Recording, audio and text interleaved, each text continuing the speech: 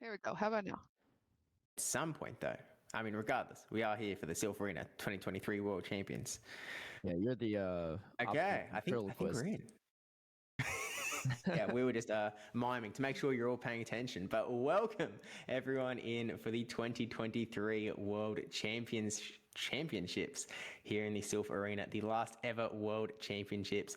Joined by my co-caster Caleb Peng, and Caleb, big day, big day.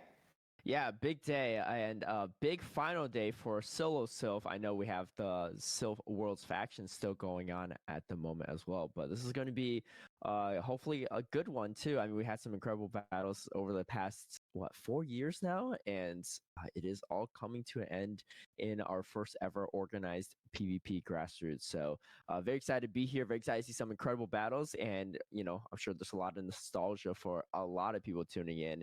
And it's a bittersweet moment, I would say. Yeah, I think bittersweet is right. We've been here for, we're sort of approaching 5 years now, even sort of that 4.5 mark, where we've battled through season 1 all the way through into season 5 now. We've seen world champions crowned, continental champions crowned all the way through. And I think that everyone is definitely carrying a lot of memories as we sort of head into this very last sort of major Silph Arena event where, we're going to put the crown on someone's head to be the Silph Arena World Champion, and they're going to carry that crown for life. So definitely a lot of high stakes going around.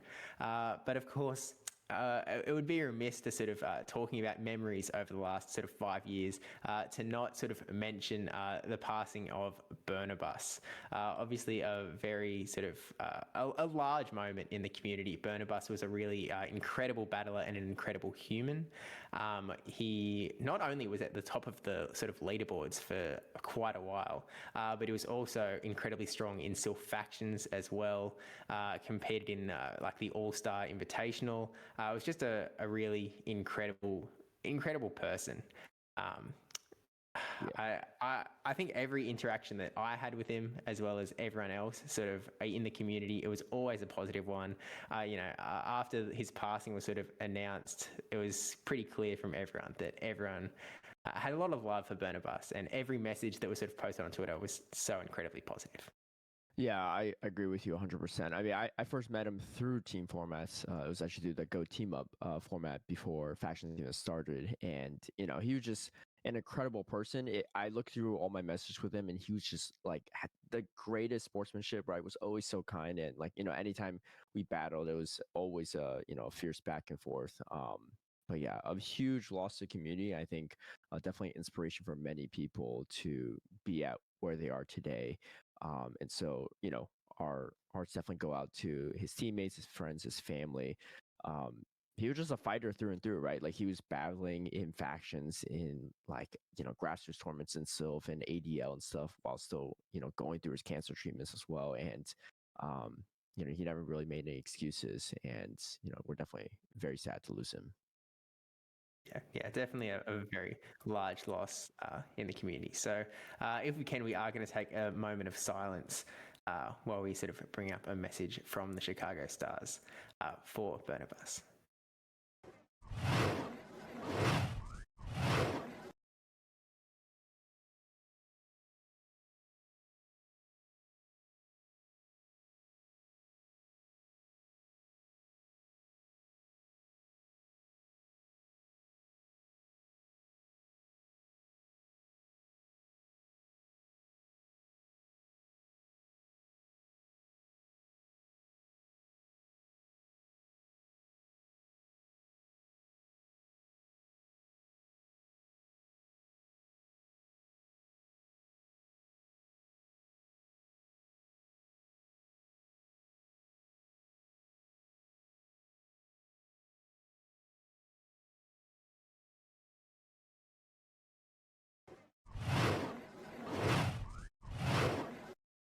So much love to Burnabus, family, friends, everyone who knew him.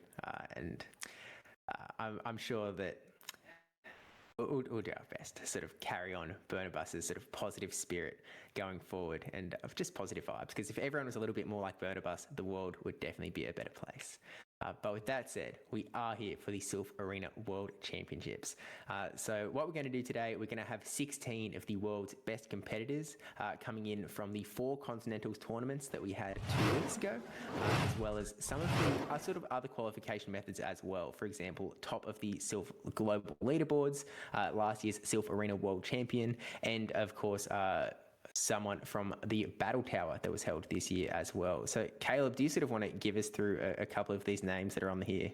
Yeah, excuse me. Yes, exactly. And you can actually see on the left-hand side how they qualified to be here. Starting with Jace Fan and Asper Celto, you can see they were number 1 and number 2 on the global leaderboard. So huge consistency throughout the entire year. And I believe both of them made it to their kind of like tiebreakers in their respective continental. So they still made it quite far in their respective continental, just maybe not in that top 3 cup, but definitely earning a spot here in the World Championships. We got Ventuski, the Battle Tower winner, the only Battle Tower we had this year, but the Battle Tower winner, a huge tournament.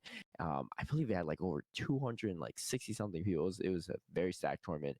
And Vroom Vroom Pow, the reigning world champion of Silph Worlds, is our returning champion, challenging everyone that is trying to take the crown off his head. And then we can see all the respective other trainers who qualified through Continentals, which in my opinion was pretty stacked through and through. And I believe every single one of them went to tiebreakers, if I'm not mistaken. Yes, every single Continental had to go to that tiebreaker, which, certainly put some extra work onto Miss Mystic running the production streams and the casters as well. But hey, it was for the big championship, so a little bit of drama, definitely all par for the course. But actually, you mentioned Ventuski with the Battle Tower being sort of the longest tournament. I think it was actually the largest tournament for Silph Arena that was held since the pandemic. So it was definitely sort of a really large event. And Ventuski, probably one of the favorites to take this thing out after being a 2-time Continental champion in seasons 2 and season 3. After also, I believe, being in the top 8 in the season 1 South American Championship. So Ventuski definitely coming back with a vengeance this time. Of course, a bunch of other names here as well. Wadaj, 13 Gioppi, PvP, David, Jason. We've got like Inner Bloom 94. We've got Magic Mason. We can see King OWT, Dial-Up Chang, Neon Kake, LNDS Bernardo. We've got the Vroom Vroom Power there. We've got Paulinho, Tad, and we have Ridia Aditya. Rifki Aditya 23 coming in from Indonesia as well. So a lot of really stacked battlers coming in from all around the world. Big shout out to those fellow APAC trainers who have definitely got up in the middle of the night to come in here in a bloom, sharing my time zone. So coming with that 3 a.m. battles. But, all I'm saying, Caleb, last year's winner did come from the APAC region. So maybe battling through the night just brings that spirit to take it through. I don't know.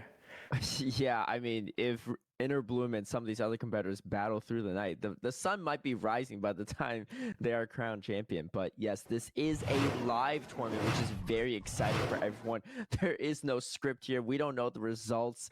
None of the players know the results, and it's going to be great. And a lot of these names too, not only prominent in Silph Arena, Silph factions, but also in the Play Pokemon circuit. So you can see consistency through and through from a lot of these competitors, and Ventusi especially, right? Competing in winner of 2 Continentals, going to multiple World Championships, and he's probably fallen short quite a few times, but looking to finally close it out in this final World Championships. And we see the bracket here on the screen too, and these are, I want to see every one of these matchups. Which matchup are you most excited to see right off the bat? Look, there is definitely a couple of big, exciting ones here, but one matchup that is definitely taking my eye is that matchup right around the sort of middle there with Vroom Vroom Pow versus Jay's Fans 55. Vroom Vroom Pow, obviously, as you said, the reigning Silph Arena World Champion, coming in from India, the Pizza Man, as he was called last year, because he always delivers, versus Jay's Fan, who is the #1 globally ranked battler on the Silph Global Leaderboard by quite some distance. There was definitely some solid gap between Jay's Fan and the #2 ranking. Jay's Fan has been an incredibly consistent battler, basically through his entire Silph Arena season, as well as this season, of course. I think also, yeah, as you said, came 4th place in the North American Continental Championships. So I just barely missed out on the double qualifier as well. So definitely a really strong battler. And we can see that this is actually, we've got the teams up on the screen here, and we've got 2 Venusaurs, which I feel like was not the most used starter and not the second most used starter. But Caleb, because we're using the same meta as the Continentals, and you actually competed in the North American Continentals, do you want to give us a quick little recap on sort of the basics of what the meta is while we're here? Yeah, exactly. So every one of the slots that people use, they're kind of set slots. So you can only pick specific Pokemon out of each respective slots. That first slot is that starter Pokemon slot or the primary partner Pokemon slot. So most people typically go in for Venusaur, Swampert, or Charizard. We do have some Chestnut experts in the World Championship, so maybe we even see a Chestnut in there. I personally did use Venusaur myself when I compete in Continentals, but I didn't do so great. So maybe my own advice is not the best. But clearly, there are trainers better than me that are also wielding that Venusaur. And looking at this respective teams, they actually have pretty much mirror teams, except 2 Shadow variants on Jace Fan, and not 2 non-Shadow variants on Vroom Pow side, and you have the Noctowl instead of the Medicham. So that's why I see a lot of teams kind of similar archetype because of these slot-based formats. And I think it's honestly a really cool format. And one thing to note is that Registeel is not allowed in any of the slots, which means that Registeel out of the meta changes things quite a bit, right? I think Charizard becomes less relevant because of the lack of Registeel. You see more Galarian Stunfisk, a lot of these water types, double water, right? Lantern and Tapu Fini. One important thing to note between these 2 competitors is, I believe, if I'm not mistaken, they faced off last year in World Championships in that losers bracket, and Vroom Pow was the person to knock out Jace Fan, I think around the 4th or 5th place mark, maybe even 3rd place mark. And so Jace Fan's definitely looking for some redemption against his former competitor. Oh, that's right. It's not just trying to take that world champion title. It's trying to take it away from Vroom Vroom Pow, get that revenge back on the board, show him what he's made of. And as number 1 on the global leaderboard, definitely has a chance to do that. Something interesting, just because I have sort of both of these battlers registered for the Continentals tournament, neither of them used Venusaur in Continentals. So they've actually moved towards the Venusaur pick, deciding that it's the way to go. Potentially seeing all of the Swamperts that were used in the 4 Continentals. I believe that Swampert was the most used Pokemon in that slot 1 starter Pokemon pick. So maybe they've gone really hard into trying to counter that. But also interesting to note is that they've both sort of almost entirely changed their teams. There is a lot of different picks compared from then to now, but they seem to have sort of agreed on a lot of the same picks. As you say, we're moving towards the Lantern, Lickitung, Tapu Fini along the bottom there, alongside the Alolan Sandslash and the Venusaur. But Jay's fan seems to be a little bit more of a fan of the Shadow Pokemon than Vroom Vroom Pow, bringing in the Shadow Venusaur and the Shadow Alolan Sandslash.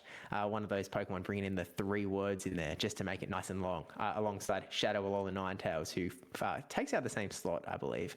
But there's definitely, actually, it looks like it was just Shadow Alolan Sandslash. It was not Shadow Venusaur, so they're actually even more on the same page than they were before. But looking at these 2 teams here, who do you think might have a little bit of an edge here, Caleb? Yeah, I think even though Noctowl typically beats Medicham outside that 0 shield scenario, Vroom Pow's Medicham actually looks very good in this scenario. I mean, yes, you have the Venusaur and the Tapu Fini that resist the counter damage, but Medicham still can hit back with Ice Punch and Psychic for the Venusaur, and then Psychic for that Tapu Fini. And Tapu Fini is on the more frail side, so it doesn't really appreciate Psychic either from Medicham, and you really just you have to land a Moonblast, right, to take out the Medicham in most situations. So Medicham looking very, very strong. Whereas the Noctowl and Jace fan side, yes, it's a very good Pokemon. It's going to beat the Venusaur and Lickitung pretty handily. It's got kind of a more neutral matchup into that Medicham and Tapu Fini, and just typically hard loses that Alolan Sandslash and that Lantern. So I think Vroom Pow has a little bit more flexibility in his one pick that's different from Jace fan. But something to note is that, oh, and it looks like maybe both are running the Shadow Alone Sand Slash. So it's getting closer and closer. They pretty much have the same exact team at this point, except for that Medicham and Noctowl slot. Unless the Noctowl starts turning into a fighting Pokemon all of a sudden too, then we're really in for a treat. But I do like the pick of the Shadow Alone Sand Slash. That Shadow variant, I think, is very strong because it has a lot more play into a lot of these more neutral matchups. I think it beats Lantern in the 1 and 2 shield scenario, going straight drill run with that Shadow variant, whereas the non-Shadow, it's just not enough damage with those drill runs. So a good choice from both competitors. And I think the non-Shadow Venusaur pick is actually a great idea too. I want Shadow Venusaur. I think it's a little too frail. But here we go. We're going to the first battle of the final World Championships for Silph Arena, and it is going to be a Noctowl into a Medicham to kick things off. Yeah, they've really decided to show us that different pick from each other, but we see the quick swap out into the Shadow Alolan Sandslash from Vroom Vroom Power, and we get Jace Van Lickitung coming straight out. Already got a fair bit of energy coming out on Vroom Vroom Power side, so throwing those ice punches straight away and actually getting a shield from Jace Van, really wanting to protect that Lickitung, potentially hoping to use it a little bit more against the Medicham later, because Jace Van, just other than that Noctowl, really lacking that counter damage to Vroom Vroom Power's Medicham, essentially with an ABB lineup, double weak to Medicham, so really wants to try and do as much against Medicham as possible, and probably wants to win switch advantage. Yeah, so this is a really interesting situation for Jace Fan Vroom Pow. Jace Fan expecting more of an ABB composition from Vroom Pow, probably expecting maybe the Lantern in the back. So Jace Fan really wants to maintain that alignment, and obviously you really want to get that Lone Sand Slash away from Medicham.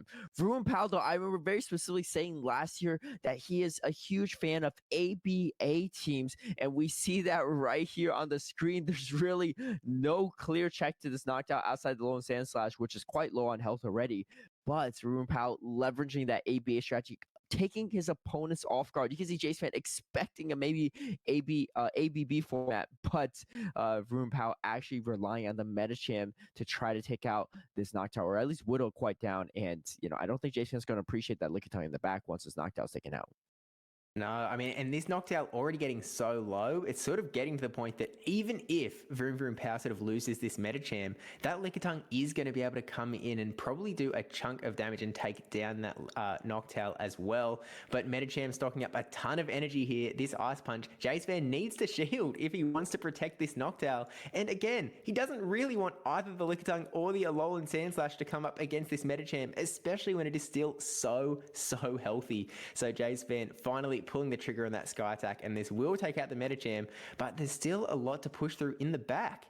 Yeah, the Alolan Sandslash is going to outpace the Noctowl. I like this play from Vroom Pow. You gotta take this out because you have double resist damage on the Shadow Claw and the Lick on the Lickitung, so you have to take out this Noctowl somehow. Shields are all the way down on both sides, and we have two respective Pokemon here, and you see the first charge move is going to come out for Jace Fan. I actually think this position is typically a little bit better for Jace Fan because Lickitung is going to do much better to Alolan Sandslash shields up because it's really your lick damage that's effective, whereas Alolan Sandslash is typically going to do better into Lickitung shields down because it's really your charge moves that are doing the most chunk of damage. However, Vroom Pow is going to try to come out of this matchup with as much energy as possible.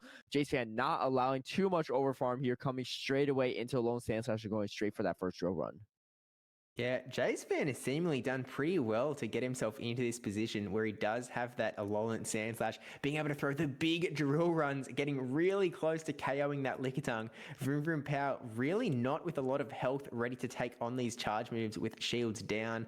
And that Body Slam, as you said, not doing very much damage to Alolan Sandslash at all. Gonna throw this Body Slam to sort of try and whittle down the timer a little bit more, because I feel like Vroom Vroom Power really just wants to try and make a swap out of here and keep this Lickitung alive for just a little bit longer. Try and make a catch here, but no catch. He was tapping on the Alolan Sandslash, but does not get to swap out, which means that this Ice Punch is going to take out the Lickitung here. This is not great for Vroom Vroom.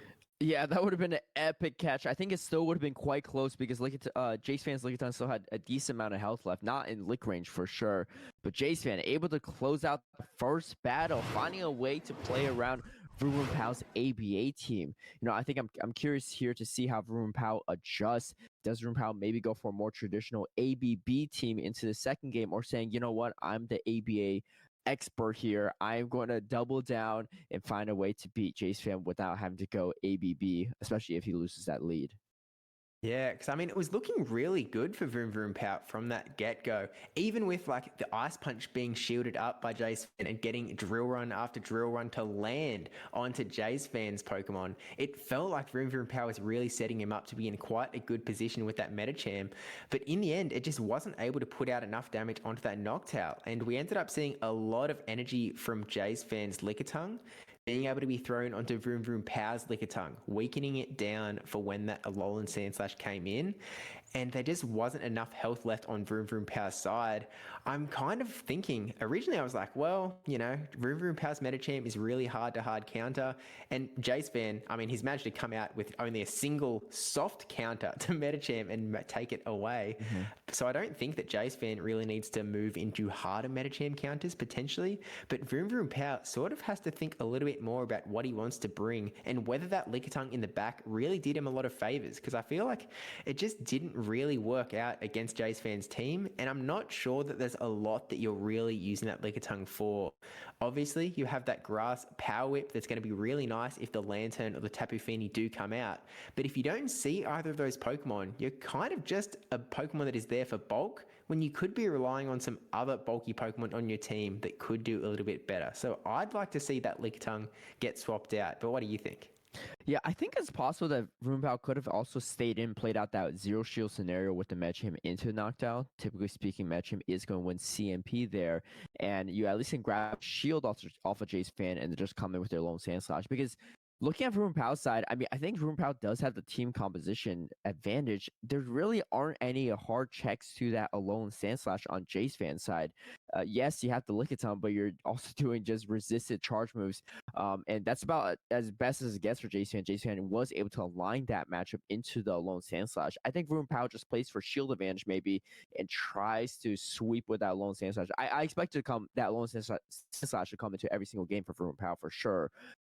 Because it just looks so safe into Jace Fan team. But Jace Fan's number one in the world in the rankings for a reason, right? Has played around bad matchups and made it work, and is showing that in that first game against Rumpao. But I'm very curious to see how both trainers adjust. Maybe Rumpao not expecting a knockdown in that first game at all. Yeah, I mean, look, I feel like he has to feel like Noctowl must be around when everything else on Jace Fan's team is just that little bit worse against that Medicham. But as you said, Jace Fan has definitely seen a couple of ABA teams in his time through Pokemon Go PvP and definitely knows how to work his way around. Came in with the ABB strategy and was prepared, knew what to do. I mean, straight away, we went in, we actually saw the Noctowl onto the Medicham, Vroom Vroom Power ran away, and Jace Fan was sort of able to follow. I almost feel like in a lot of these cases, when you are running that ABB and you actually succeed in landing your sort of A Pokemon, that lead Pokemon on what you want to counter, it can end up getting a little bit tricky because you want to catch the lead. But it looks like we are going into game 2 here, and we have a much worse lead for Jace Fan with Noctowl going into the Shadow Alolan Sandslash. Not a lot of damage coming from those Shadow Claws, but the Ice Punches are going to add up really, really fast against that bulky Noctowl. Yeah, this is what I'm talking about. That lone Sandslash, so good for Rumpao. If you have in the right scenario, Jace Fan just doesn't have too much play. Has to stay in because you have that Venusaur in the back, and Rumpao recognizing the value is going to throw up that first shield for that lone Sandslash. This is looking really good for Rumpao. Let's see if Jace Fan is going to shield in return, because how do you take out this lone Sandslash? It has so much health still remaining, and you see that shield come up from Jace Fan as well. I think Jace Fan might go straight for that Shadow Ball. You can't really outpace the Alolan Sandslash anyway, so not a lot of value in baiting. Does Rumpao decide to shield? And it looks like the no shield here. And man, that Venusaur is actually looking very good in the back end. If Rumpao doesn't pivot out of this matchup, I mean, even if you pivot out, there's so little health at this Alolan Sandslash. Oh, and we actually get the double shield from Jace Fan, putting everything on the line. I mean, I think this is actually looking a little better for Rumpao now, because shields down, that Medicham is actually pretty strong. Yeah, completely agree. With the Lantern coming in, it was looking a little bit dicey with Jacevan having two Pokemon with grass charge moves, the Venusaur and the Lickitung. An attempted catch into Medicham here to try and get a body slam, but instead we're just going to see more licks adding up. But now Vroom Vroom Power has to power through this Lickitung, while that Venusaur is just waiting in the back for that Lantern from Vroom Vroom Power. I'm not sure if Vroom Vroom knows what's coming, but is definitely going to have to try and keep this Medicham around to do some big damage. Super effective with Ice Punch or Psychic onto that Venusaur, because Lantern is not going to be able to do a lot at all. But he just doesn't know at this point. Yeah, this is playing into Jays fans' plans perfectly. I mean, Lickitung putting Medicham solo. We do get the defense drop though, and looks like no final body slam, but this Noctowl is loaded with energy. I don't even know if you get to one Ice Punch, you might be able to even wing attack down. Yeah, and that Venus is just looking so strong and getting the full wing attack down.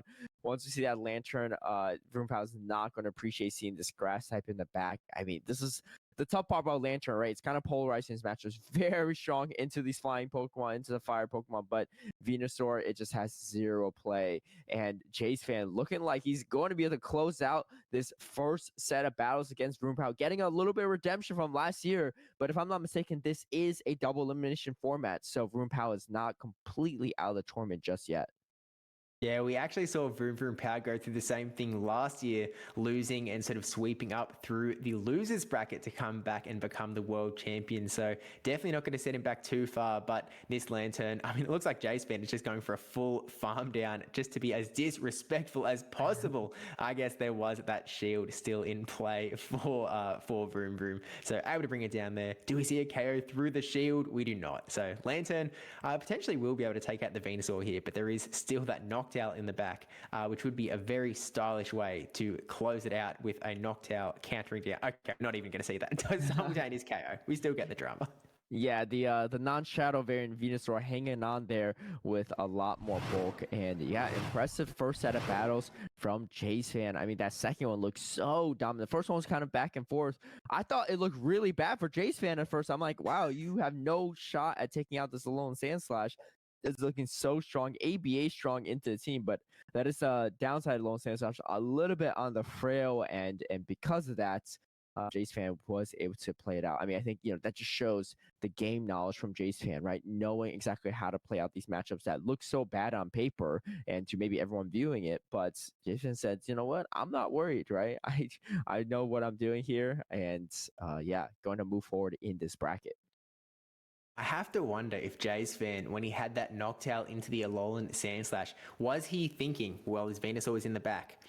I'm predicting that there's going to be a Lantern here. I think that Lantern is going to be here, and so I'm going to stay in this matchup, do as much damage as I can with the Shadow Balls, and then just waiting for that Venusaur to be able to get onto that Lantern, because Vroom Vroom Power is sitting there with his sort of non-ideal Noctowl counter sort of ready to go. As much as he had a good matchup with his Sandslash against that Noctowl, he really would have preferred to have the Lantern in that spot instead and save that Alolan Sandslash for a matchup sort of down the line, because against the rest of Jace Van's team, that Alolan Sandslash was looking a little bit better, and Lantern, to be honest, didn't really have a lot of other places to go except up against Jace Van's Tapu Fini or potentially the Lantern mirror match as well.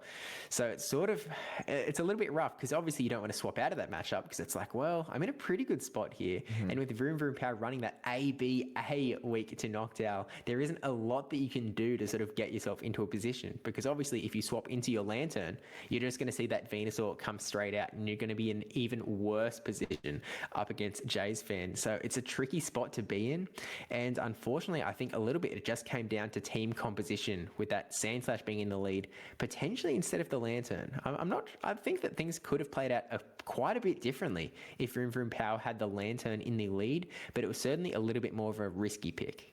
Yeah, I think he was really scared of that Venusaur, right? So going for a little bit more of an ABB line into that Venusaur potential lead was probably what Vroom Power was thinking in that specific situation. Because, I mean, if you go Lantern lead, you come in Venusaur in the lead there, you kind of have to swap your own Medicham, which is not a great matchup. Yeah, I mean, we're talking about how strong that Alone Sandslash looked for Vroom Pow, but honestly, that Venusaur for Jace fan actually looked really strong with the lack of a flying type Pokemon Vroom Pow side. I mean, it has strong matchups against two water types. That Medicham and even has a lot of play into the Lickitung. And then you just got to worry about the mirror matchup and Alone Sandslash. So even though we talked about how great of a matchup that was for Vroom Pow, it actually looked like Jace Fan had a little MVP up his sleeve. So we do have that first set of battles taken out, and people asking in the chat, is this live? This is live. These are live battles. These are happening as we speak, and we can see some of the other matchups going on concurrently too. So looking at the update on bracket, we have Dialap and Rifki still kind of battling it out, but 13 Giappi 37 taking out Interbloom 2-1, and then Jerson Sanks 2-0 against King OWT. Mentusi, as per Celta, are still battling out. Jace Fan, we saw earlier, did get the 2-0 against the reigning world champion for Vroom Pow.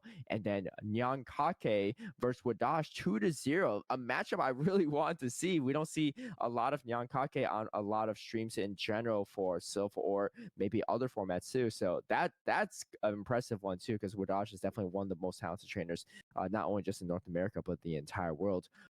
Paulinho Tad 3-0 against Matthew Mason, playing out that third battle too, just for some extra warm-up reps. And then PvP David, another 3-0 against LNDS Bernardo. Yeah, and you sort of highlighted that Neon Kake, who of course we are going to be able to see a little bit more of as they're sort of going through into that winners bracket. So, the longer they stay around, the more we are going to be able to see. But Neon Kake, I'm pretty sure that this is their first ever season of Silph Arena. So they've sort of done the shady equation strat and sort of come in real strong in their first ever Silph Arena season. And I mean, they're already going through into that second round of the winners bracket and taking out Wadaj, as you said, one of the best in the world. So definitely a really strong sort of play there. And PvP David as well, sort of repping that Latin American Continental Champion title here. I feel like actually Jerson Sanks taking it out as well. So we're seeing a lot of success coming in from the Continental Champions. That's 3 of them taking out this first round, just waiting on Dialap to potentially try and do the same thing and take out Rifki Aditya. We could see a 4-for-4 Continental Champion going through, which, if my memory serves, which, correct me if I'm wrong, but I feel like the Continental Champions actually lost quite a bit in the first round last year. So we're seeing a little bit of a reversal here. Yeah, I'll say I don't fully remember how it broke down last time around, but I do remember that towards the end they weren't the Continental Champions that actually made it very far in that tournament. So this time around, proving that that's not the case. I mean, that's not too surprising to me because this is the same meta as Continental. So those that had a lot of success in that format are likely to have a lot of success in this same format. But as you can see from even our first matchups, the players are able to change up their teams between Continentals and World Championships. And you see the adjustments from Jace Fan and Vroom Pow. And you see some of these results coming in live. Dialap churn 2-1 against Rifki. And we have, what was the other match? Oh, no, Ventuski and as per Celta are still battling out. So one more results we're waiting on. But yeah, Dialap churn, I got to say, has been on fire ever since he left his previous faction of Deoxys Alberta form, because that man was going 0-3 in like every single week. But I don't know what happened. He hopped over teams to Elite TMs for World Championships for factions, going 3-0 almost like back-to-back weeks and just constantly killing it. And then obviously winning all of North America Continentals and continuing his run in World Championships for Silph Arena. And, we'll probably see him in Japan as well for the official championship series. So, yeah, that man's on fire, and we love to see it. Yeah, he's like, I think he might be the only person that is actually competing for sort of all 3 World Championship titles over the next 2 weeks in Silph Arena sort of single player, in Silph factions, and in that Pokemon Championship circuit as well. So Dialap, or Eddie, as for those who are tired and know him like that, he's definitely a very, very strong battler, and he's done a pretty good job in taking out sort of that first round up against Rifki Aditya, who actually did really, really well in the APAC Continentals as well. Definitely it showed themselves as a really strong battler. So I am looking forward to sort of seeing how Dialap is sort of able to push himself through, because it does mean that I think in the next round we're actually going to see, and I'm just sort of, I think that none of the Continental champions are going to be facing each other. So I think that all 4 Continental champions will be sort of facing someone else. So they're sort of going to push themselves and see if we can get all Continentals semi-final in the winners bracket. But we'll have to sort of wait and see going into the sort of next round. But I think what sort of, I know we don't have the bracket on the screen here, but what matchup are you sort of looking forward to, Caleb? Yeah, well, let's see if we can get that bracket back on the screen. But let's see. So it looks like it is coming up now, and I am very curious to see that Jace Fan versus Nyankake matchup, right? As we said, 2-0 against Wadaj is no easy feat, and Jace Fan #1 in the world in the global rankings, right? So, and we saw taking out Boom Pow in that first round. Really want to see some of that action from Nyankake to really see what's going on there. But we got 2-3-0 trainers in that bottom part of the bracket too. Paulinho Tad, the Chestnut expert, and then PvP David. So those two could be very interesting as well. And I think, I mean, honestly, all these matchups look so good. I would want to see them all. Unfortunately, we can't show all of them because we'll be here all day, and it'll be a 24-hour stream, I think. And as fun as that is, I don't think anyone wants to stay up that long watching battles. No, I mean, not just watch the battles, but again, these battlers have to stay up and battle themselves. So at some point, you're just going to fall into delirium, and they're just going to be tapping their phones, and eventually you're going to see them stop tapping and fall asleep. But another matchup that I'm also really looking forward to is the Jerson Saints versus actually just seen the matchup come through. Asprashelto taking out Ventuski with a 2-1. Definitely a close game there. Of course, again, none of these battlers are out for the count because this is a double elimination bracket, so they will be sort of able to recover in that lower bracket. But it does mean that Jerson Sanks, as the Latin American Continental Champion, is going to be taking on Asprashelto, the second ranked battler on the global leaderboards. And as was mentioned earlier, really strong performance in the European Continental Champion as well. So that would also be a very, very hype matchup. But I mean, this is sort of that point where these are 16 of the best battlers in the entire world. They've done incredibly well through the Silph season, and all of them, literally every single one of them, has done a really good job in the last month as well, especially through that Continental Championship. And it's sort of a point where any of these battlers could take it out. Yeah, I think you're at the top of the top, right? The skill gap here is very, very minimal. I'm sure we're going to see some skill expression though throughout this tournament, but yeah, it's going to be interesting, and a lot of very close matchups too, right? We did see a few 2-0s in this first round, but mostly just 2-1s and 1-2s. So the grit score is high so far, and I'm very excited to see who we have coming up next, because yeah, it should be a good one. I will say, just sort of looking at the teams on the back end, something that we saw in the Continental Champions is that all 4 Continental Champions were running Galarian Stunfisk on their team in their sort of slot 4 pick. And that is not actually what we're sort of seeing play out in this tournament here. We've actually seen that PvP David 07, who took out the first Continental Champion in Europe, has actually swapped their Galarian Stunfisk over to Lantern. And we don't see, we're still seeing a lot of GFIX, but I'm seeing 1, 2, 3, 4, 5, 6 Lanterns out of the 16 competitors, plus Paulinho Tad actually bringing in a Mantine, which is kind of an absolutely wild pick. I don't think I saw any Mantines in the 4 Continental Championships, but they've decided that it is the thing to bring here. I'm not sure what Mantine gives for you here. I suppose that it's a little bit stronger up against the Metacham, and the water damage. I'm not sure. Do you see what the value in Mantine is in this tournament? I mean, I personally don't see the value of Mantine in any tournament, but I typically am proven wrong from time to time. So happy to be proven wrong, because I would love to see a Mantine take it all the way. I mean, I'm sure there are some very interesting matchups that we're not aware about. I mean, with that flying and water typing, you're only taking neutral from those grasslands from Venusaur, and you can hit back with Ice Beam, so not too bad, right? I mean, obviously, Noctowl typically is a little bit better there. Yeah, it's weird. I mean, being super walled off by that Lantern is an interesting pick, but it's working out so far. So we got to see how that plays out. And I think it makes sense that a lot of players are moving away from Galarian Stunfisk, especially because we saw so much Tapu Fini in Continentals as being one of the primary picks for that legendary slot, that final slot, right? I think almost everyone was running Tapu Fini or maybe Deoxys Defense. A few Cresselia here or there, but Tapu Fini really having a lot of that water gun pressure is really going to make life tough for those Galarian Stunfisk users. Maybe another reason to pivot over to Manti. I don't know. Manti doesn't have a great matchup against Tapu Fini. What are you throwing at it? Aerial Ace is like one of the worst things in the game. I mean, I guess you're doing neutral wing attacks, but they are doing resisted water guns as well.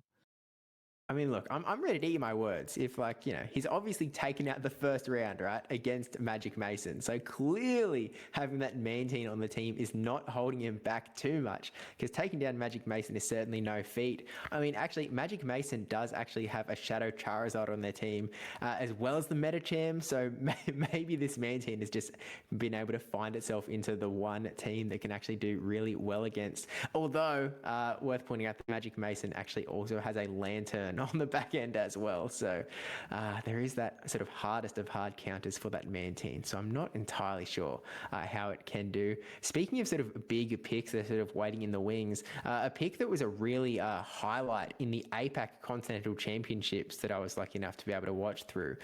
We have Inner Bloom 94, who sort of went along the top of the bracket and ended up with a 6-0 before losing in the very last round of the tournament and going into tiebreak. Inner Bloom is running a very, very spicy team with a Quagsire in slot 2 and a Shadow Dragonite in slot 5. And these were two picks that I'm pretty sure no other battlers were sort of running at all in those tournaments. Quagsire, a very interesting pick with that newly buffed Mud Bomb, doing a lot of damage to those Galarian Stunfisks running around, plus access to that Stone Edge to hit all of those flying Noctowls and Charizards running around. And the Shadow Dragonite, it just does Shadow Dragonite things. We've seen it in multiple formats do really well because it just has that big Shadow Dragon Tail damage that adds up really quickly. But they were definitely some exciting Pokemon to sort of see come out. But it actually looks like we do have our sort of next matchup that we're going to be seeing, which is going to be Jerson Sanks versus Asproshelto from that top half of the bracket, and then I think we can sort of come down to the lower half as well. But we've got the teams up here, so I mean, sort of straight away, first pickings, what are you sort of seeing, Caleb? Yeah, I mean, these teams are way different than the previous ones. I mean, there's only potential mirror picks in the Umbreon, probably the non-Shadow form. Shadow Umbreon will be quite a reveal from both trainers, actually. I would love to see that myself. But that being said, I mean, this is the opposite of a mirror matchup, and this is looking really interesting because I feel like there's so much play on both sides.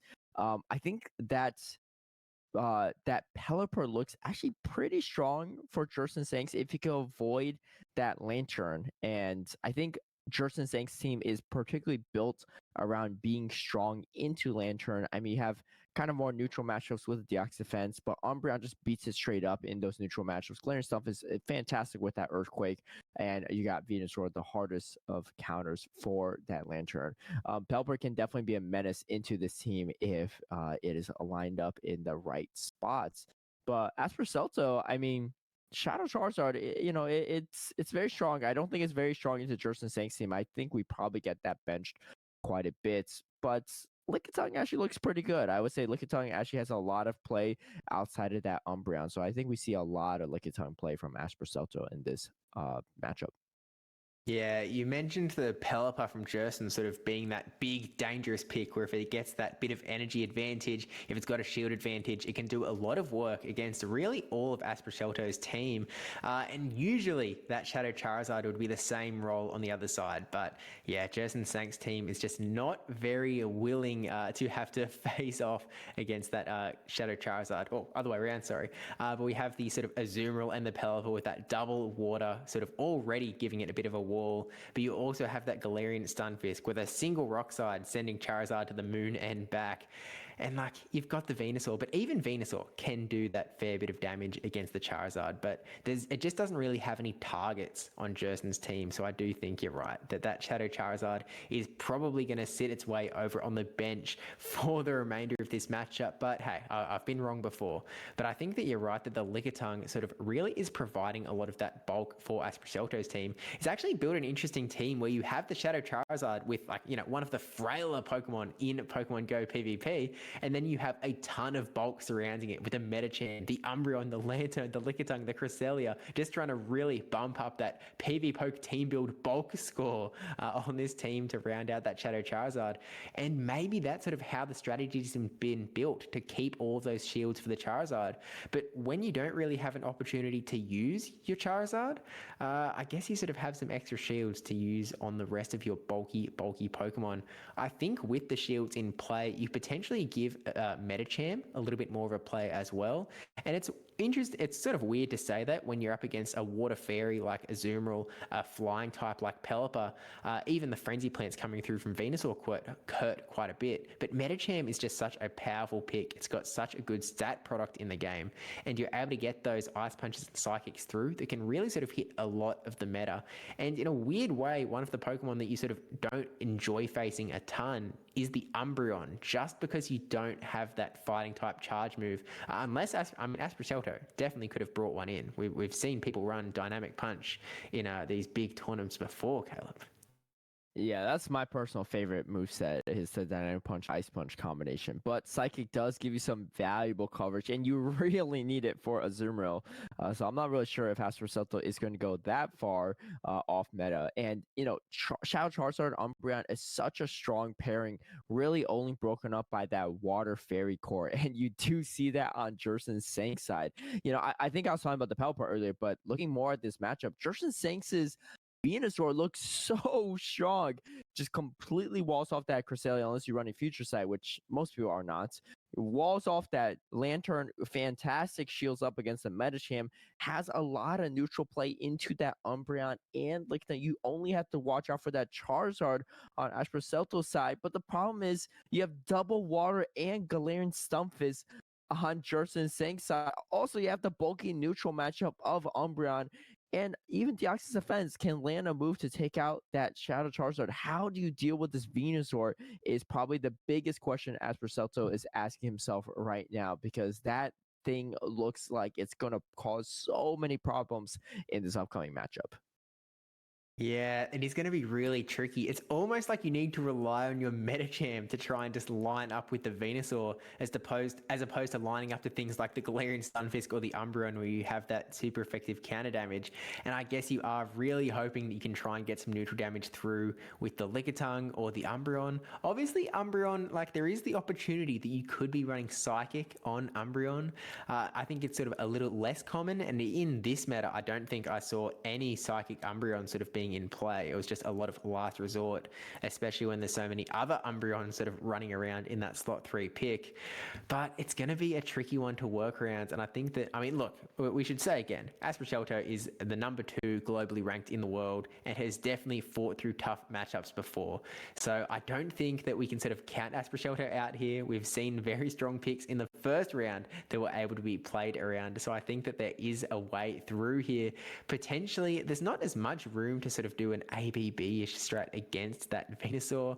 And I almost feel like Aspercelto, it's a little bit scary to bring the Lantern. Even though Lantern looks actually really strong against a lot of Jerson's team, it's just so weak to that Venusaur that you really have to... I mean, in an ideal world, you'd bring something that could counter it a little bit stronger than a Medicham or a Lickitung.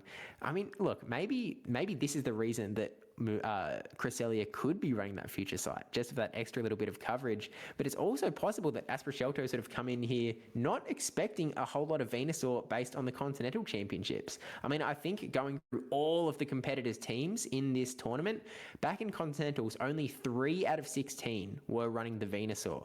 So not a whole lot of grass to deal with. So maybe they were hoping they could slide through, sort of not having to face one. But as is, it's definitely going to be a little bit scary here. But it looks like we are actually going to be going into the first battle of round 2 here. And we have Jersen Sanks up against Aspera Shelto with the defense Deoxys into Umbreon. A really interesting lead matchup where they are both doing some super effective damage to each other. Umbreon having that little bit of an advantage in being able to do super effective charge move damage, but we actually see the swap out into the Umbreon and Jersen Sanks side, maybe trying to catch that foul play to waste some energy from Aspera Shelto, but it means that in comes the Metacham, so we've just swapped Fighter versus Umbreon to the other side of the field. Yeah, I like this play from Espresso, bring a lot of neutral play into that Venusaur. I actually like that double bulky setup, right? You got the bulky Umbreon and the Lickitung. So much bulk allows you to have so much neutral play into pretty much all the starting type Pokemon that you can even have in that slot 1, Venusaur and Charizard, and Swampert too. So I think Espresso probably feels still pretty comfortable on how to deal with this Venusaur. And as expected, there's that Venusaur lurking in the back. But also notable is Jersen Sanks is running Thunderbolts and Rock Slide on that Deoxys defense, not rocking that Psycho Boost. Very interesting choice. I mean, I think it does give you really nice coverage. So maybe not the worst play. And going for that last resort on Jersen Sanks' side, I like this play. Yes, it's not as energy efficient, but it is going to do a little bit more damage. If you can only get one move off, this is the move of choice. Almost knocking out that Metacham. You can barely even see the health on it. And we get that counter down from that Deoxys defense. And now this is kind of an awkward matchup. I mean, yes, you're doing super effective counters, but they're non-stab and the rock slides aren't a ton, whereas you have the super effective Snarl and foul play coming through from Umbreon, and this Umbreon is loaded with energy. And I think it's looking very good for Aspercelto because there's no Zoomer on the back, so this damage is going to go somewhere against everything. Yeah, and there's still 2 shields on every side, but we see the catch of the foul play into the Venusaur. Still not like an amazing catch in terms of this is still going to do a fair bit of damage to the Venusaur, but now there's a decision from Aspera Shelto whether they want to sort of keep going with the Umbreon or swap into that Lickitung to try and do a bit of damage over there. I wouldn't be too... potentially we might be seeing a little bit of lag, not sure. I'm not sure if there were any missed moves there, but we've got the foul play coming through on the Venusaur now, bringing the Venusaur down into the yellow, and now we've just got this Frenzy Plant, but there's still 2 shields in play, so I feel like we have to see one. Oh no, we don't see a shield. Gonna be relying on the Lickitung in the back instead, which definitely still has a lot of play against both of the remaining Pokemon, especially again with 2 shields to keep Lickitung a little bit safer. I love this place from Aspercelto here because you have so much bulk. You just go straight for fast new pressure at this point. I don't think the Venusaur can get to enough moves, and Lickitung can definitely withhold and does not even get to that second Frenzy Plant. This is going to be I don't know if he can lick down all the way, but it might not be a bad play. You have, and still not shielding the move.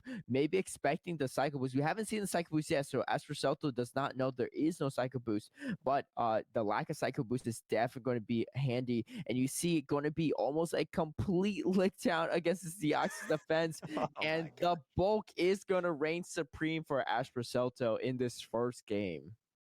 There were 4 shields to use in that battle, and only 1 ended up being used at all, and it probably didn't even need to. I mean, I feel like there was a bit of a play there of trying to let the bait go through from the defense Deoxys, expecting them not to want to debuff their attack straight away, and so going to go for a Rock Slide instead, not knowing that it was actually a Rock Slide Thunderbolt moveset. And up against Aspera Shelto's team, there's not really a lot of reason to even reveal that it does not have Psycho Boost, but either way, definitely some really strong play from Aspera Shelto.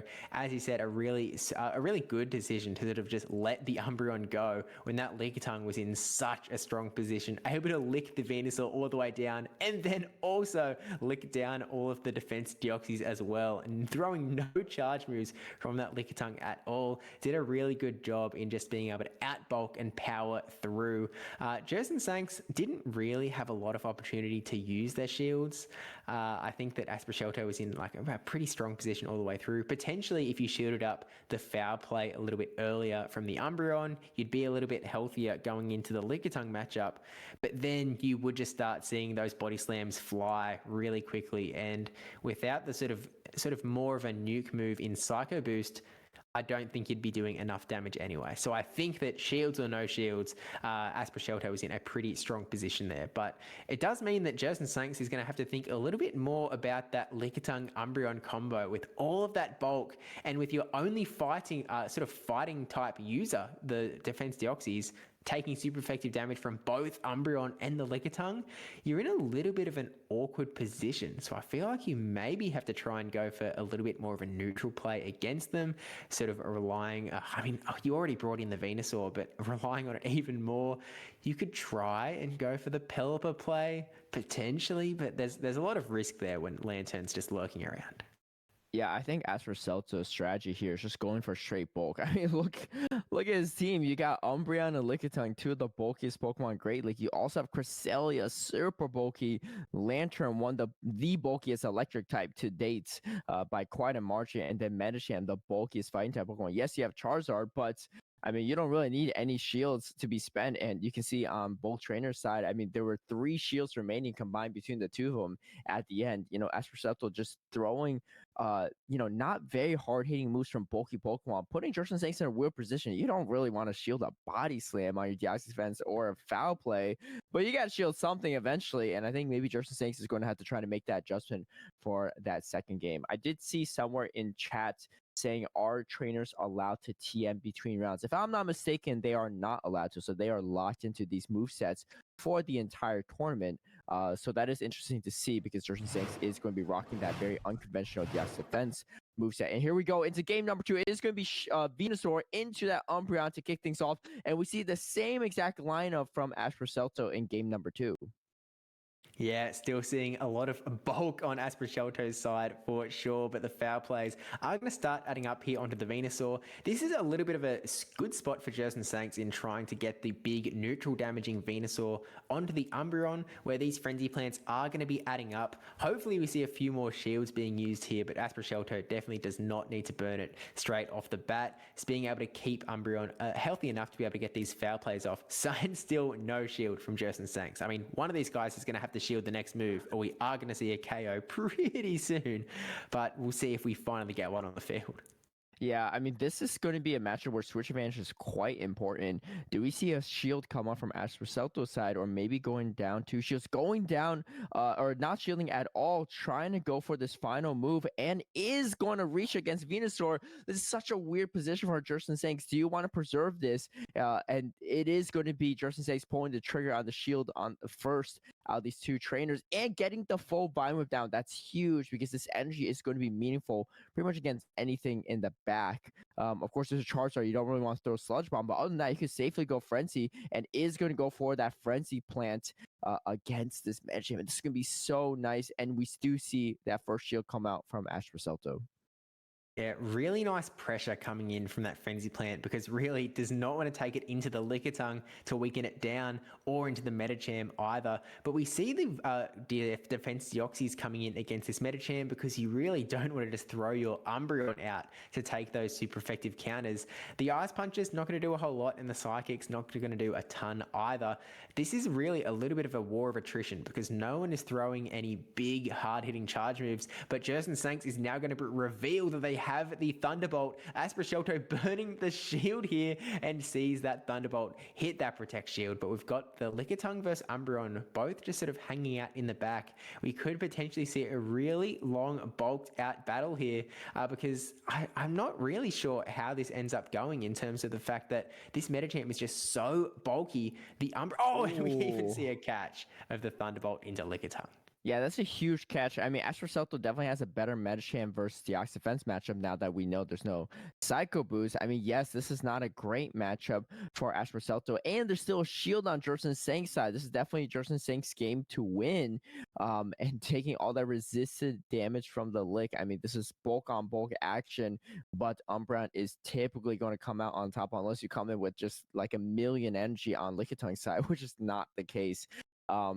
Jerson Sanks preserving that switch advantage, which is really going to come in handy for this back end matchup. This dark type, it just looks like no damage is coming through, and this is looking like a very uphill battle for Aspera Celto. Yeah, it sort of looks like Jerson Sanks is going to be quite comfortably able to take this Lickitung out and have energy ready to go into that Medicham, where Medicham has no shields to protect themselves. And I mean, Jerson Sanks can also run away probably out of this matchup without using their last shield as well, just to add it to the pile of unused shields in this matchup. But we do see the swap out into the Medicham here, so you're going to be going straight for that. Oh no, we actually see the Ice Punch coming out first, and still no shield from Jerson Sanks. But really going to be trying to throw. Oh no, we're actually going to see a swap out into Defense Deoxys, not throwing the foul plays.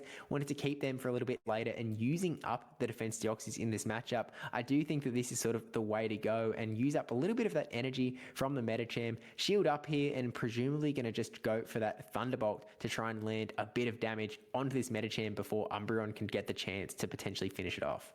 This is actually looking kind of dangerous for Jerson Sanks, mainly because we've been in this matchup for eternity, and it might come out to a timeout matchup. I think Astrocelto is going to come, and here comes the timeout matchup, and it's going to throw, trying to whittle down this timer as much as possible. This is looking so bad if Jerson Sanks cannot take out the Medicham or Lickitung in time. I think the switch timer is not up yet, though, so maybe having a lot of play, yes. No, I think Jerson Sanks is going to take this, but it looks like, and going for that last resort, having so much energy banked on the Umbreon, almost coming out to timer. I mean, this is so much bulk on both ends, not a surprise, but Jerson Sanks finishing at the buzzer beaters to tie it up 1-1 going into game number 3.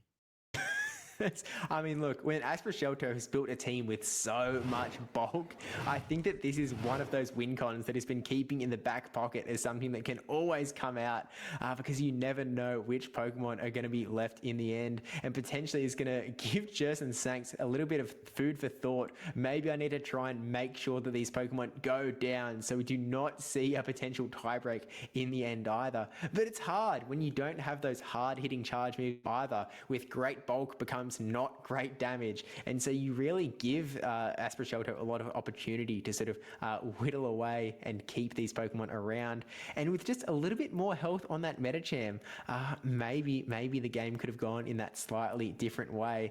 And now I think Jerson Sanks is going to have to make some calls about whether they want to try and keep things alive. You know, potentially you keep the Umbreon in that matchup a little bit longer and try and throw a foul play into Medicham, trying to keep Defense Deoxys around a little bit just to try and, I mean, even just to whittle down the health on the Medicham to try and make sure that there is no room for the timeout 2 Pokemon to 1 Pokemon victory there.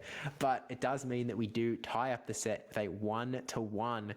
Aspercelto running the same team twice in a row. I don't know if they really have a better team. Like, I feel like it's the right team. It's just about how it plays out and what Jerson Sanks sort of does to try and defeat it, because I don't really see Cresselia coming out here when that Umbreon is hanging around from Jerson Sanks' side. I don't see a particular need, especially when you aren't seeing, for example, Azumarill isn't a Pokemon that is particularly coming out from Jerson Sanks, where the Grass Knots would be really nice to have. Although, now that I think about it, I feel like Azumarill could be a bit of an interesting pick to use up against Aspercelto, just because we aren't seeing that Lantern come out. You've got a good matchup against Medicham. You've got a good matchup against the Umbreon. And you don't do too bad against Lickitung, even though Lickitung is generally going to be able to do a lot of damage to you. But depending on that moveset on the Azumarill, I think it could be an interesting one. I feel like in this particular meta, the Ice Beam Play Rough moveset could be a pretty popular one. Although I see value in Hydro Pump instead of Ice Beam as well for all of those Galarian Stunfisks. But assuming you have Play Rough, it's looking pretty interesting up against Aspercelto's team. Yeah, I think Jerson Sanks trying to play a little bit safer, right? Because you have that Lantern Lickitung to worry about for Azumarill and also Cresselia, which we probably don't see a ton of. But in the right situation, it can definitely cause problems for Azumarill. I think that Justin for Astrocelto in Game 3 is probably being that Charizard. Charizard being that shutdown option for that Venusaur, which has been coming into every single game as expected, but able to hit really hard back against that Umbreon and that Deoxys defense. I mean, Deoxys defense can't really even bait with Psycho Boost anymore with this current moveset. Yes, you have to watch out for the double super effective Rock Slide, but you are going to outpace with the Charizard over time as long as you have shields. So, and you could easily bait with that Dragon Claw. So that might be the play for Asper Celto because currently Jerson Sanks' Umbreon looks really strong into everything that Asper Celto's been bringing. Great into Lickitung, a mirror matchup into Umbreon, and then, can hit decently hard back into that Medicham. Medicham only throwing kind of the neutral non-stab Ice Punch. Yes, the counter damage is a lot, but outside that, not so much. So it's going to be interesting. I mean, we haven't seen any of the water types from Jerson Sang so far. So Asper Celto might see a slight opening in game number 3. But like you said, maybe it's time for that Azumarill to come out. I mean, it has great matchups into a lot of what Asper Celto's bring. Umbreon and Medicham in particular, both of those coming into both of those first 2 games. Azumarill might be the key for Jerson Sanks. Yeah, I mean, look, you're sort of talking about that Shadow Charizard, and it is quite clear that Asper Celto has certainly built their team a little bit around that Charizard, with all of the 5 picks surrounding it having a lot of bulk to counter out that Charizard, and with not a lot of shield usage either. It's sort of clear that Asper Celto's sort of playstyle is to keep those shields for that Shadow Charizard. So if you can sort of get it into those spots where it can do really well with that shield advantage up against the Venusaur, even up against something like the Umbreon, you really do have a lot of play to sort of try and push through and get around it. And so it would be an interesting thing to see. And I do wonder if Asper Celto is sort of keeping it in the bank, something they might want to decide to use, because it could be a very, very useful pick if he can get it in the right spot. But we are sort of leaning into that sort of risk factor, talking about things like the Charizard, like the Azumarill. You get to those spots that you can get stuck in team compositions that are quite frankly really, really difficult to get out of. And so it sort of seems like these players are playing it safe. They want to play these neutral matchups. They are both incredibly talented battlers that are really, really good at getting out of these tricky situations with a lot of neutral play. Shield play, even the timeout strats sort of become more of an option when you aren't getting into these sort of high loss, high risk, high reward sort of matchups that you would get with the Charizards, with the Azumarills.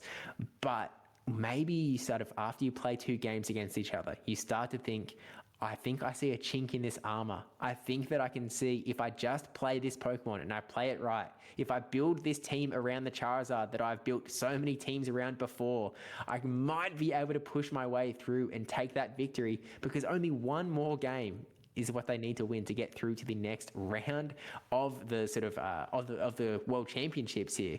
So it all goes down to this battle going into game number 3, and we see a Venusaur going into the Lantern. They've gone for the risk, and it has not paid off from the bat, with that Lantern running straight away into that Umbreon. And Jerson Sanks is going to want to keep this Venusaur around for the Lantern, so gets up to the Frenzy Plant and swaps out into the Azumarill. This is going from bad to worse for Asper Celto. Oh, man.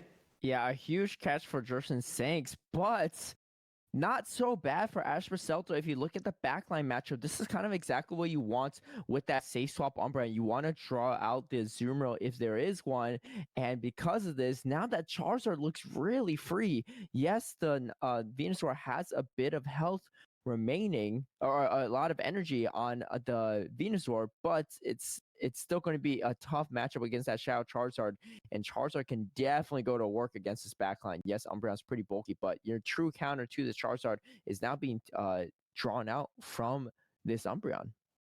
This is actually an incredibly interesting matchup here, with obviously this Azumarill getting weaker and weaker. Asper Celto presumably going to bring that Lantern back in once this Umbreon goes down to take down the rest of this Azumarill.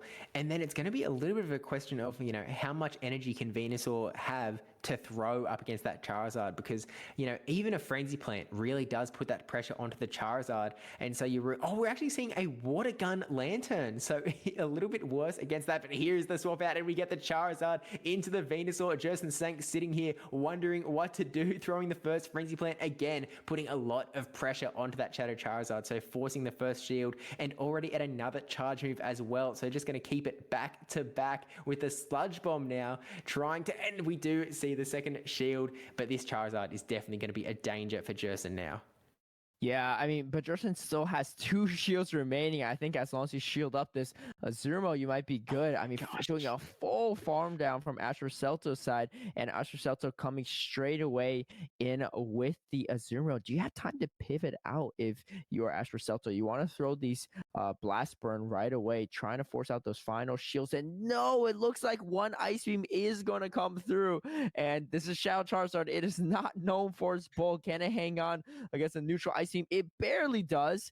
And then here comes the Blast Burn. And I think, yeah, it just gets no shield from Jerson Sanks. This is already looking really good for Jerson Sanks because that Charizard has very little health. Shield advantage on Umbreon is going to be very strong into that Lantern. Going for the Snarl down. Here comes a Dragon Claw. I'm actually not sure if this is going to do more damage or not than the Lantern move. So looking like going to let it go. Yeah, not too much. A little chip damage, but Umbreon, known for its bulk and its fantastic neutral matchups, and it is in a great neutral matchup right now against this Lantern.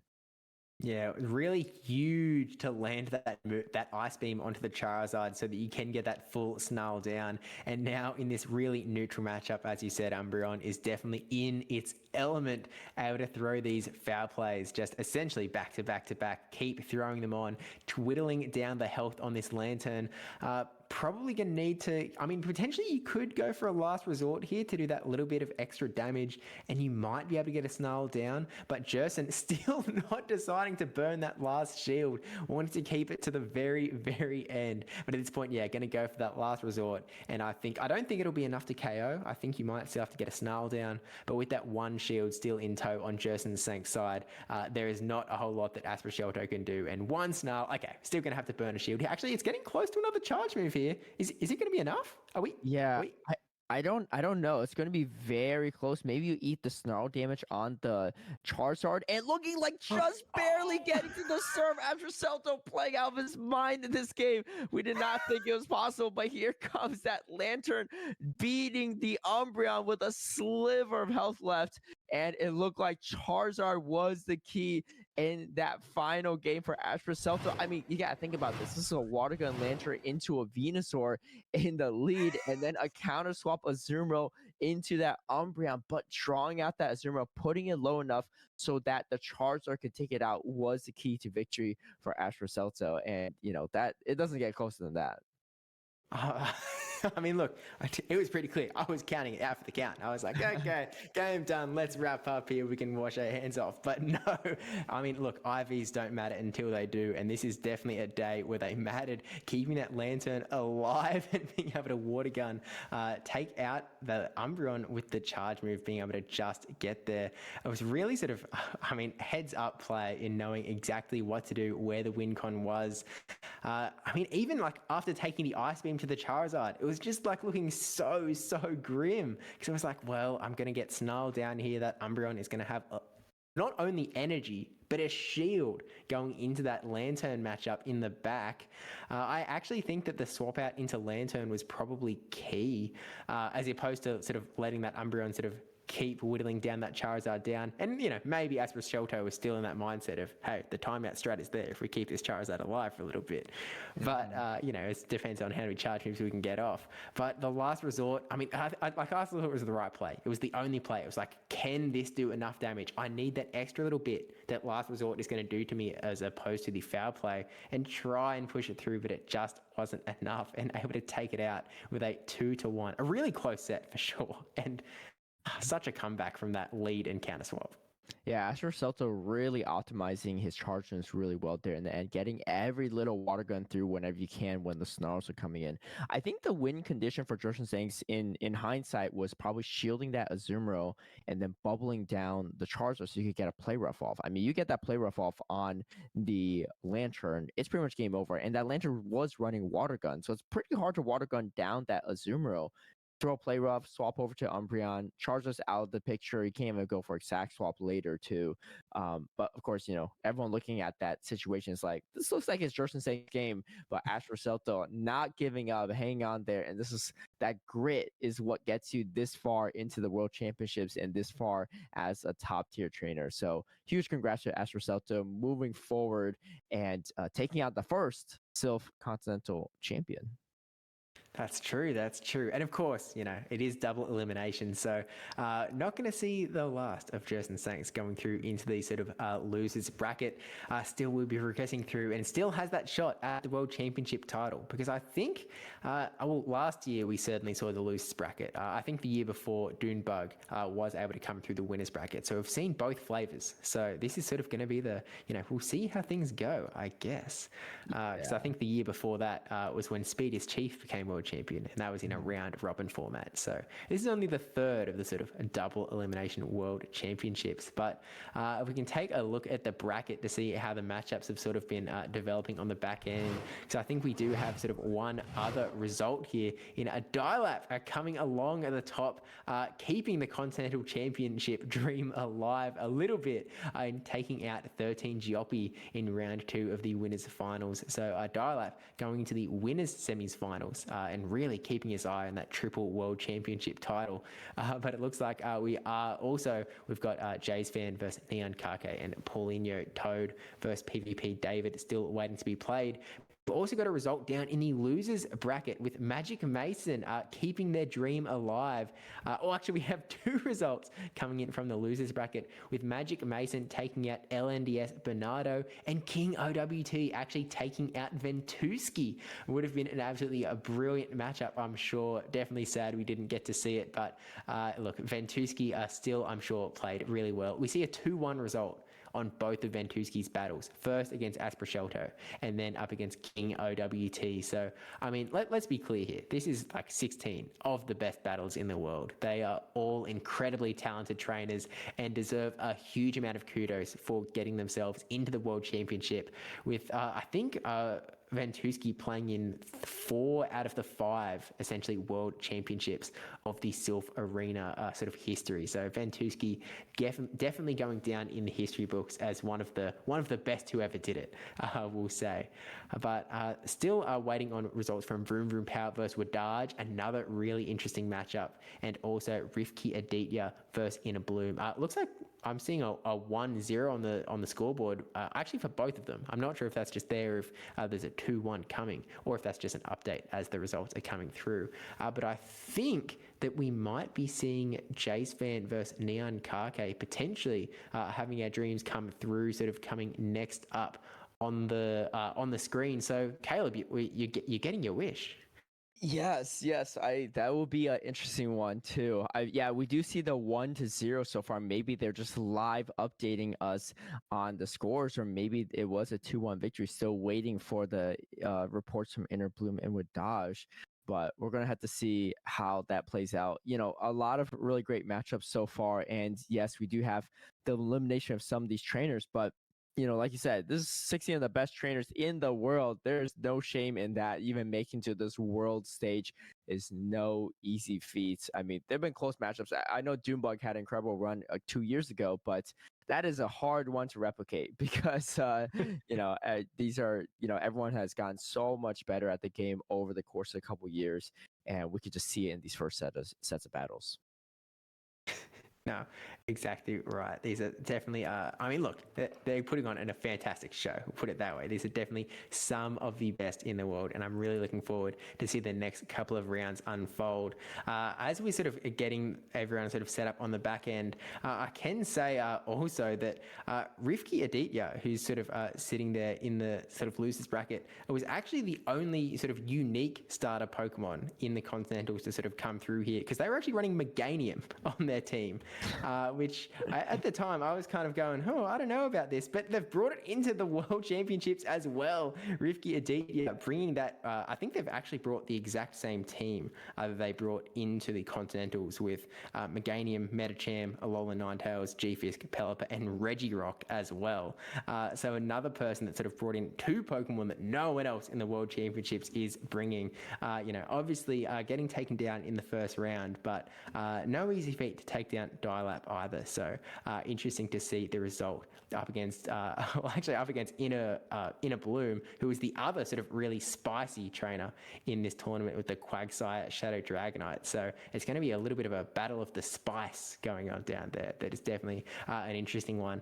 And I think the one, well, actually, Neon Kake, who we're about to see take on Jace Fan, also coming in very hot and spicy with the Blastoise in the starter spot. Now, Blastoise, I don't think it's a Pokemon that I saw anyone using in the Continental Championship. Back in the APAC Continentals, Neon Kake was running a Shadow Swampert rather than a Blastoise. So I'm interested to see what you think, Caleb, about Blastoise in this meta and sort of where it fits into the pie.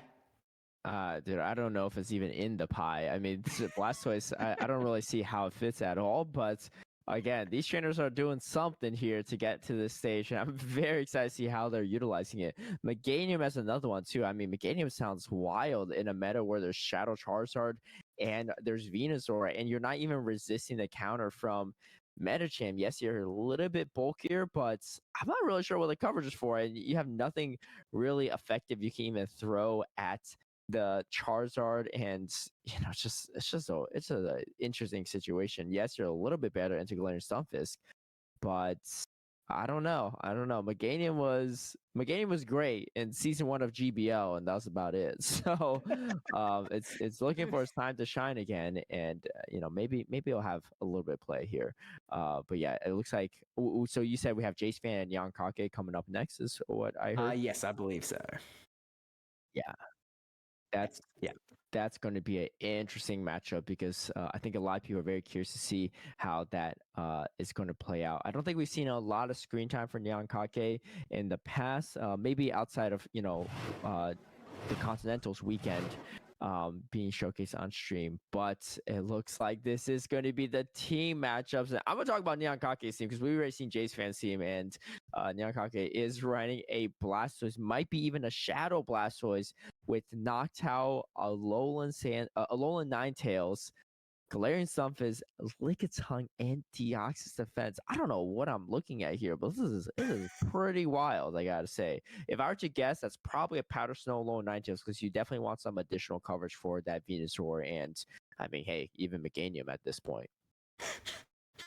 Oh, you've got to be prepared for everything, I guess. But I think this is almost the same team that Neon Kake was running back in Continentals, only with the swap out of the Shadow Swampert into a Blastoise, which is such an interesting swap out. Like, they've had to look at their team and go, this is something I need. This Swampert is not cutting it in certain matchups. It is Blastoise that is going to carry me through. And we've just got that update of the Shadows, non-Shadow Blastoise, but we have the Shadow Alolan Sandslash on Jace Fan and the Shadow Alolan Ninetales on Neon Kake. But I guess that Blastoise, like, does it even have a better matchup against the Noctowl? Because I feel like those Hydro Cannons are still doing pretty good. Yeah, I mean, the Hydro Cannon damage is going to be pretty nice. I don't know. I mean, typically speaking, you are running a Skull Bash in open leagues for coverage against some of the fairy types like Azumarill and opposing water types.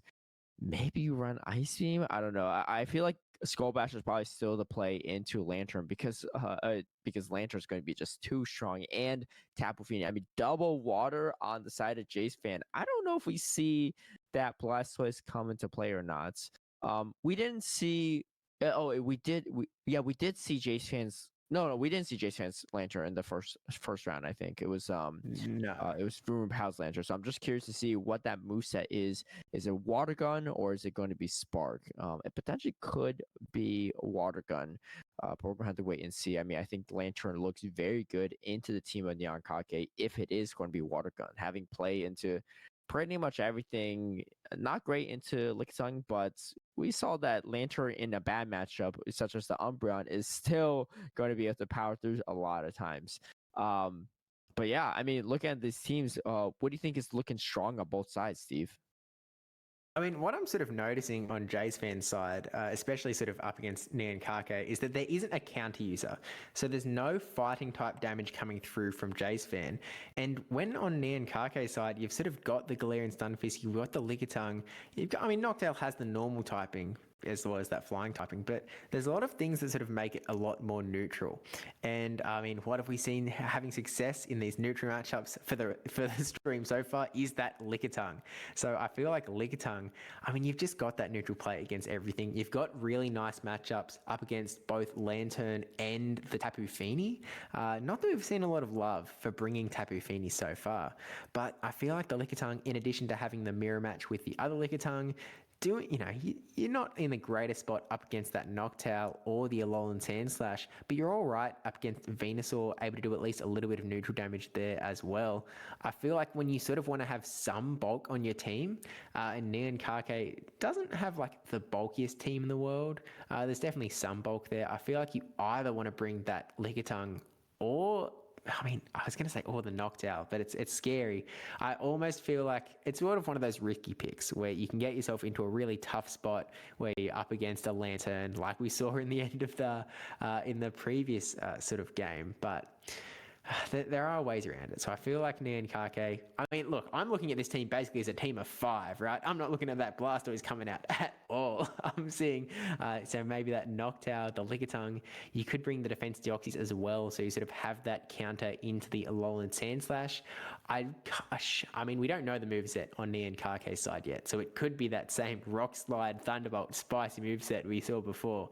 But if you've got that Psycho Boost, you've got that really hard-hitting move into the Venusaurs as well, which I think Neon Kake could use that little bit of coverage. So it would make sense to me if they are running that Psycho Boost while also having double super effective damage to the Shadow Sandslash, doing super effective damage to the Lickitung, able to still hit the Noctowl for super effective with a Rock Slide. You don't have that, well, you wouldn't have the Thunderbolt for the Tapu Fini, but you're still doing pretty well there. And then the Lantern, not too bad either. So I'm sort of seeing that Defense Deoxys from Neon Kake sort of being a little bit of a star pick that is potentially just a little bit scared of that Noctowl. Yeah, I agree with you there. I mean, I think we're going to see a lot of double water from Jace fan. You know, especially if it's Water Gun Lantern, right? Because the really big shutdown Pokemon for Neon Kake is that Lickitung, and once you draw that Lickitung, the second water is pretty free. I mean, Tapu Fini looks even stronger into that team because you resist the counter damage from that Deoxys defense as well. Now, this is all expecting that it's going to be a Powder Snow Alolan Ninetales, which I think if Jace fan's making the team read, I think it likely is going to be a Powder Snow one just for that additional coverage against Venusaur. But I agree with you. I think it's probably going to be Psycho Boost, Deoxys Defense, and Deoxys Defense and Lickitung both look pretty good into Jace fan's team. So maybe still having a lot of play, but I don't know. Maybe we see some Noctowl double water come out from Jace fan, which could be very interesting.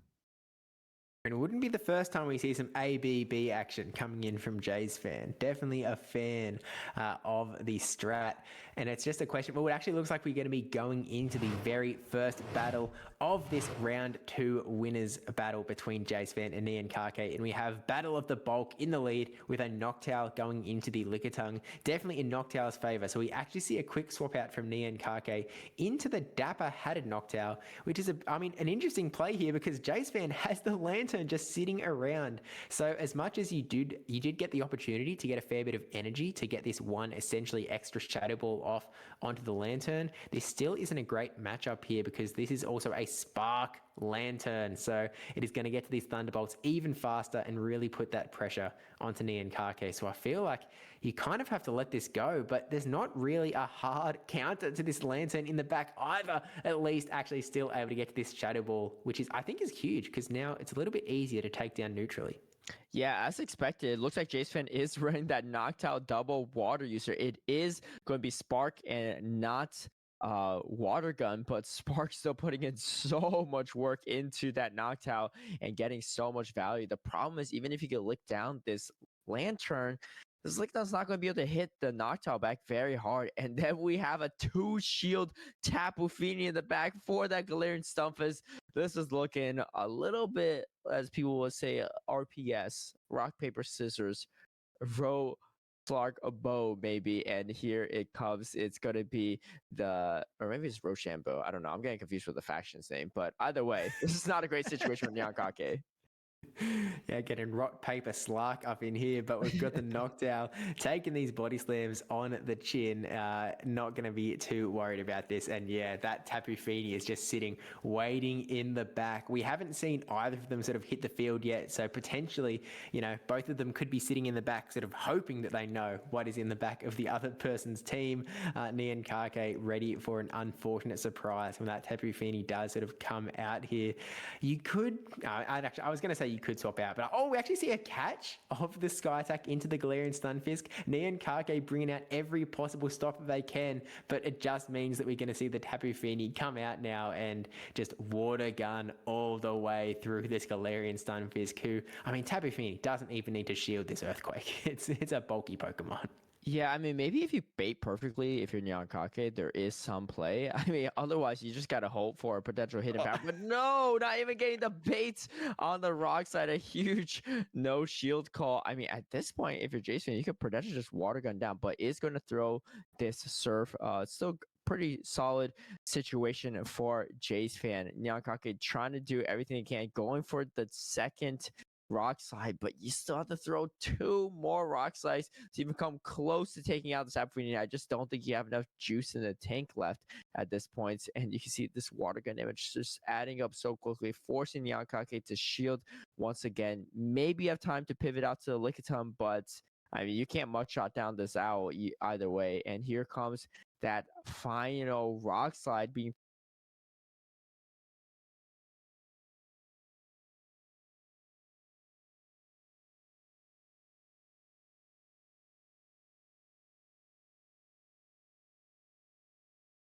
to be able to do in that scenario, because it's not like they don't have a Venusaur, they don't have a grass type. They're sort of like best counter is that Lickitung in a lot of ways. So it's sort of like it's a tough one to use as a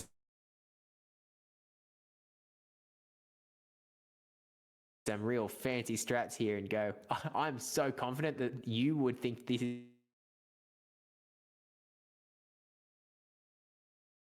I just think that Lantern, that double water strat from Jay's Fair,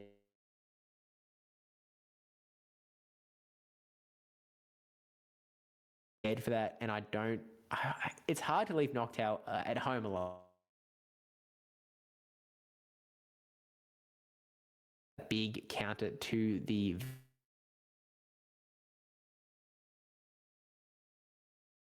You could decide to bring in the Alolan Ninetales and try and sort of still have that generally positive matchup up against the Venusaur if you are running that Powder Snow.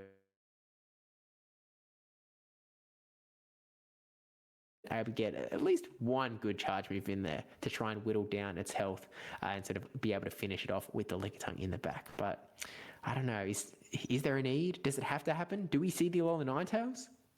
Yeah, it's tough, right? I think maybe Nyankake expecting there to be a Venusaur in that first game, but there was no Venusaur. You didn't really even need it for Jace fans team being super strong into that Alone Ninetales in the back end matchup. And yeah, I don't know. I think it just put Nyankake in a very tough position. Like you said earlier, right? This is kind of like a 5v6 team. Like that Blastoise just doesn't have too many places to go. You got grass type, you got 2 water types, even the Spark Lantern, especially, and a Lickitung to deal with. I mean, your best hope is for that lone Sandslash, and even then, I don't even know if the Blastoise wins that match.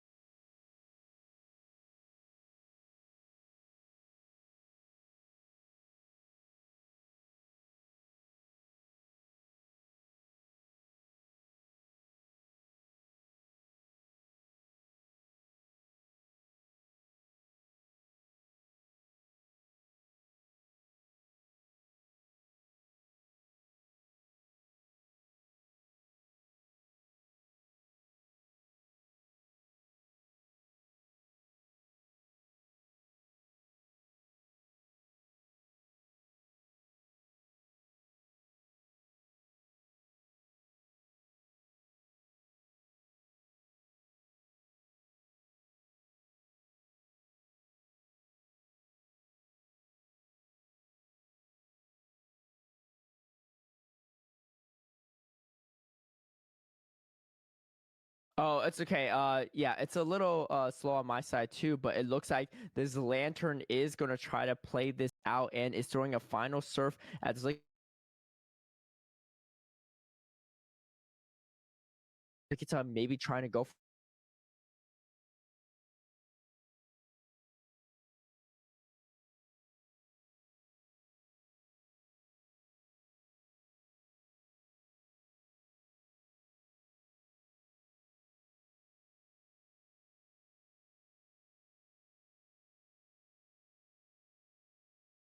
And look, really interesting early shield from Jay's fan, really wanting to try and win switch advantage.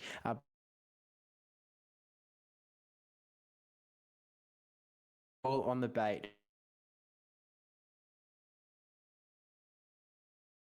The stream.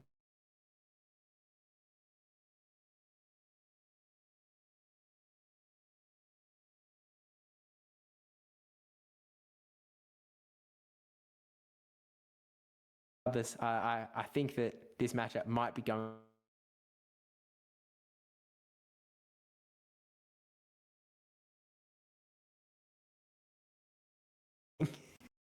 Yeah, not sure if people can hear us out back at home, but if they can, I think this situation looks like it could be really anyone's game.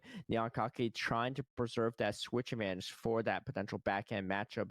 I think it was the knocked out and the glaring Stunfist in the back for Nyankake. I think switch advantage is going to be pretty important, expecting maybe the Tapu Fini on Jace fan's side. So wanting to preserve that knocked out for and trying to align that with the Tapu Fini is probably the win condition for Nyankake. Okay, it looks like the stream is completely down on the back end, and presumably after this matchup, by the seems that we might go to a BRB. I'm running under the pretty strong assumption that people may not be able to hear us, but you never know. Maybe there's still people out there.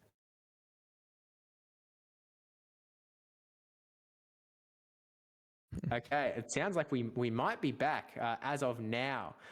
Still looking at a frozen screen here, but thank you for sort of coming with us through the technical difficulties. But we can report that Jay's fan was able to take out the victory with a 2-0. We didn't get to see a lot of game number 2, but game number 1 was definitely really strong team composition wise in Jay's fan's favor. I mean, Caleb, can you imagine just take us through an entire battle, just create what might have happened in game 2? Yeah, I have a theory, right? So yes, Jace fan probably did not win switch advantage there. Lickitung is pretty low on health. I don't think it gets to another body slam. Definitely not a power whip in time before the Tapu Fini could take it out. That being said, Tapu Fini looks very good with energy. Yes, it really wants to be on that Galarian Stunfisk, but with the energy lead, it could take out the Noctowl. It could do some chip damage against the Galarian Stunfisk, and also the third Pokemon being that Noctowl for Jace fan, we've seen time and time again.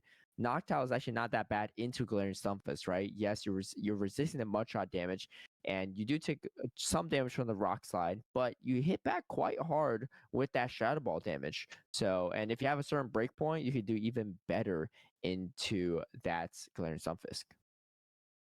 Okay, when I said paint a picture, I definitely wasn't expecting that picture to include breakpoints and bulk points. So, full marks for telling us exactly how that battle went down. I'm confident that you're 100% correct. But Jay's fan able to take it out with a 2-0 and progressing along ahead in the bracket all the same. But still, again, this is up in the winners bracket. So Nyankake not knocked out by any means at all. And still, I mean, look, the Blastoise may have been a burden in this matchup, but maybe we see the Blastoise sort of carry them to victory going forward into the tournament. It's got to be there for a reason, Caleb. I still don't know what that reason is, but it might just be the flex pick. I know something about just running your favorite Pokemon, but not actually running it, such as like a Bastion. But that being said, Nyankake is going to move on down to that losers bracket, and I think we do have an update from the previous losers bracket matchups. We have Inner Bloom going 2-1 against Rifki. So Rifki is now eliminated, as well as Ventuski after King OWT. Wadaj taking out the reigning world champion for Silph Arena. So what that means, Steve, is that I think there's no possible way we could ever have a repeat Silph World Champion in history. So quite unique there. I mean, tough competition. It's hard to win, even qualifying for Worlds multiple times, let alone win it in multiple times. So we're going to have a fresh new King of Silph King after this one, and then we have Magic Mason taking out Bernardo 2-0 in that losers bracket. So I think that set of rounds is wrapped up, and we're moving forward in this winners bracket and losers bracket.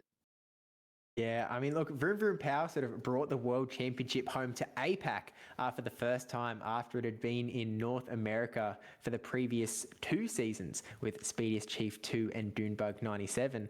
And actually, Vroom Vroom Power being taken out by 2 North Americans, Jay's Fan 55 in the winners round 1, and then by Wadaj in the losers round 1 as well. So North America taking their revenge and bringing Vroom Vroom Power down. But of course, there are still some APAC competitors pumping through, and it did work out in a really nice way. There are actually 4 competitors from each of the 4 regions: APAC, North America, Latin America, and EMEA as well. So as sort of things are battling through, I mean, you also actually have the result. I'm not sure if that was there before or earlier before the battle, but PvP David also taking out Paulinho Toad.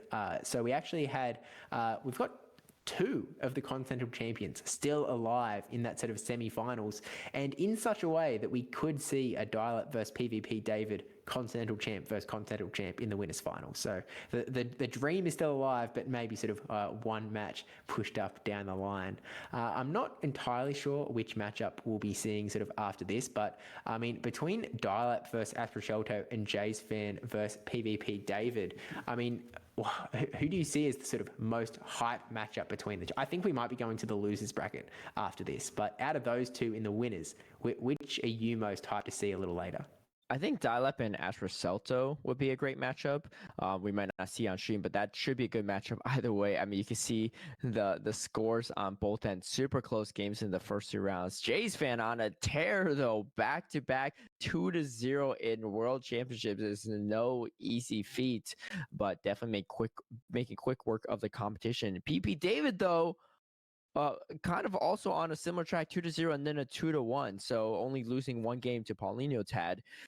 So, very curious to see how that one plays out. But yeah, the losers bracket, there's a lot to fight for those trainers, because they cannot lose another set if they want to take it all. They have to battle through a long losers bracket and then go to the winners finals, grand finals, I should say, reset the bracket to have a chance at taking it all the way. So they got a long day ahead of them. I hope they have some snacks. I hope you'll have some snacks back at home. And I know I'm seeing some people in chat there, with some, I would say, interesting games that they're playing, right? Based on maybe stuff we're seeing. All I got to say, it's 5 o'clock somewhere in the world, especially for those watching here. So hopefully it's 5 o'clock or later for you. But that being said, yeah, we're going to have to wait and see how this plays out. It looks like Jay's Fan and PP David are starting to load up into this bracket, and maybe a little precursor for Dial-Up in the winners finals.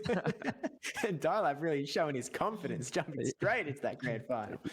I'm sure he believes it too these days. So we'll see. He might jump straight into grand finals if he can. Look, he's not going to say no, even if he can be pushed straight through. But unfortunately, not going to get there quite yet. But by the seams of it, it looks like also Inner Bloom, like taking out Rifki Aditya in that battle of the Spice, it does unfortunately mean that Meganium has fallen out of this tournament, leaving Blastoise as the only sort of spicy starter pick partner Pokemon remaining. But Inner Bloom still sort of keeping that spirit strong with the Quagsire and the Shadow Dragonite sort of going into that next round of the losers bracket as well. And we are getting an updated bracket here on the matchups in the losers bracket because there is a little bit of a sort of, they move around a little bit differently than you might expect, so that you don't have insta sort of rematches up if you lose against the same trainer in round 1 and round 2. So the losers matchups are going to be Paulinho Tad versus Inner Bloom at 94. We've got Nian Kake versus King OWT.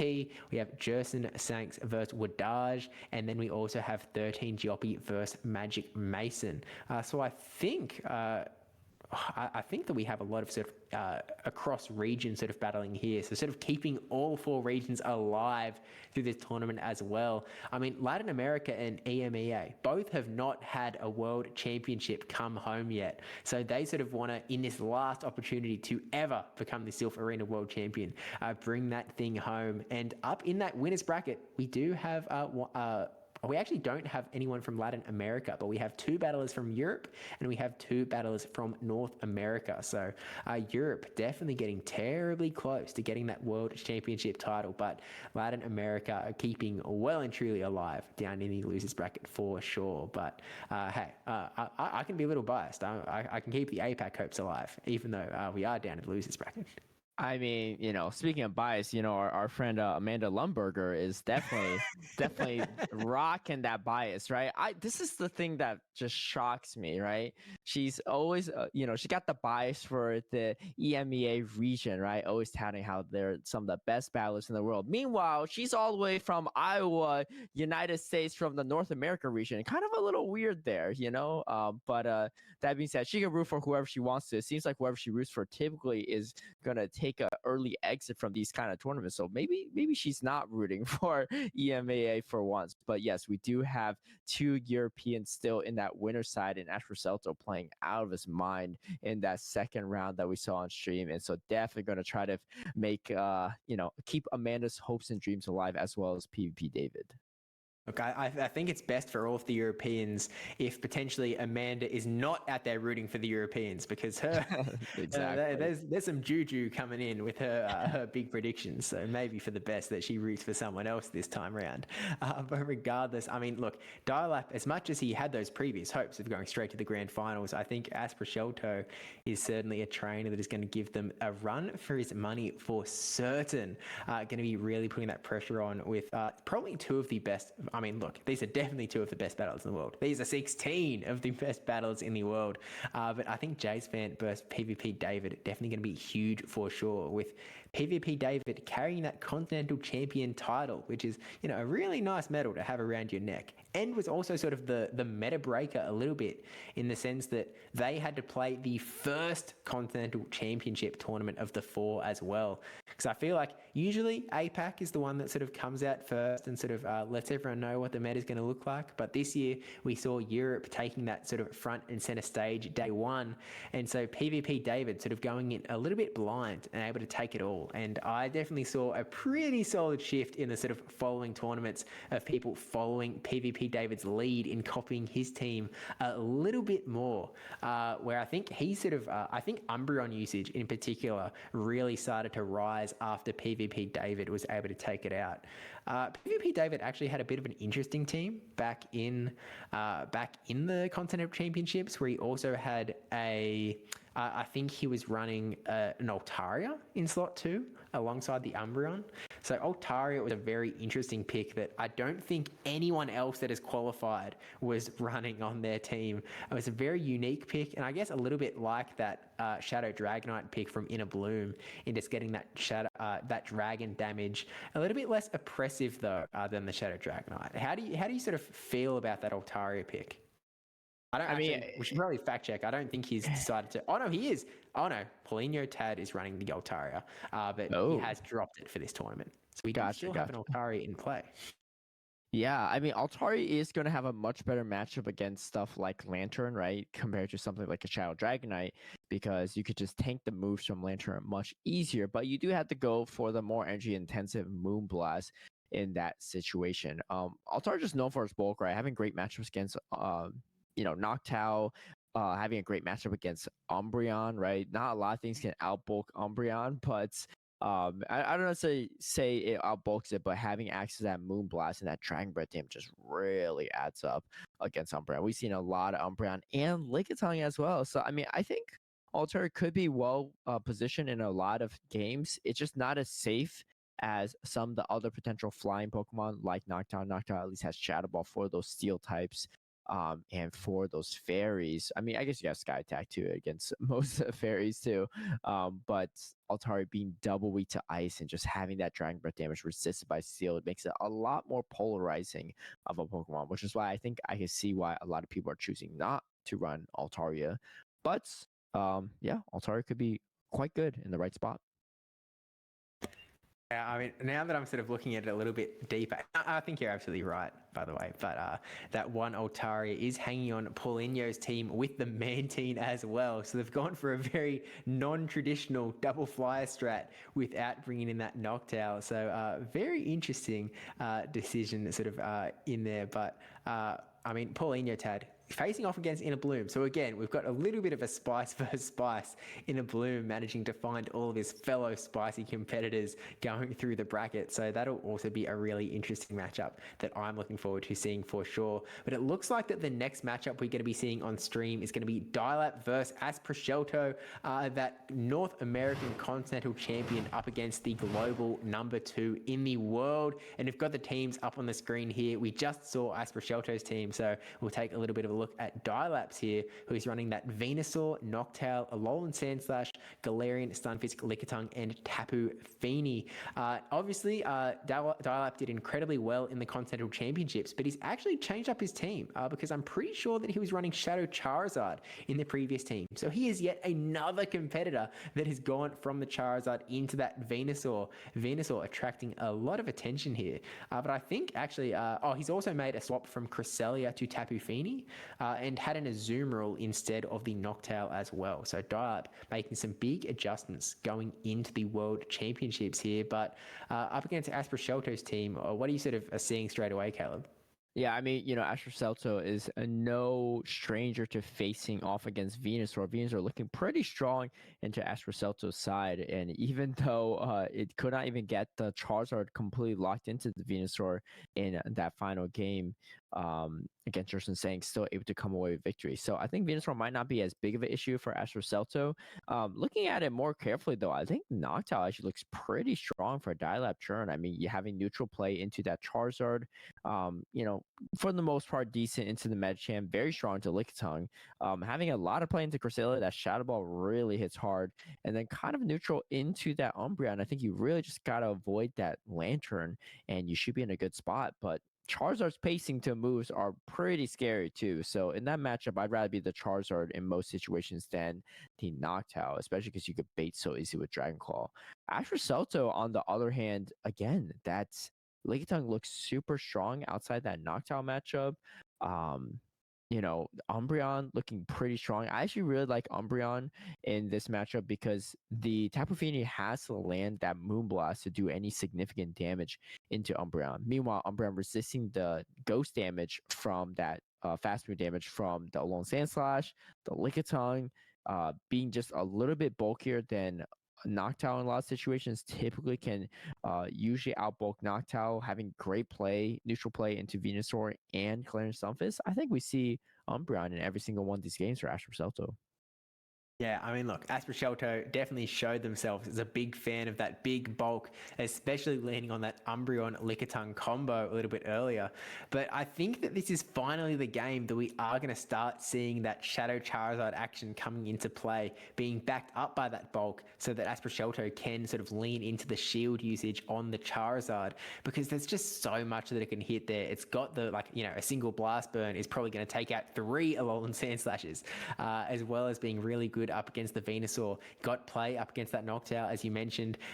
You've got the chance to land a Blast Burn against Galarian Stunfisk, even though you will just disappear to a single Rock Slide, and play against the Lickitung as well, only really scared of the Tapu Fini. So I feel like Shadow Charizard, this is its time. It's really, really weak to those water guns coming through from Tapu Fini. So it's sort of the one Pokemon you really want to avoid, but I mean, Asprashelto has those 2 shields that don't protect against water guns. They protect against everything else. So it's sort of important that you've got some sort of pivot there. And so I feel like a potential ABB strategy from Asprashelto with the Charizard and potentially that double bulk with the Umbreon presumably coming in, and then maybe the Lickitung. You are a little bit weaker to the Tapu Fini in Umbreon being also weak, as well as the Charizard. But as you mentioned, you're really relying on the big nuke of a charge move sort of landing through. And so it becomes a little bit more of a game of baits that becomes just a tad trickier to try and force through as well. So it's sort of something that you have to maneuver around a little bit carefully. And I mean, if Aspercelto is going to be leaning into the shield usage on their Charizard, then maybe they don't have the shields to spare to protect the Umbreon from that big fairy charge move damage. So potentially there is room for Tapu Fini to sort of do not too bad a job here. But I mean, look, I love Fini, but it is definitely a tricky Pokemon to try and get good usage out of in certain scenarios. It feels like a Pokemon you really need to have on a solid team that surrounds a Tapu Fini. And so it's going to be interesting to see what Dialab does decide to sort of get out of it. But I think Charizard is going to be the sort of Pokemon of the day for Aspercelto, even though Umbreon is so strong.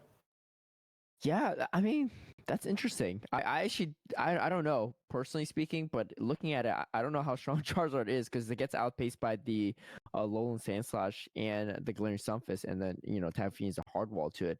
I do think it has three potential okay-ish / good matchups against the Venusaur, Noctowl, and Lickitung, but I wouldn't be surprised if Aspercelto plays it a little bit more safe, just like the first two games against Jerson Sanks, maybe running that Medicham, Lickitung, Umbreon, some like trio of that potentially, maybe sprinkling in a little bit of Lantern, because it is a Water Gun Lantern, which is going to be much better into that Glaring Stunfisk, but much worse into Noctowl and Tapu Fini.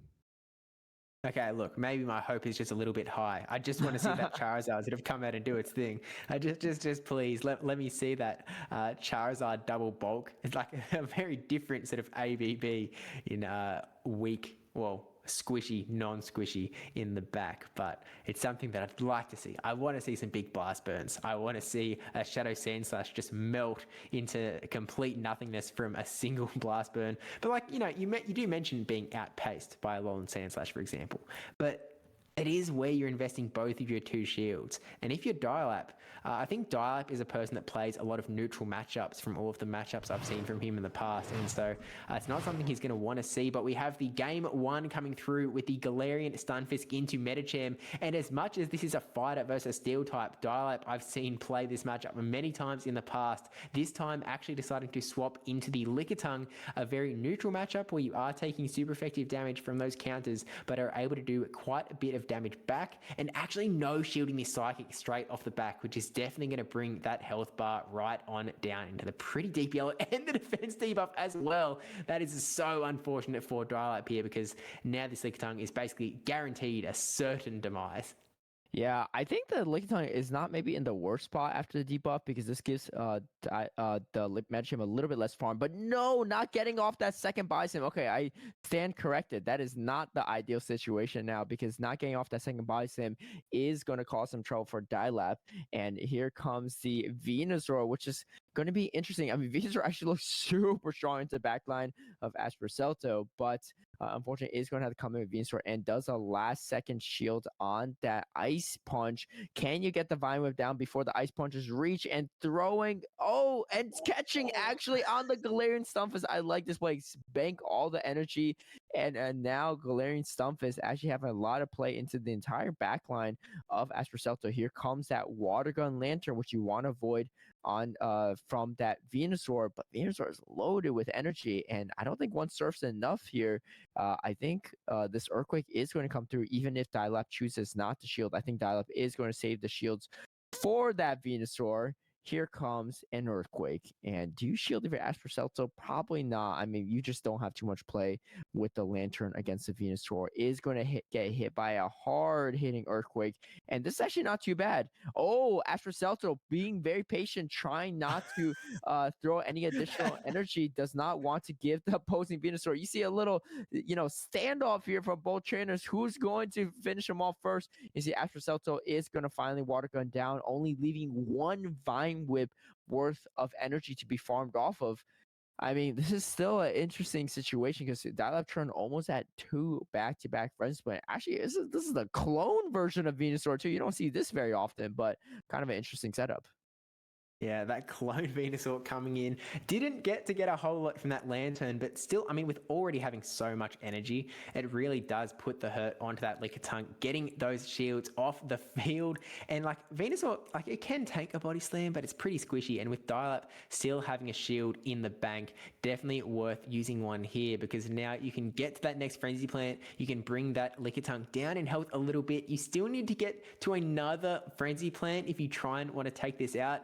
Dial-Up is definitely a battler who likes to sort of move around, swap his picks as often and quickly as possible. But with only one Venusaur in the tank, he's going to have to stand and take this body slam. Not exactly looking the best for Dial-Up here as this health bar gets real low. Is not going to be able to get to one more Frenzy Plant either. And unfortunately for Dial-Up, Aspercelto taking out game number 1. And, a little bit unfortunate for Dial-Up. There were definitely a few spots there, not able to get that body slam off from the Lickitung after getting that psychic debuff. Left Medicham a little bit healthy. We did see Medicham still alive in the back, but not with too much health in the bank. I don't know. I feel like there was definitely a win con on both sides. Aspercelto just played better through the game. Yeah, I mean, I think that debuff really threw a wrench in Dial-Up's plans here. If you're able to get that shield or take out that Medicham, you just are in such a good spot. If you take out that Medicham, you have a Venusaur on a Water Gun Lantern, which is going to be a great spot if you're Dial-Up turn, and then Galarian Stunfisk on the Lickitung. If you get a shield off of Aspercelto, that's great too, because then that back-end matchup plays out perfectly, and Aspercelto needs to make an incredible catch on a 1 HP Medicham to win it. But because of that debuff, getting to counter down that Lickitung before that second body slam is reached put Dial-Up in such a tough position. And I think he played as best as he could in that situation, but it was just a tough matchup, even catching the Ice Punch on that Galarian Stunfisk to make the most of a bad situation. Yeah, it's sort of a spot where because Medicham still had that health in the bank after not taking that body slam, Dial-Up was left with a Venusaur with Vine Whips and a Galarian Stunfisk with Mud Shots, and neither of those fast moves are adding up very quickly onto that Medicham's health, and so you sort of got stuck in this really tricky spot where you needed to rely on being able to get to a charge move to try and take off Medicham. Medicham was sort of able to sort of power up and get to another Ice Punch and really weaken down Dial-Up's side. It's sort of a really hard spot to come out of. So it definitely put Dial-Up in the back seat. Aspercelto definitely driving the car here, but it was sort of like, in a game like Pokemon Go, you are going to see these things. You have to be aware that these situations can come up. That 1 in 10 chance of the Psychic Defense drop is always just around the corner. And of course, when you're in these games where Anhoff can come out with 3 Moonblast debuffs in a row, things can get pretty wacky. But we're going into game 2, and we have the clone Venusaur into the Shadow Charizard. 2 starter Pokemon corrupted by different forces, but we have the swap into the Lickitung in the lead here, going for a bit more of a neutral matchup, but Aspercelto is not going to be is not going to burn the shield. He's going to let the body slam come through. Definitely expecting the quick 2 shield from the Charizard, but instead just going to take it on the chin and go straight for that big, heavy hitting blast burn that is really going to hurt this Lickitung, and we see a last second shield again from Dial-Up. Really likes to keep us waiting, but we now see the Lickitung mirror match, so I think we might be here a while. I actually really like that play from Aspercelto. I think everyone's thinking like, what are you doing not shielding a Charizard? You need to shield everything if you're a Charizard user. But knowing that you survived long enough to still get that blast burn off, and not only do you have a health advantage, you have a shield advantage on the Lickitung side, you just maintain switch advantage. You never end up seeing that Venusaur on that Lantern if all things go well. But Venusaur has a lot of health left, so it definitely could be a problem for Aspercelto in down the road. But we're gonna have to wait and see how that plays out. Getting that first shield from Dial-Up turn is gonna be huge, though, and Aspercelto building up to close to 2 body slams. But I think Dial-Up's going to throw some body slams of his own before he is taken out. And actually, no, pivoting out. I like this play. Swapping over here and then maybe saving the Lickitung for later. And see, here's the thing. This chip damage is actually pretty nice for Dial-Up because you can't really easily wing attack down this Venusaur. Oh, wait. Okay. Staying in and still throwing another body slam. I mean, it's coming kind of down to the wire at this point. Dial-Up needs to start doing something with this remaining Pokemon. It looks like he is going to just continue to farm. Oh, and catching a Frenzy Plant on the Charizard. What a play from Ash Celta. I didn't even see the catch coming, but here comes a clone Frenzy Plant. Definitely enough to take out the Charizard. But at this point, can you just lick down and then this is looking really dire for Dialab Churn. Yes, you have a little bit of health on the Lickitung on the back, but Astro Celto still has both shields and going to get the full lick down. This is kind of reminiscent of that first game of the counter down before getting a move off. And now we see the final Pokemon from Dialab coming out. It is going to be that Glitter Stunfisk. Astro Celto knows all the Pokemon left on Dialab Churn's side. Staying in this matchup is actually pretty good for Dialab Churn. You want to come out with some energy, maybe expecting the potential Lantern in the back and actually throwing this body slam from Astro Celto. It does not want to get completely taken out without throwing any of this remaining energy. And the body slam is actually not too bad. Yes, it's resisted, but you just want to put that Glitter Stunfisk in Water Gun range. I think at this point, you just need to go straight water guns. I don't think you get to that many moves. And it looks like, yes, just continually throwing this lick damage. Oh my gosh, and getting to another body slam. This is such a bad situation. You don't want to shield, but you have like almost no health left. And it looks like after Celto's water gun is starting to go to town. I mean, if you don't shield, okay, well, is going to spend the first shield. I think it's a safe shield, right? Because I don't think Dialab Churn's, Glitter Stunfisk is going to get to 3 moves anyway, and not even getting to that Earthquake. I know somewhere in the world, Amanda is cheering in joy and no shielding the Power Whip, but I don't think it's going to be enough either way. And the water gun damage is going to start adding up. Yeah, no, I don't think so. I mean, you need to land a bait here and then maybe another Power Whip. I mean, if Dialab pulls this off, I'm about to lose my mind. We've seen stranger things happen before. Aspercelto, not one to shy away from the interesting win here, but this body slam is going to be thrown here. It's not going to be enough to KO that Lantern, and yeah, I think this is going to be a quick water gun down, just with a couple more taps. Could have gone for the charge move as well, just to draw things out, but knows that water gunning down the quicker way to go. And Aspercelto taking it out with a 2-0.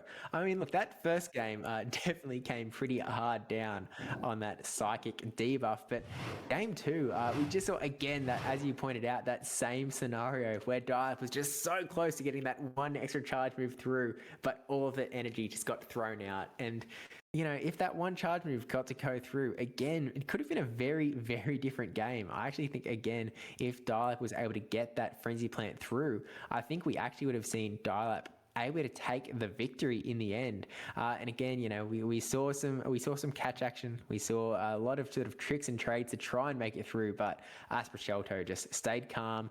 Knew, even though we were all sitting there talk about shielding the Charizard, but knew exactly what they had to do, knew where they needed to get their damage, knew where they could rely on their other Pokemon, and the Lickitung Lantern combo able to do a lot of work for Aspercelto.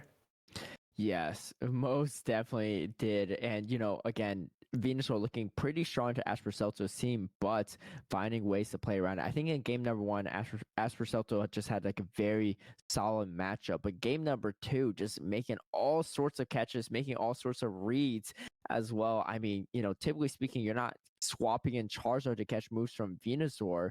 I mean, yeah, sometimes, but usually you don't let the Charizard go, right? But instead saying, you know what, I can take out this Venusaur by committee with some damage from the Charizard with mostly that Lickitung. And yeah, Aspercelto with a 2-0 against Dialab Churn. A fantastic set right there, and moving closer and closer to that grand finals. It looks like Dialab Churn's wishes of being in the winners finals is not going to happen, but can still fight his way all the way to the grand finals from the losers bracket. Yeah, look, he's still definitely in it to win it, with Aspercelto pushing himself through to, I believe, the guaranteed top 3 going into that grand finals. Of course, we'll sort of find out who they're going to face next up, but Dialab definitely still with a chip on his shoulder, sort of ready to push through and get the victory if he can try. But Aspercelto now putting in a really good chance for that European World Championship title. If we could take a look at the bracket bracket potentially, just to sort of re-update ourselves on what we might be looking at. I believe we're on the other side of the winners bracket. We do have the Jays fan versus PvP David 7 matchup sort of ready to go. Sorry, not ready to go, but I believe that'll be the next one up on stream. But I think we'll sort of see the update sort of start to roll in on the losers bracket side as well. But I don't know. I feel like it was a really, really strong battle from both battlers. Dial-Up did all he could, right? You know, he made these catches, he made these plays, but in the end, Aspera Shelto just able to push through as that global rank number 2. And we can start to see the results coming through on that loser side as well. King OW3 taking out Neon Karke. Blastoise, unfortunately, also taking it out of the battlefield, but obviously has done really well to get here. We also see Wadaj taking out Jerson Sanks, the Latin American Continental Champion, being knocked out, and Magic Mason KOing 13 Giopi with a 2-1 as well, knocking out one of the other Europeans remaining in the tournament. So North America remaining pretty strong here, Caleb. Yeah, I mean, you know, unlike you and Amanda, I don't really have a strong bias towards my specific region, but I gotta say, North America is looking pretty strong though in this situation. I think you have all your hopes and dreams on Interbloom here, though, Steve, if I'm not mistaken. Oh, it's not just APAC. It's like literally the Australian representation Yes. that we're getting here with Interbloom.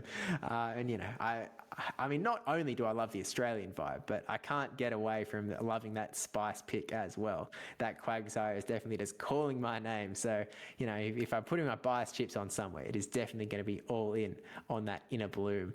But hey, regardless, definitely some really strong battles sort of waiting to go. I think that we might actually... I think this might be the end for us, Caleb. So this is sort of, you know, we've been here to take around the first couple of hours of the stream. We're getting really close to that winners grand finals, but we will be passing it on. But it's been a pleasure being here with you, Caleb. Yes, it's been such a great time to kick off the final Silph World Championships. If you're just joining us now, we are still powering through the winners and losers bracket. A lot of great battles to come. But yeah, it's been an honor to be here. You know, it's been an honor to be a part of Silph Arena for over the course of many, many years. Who would have thought we'd be here after that first Boulder Cup tournament? I played in the beta tournament too. It was quite a time. I was running Charizard back when it wasn't even good. So I was running some fire spin action, and yeah, it was a fun time. Hey. Charizard was still pretty decent back then, right? You know, maybe it wasn't wing attack buff type Charizard, but it was still doing really good. But yeah, it's really been an honor to be a part of sort of everything that Silph Arena has been doing for the past sort of almost 5 years again, all the way back from that Boulder Cup. And I'm very honored to sort of have been here with you, Caleb, sort of come through the last ever World Championships, where we will be crowning the last ever, the forever reigning Silph Arena World Champion. So I'm really looking forward to it. But any last words before we pass it over to our next set of casters, Caleb? You know, thank you all for tuning in. You know, it keeps tuning in because it's going to be great, and the casters we have lined up is amazing. And of course, we've seen incredible battles too. I don't know who I'm really rooting for. I'm just rooting for some good battles, and hopefully there will be some good ones. So I'll be tuning in the background with you all in Twitch chat. And yeah, be sure to show some love to Silph. This is our final rendezvous, but hopefully it will end on a bang. Yeah, absolutely. A big old hashtag thank you, Silph, to everyone involved. And with that, we'll head off. So thanks, everyone, and we'll pass it over to our brand new faces of the cast, which I believe is going to be King IV and Rise to Occasion. So see you on the other side, guys.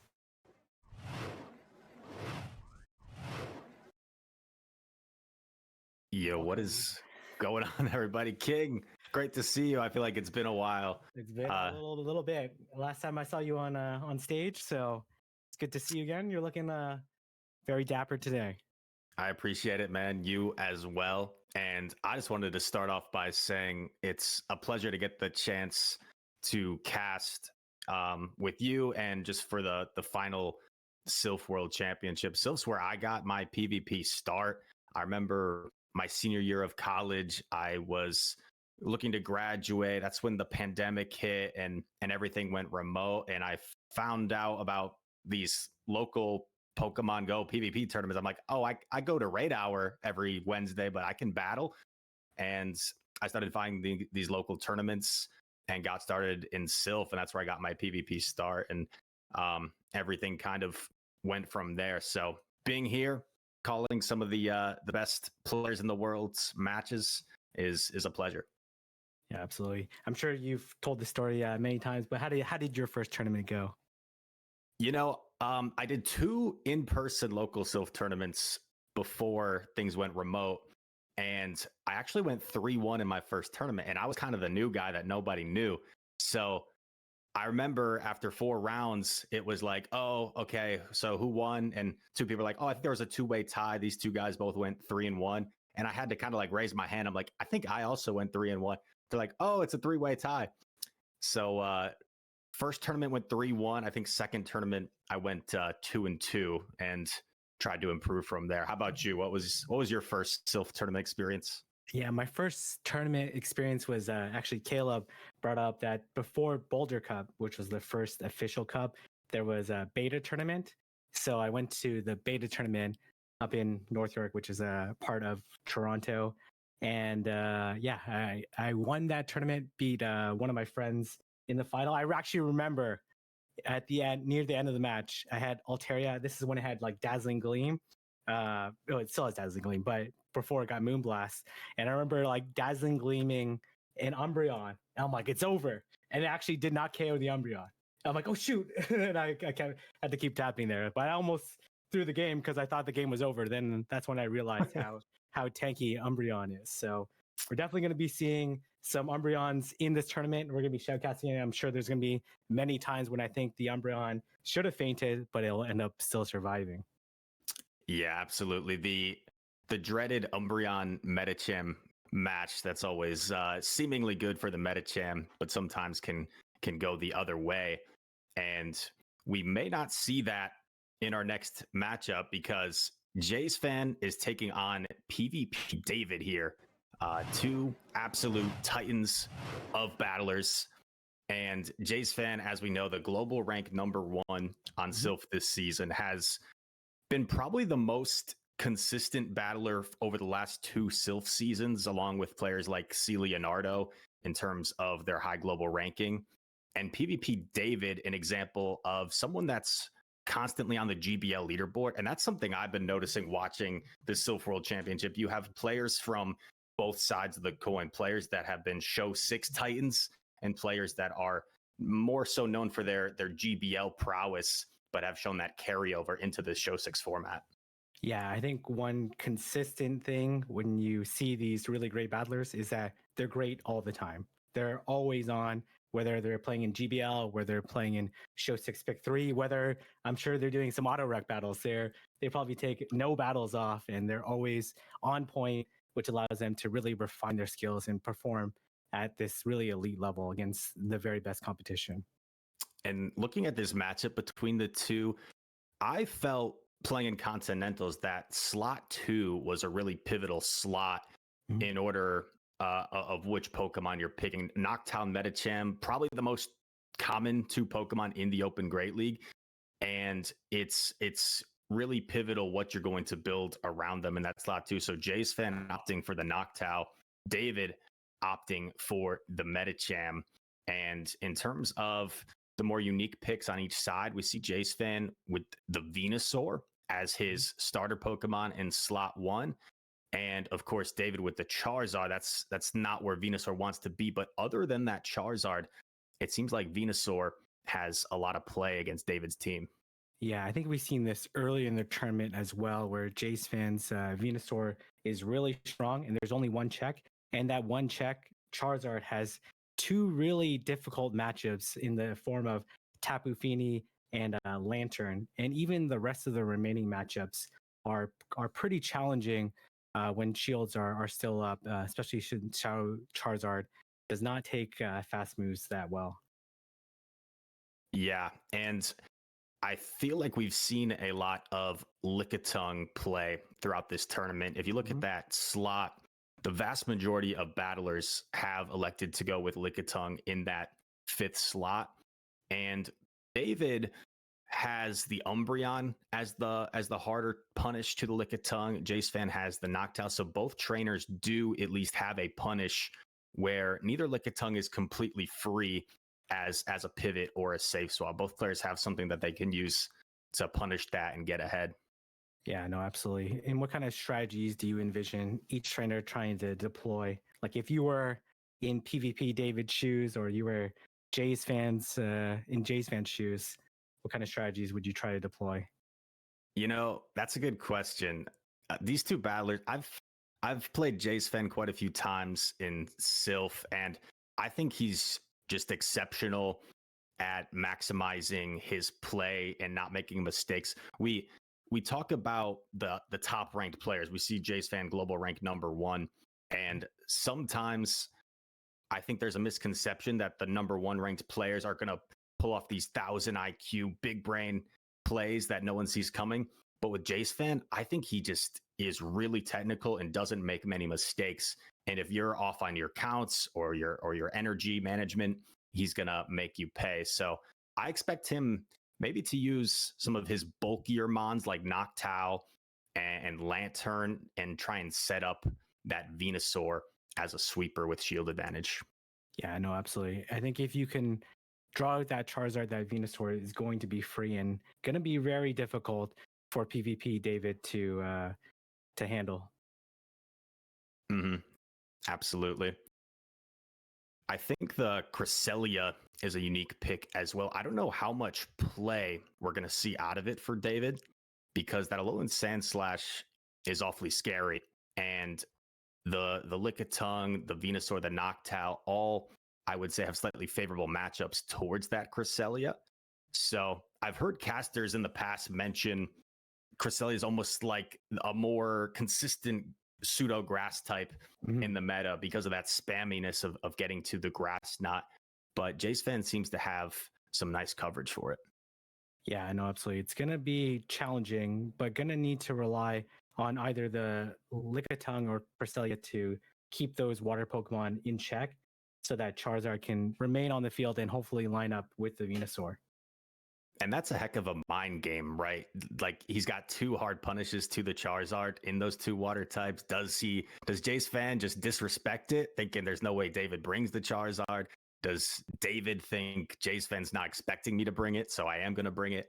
And that's where the technical aspect of this game is also combined with the mind games and the anticipation, almost like a poker match. Are you bluffing or not? Yeah, no, absolutely. And sometimes you just have to make a read, take a risk in order to try to win these games. Because in these type of really challenging team compositions, it can be difficult to try to line everything correctly. And sometimes you just have to outthink your opponents by sometimes playing risky strategies. Mm-hmm. Totally agree. I think the Lantern might be the safest pick on Jay's Fan side, and it looks like both trainers are locked in. So here we go. We're going to have Jay's Fan on the left, PvP David on the right, and we start things off with a neutral matchup of the bulky beasts Noctowl and Umbreon. Yeah, this is a very neutral matchup. I believe in the Zero Shield, it slightly favors the Noctowl. I think the Umbreon, in order actually to win the Zero, it actually has to land 2 foul plays in a last resort. Otherwise, most Noctowls will survive the 3rd foul play. But let's see how Jay's Fan and PvP David decide to play out these leads. Yeah, the Noctowl is going to be doing a little bit more damage, I would say, with the Sky attacks. And Umbreon is going to slightly outpace. We're going to see both players really focus in on their move timing, of course. Kind of becomes second nature when you're talking about players at this caliber. And we'll have to see if either player is going to fight hard for switch. I wouldn't anticipate either player wanting to commit a shield in this opening matchup, but switch could be important. Yeah, no, absolutely. Especially Jay's Fan running the Venusaur does not want to run into the Charizard in the back, which there is none right now. We see, as I've discussed previously, the Noctowl just barely survives in order to make the Sky attack and does take it out. So we see the Medicham. So what do you decide to come in at this stage? You decide to come in Venusaur to secure the okay matchup versus the Medicham, or do you decide to go in Lantern? Oh, wow. Okay, this is actually a very, very challenging read for Jay's fan, because if you come in the Lantern where you are less likely to have to shield, you might run into Venusaur versus Charizard. So we'll see how these two decide to play this out. David electing to let the Frenzy Plant go is interesting, but going to get a shield from the Venusaur. And from David's perspective, I think originally letting that Umbreon go made sense because once the Noctowl is out of the picture, your Lickitung is quite free. So that's probably what David's thinking right now is just save shields for my Lickitung. It's going to have a solid matchup no matter what. And this is a favorable matchup for the Lickitung. Obviously, Lantern still can hit for some heavy neutral damage, but Lickitung does threaten with that super effective Power Whip. What do you think about that? What looked like a blind switch by Jay's fan, not electing to throw the move.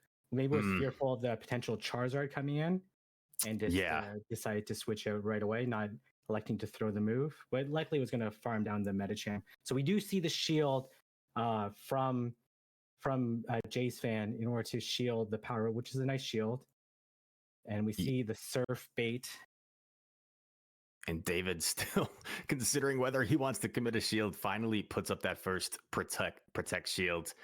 And like you said, King, I think getting off that Frenzy earlier might have been more beneficial for Jays, but it's such a tough call. You don't want to get sniped and let all that energy go to waste. Power Whip lands on the Lantern. I think Lickitung is likely going to still have to throw a Body Slam. I don't think it can lick down, but let's see how this plays out. Oh, a quick swap. Oh! I was just about to say, I hate playing against a one-turn Pokemon because the ability to try to catch or to not have them catch is like almost impossible. And we see the only undefeated thing in the entire game, which is some delays in the game, but very good timing by David to throw beforehand, and this matchup looks like it's going to be a wrap. That scared me a little bit of mutual as the Lantern is still there, and the perfect overfarm by David. Oh my goodness. That is one of the most impressive things I've ever seen, because with the mutual latency issues, still had the wherewithal to overfarm the perfect amount to outpace in the end game. That is a ridiculous end game there by PvP David. Yeah, I'm sure Jay's fan is regretting not throwing that Frenzy Plant at the Lickitung. Well, still had a chance, but sometimes you gotta make the plays in order to try not to get behind on energy. Yeah, what a game that was. Pretty neutral all around. And David, one of those players when you queue up against his name in GBL, I'm like, okay, here we go. This guy is going to give me a tough match. And Jay's fan, of course, is going to look to make some adjustments here to try and get back in this. But 0-1, I don't think is going to phase Jay's fan too much. I think he's going to still be confident in his abilities and try and adjust for this game too. Yeah, no, absolutely. What's your mindset after you lose a game like that, where it was seemingly winnable? Obviously, your opponent played absolutely out of their mind, to secure that win. But what are your thoughts? It's tough losing a game in such close fashion, but knowing that it was winnable, I think gives you some ease that you can make the necessary adjustments to try and win. And also, you could even say there's some sense of an advantage if you want to be a glass half full type of outlook, where if you're the one that lost, your opponent might be less willing to be the one to make changes, and you're the one that can try and make the necessary adjustments to win. So that's kind of my mindset usually after taking a game one loss. Yeah, no, absolutely. And as Jay's fan, do you try to run a similar line? Are you going to run something different? Do you think that PvP David's going to bring that Charizard, or do you think PvP David is someone that's going to try to basically brought the three most neutral Pokemon against the Venusaur in the form of Umbreon, Lickitung, and Medicham, especially since Jace Fan doesn't have a counter user? Yeah, Jace Fan could adjust by bringing the Tapu Fini potentially, and we'll see if he does. And you make an excellent prediction in seeing the Tapu Fini, and we see the absolute worst lead here. But we also see that there's no safe switch, no good counter swap to this Noctowl. But we will see if gonna choose to throw the Dragon Claw. Yeah, interesting decision by David. But the reason he's doing that is because he doesn't want to give Jace Fan a free denial by letting him get to that move first. So we see the chip with the Dragon Claw and then the swap into Umbreon. And you would think that chip damage will help Umbreon secure this matchup. I believe so. The one foul play certainly won't be enough. But let's see how these two decide to play it out, because energy on Tapu Fini later might be really valuable, especially if you can time this correctly and get out and able to farm down the Umbreon appropriately, or perhaps even banking this energy here. Okay, choosing to throw again, or maybe you shield and try to take out the Umbreon. Yeah, we'll potentially have to go down shields if that's the case. I think Umbreon's okay. So going to elect to let the Noctowl go. Jace Fan content with letting Noctowl go, farming down likely with Venusaur. And, you know, if you can get a farm down here, you're going to have to eat the last resort. But if you can get that shield off of Charizard with a Sludge Bomb, is there any way that could set up Tapu for a sweep? I'm not sure. Yeah, no, absolutely. We're going to see the Sludge Bomb come through. Likely we see the shield from the Charizard, and we're going to see the instant swap into the Tapu Fini, and then we're going to see Tapu Fini up a shield versus Lickitung. We will see how this is going to play out. Yeah, the swap into Lickitung, down a shield, down a couple of fast moves, and David just going straight body slam. Sees how much this lick damage is chipping. Feels like body slam is really all he needs, and we actually see Jace Fan take the body slam. Still hasn't committed the shield. That is very interesting. Not shielding there. Because this Tapu Fini is getting very low. We see the no shield on the Moonblast. Are we gonna see?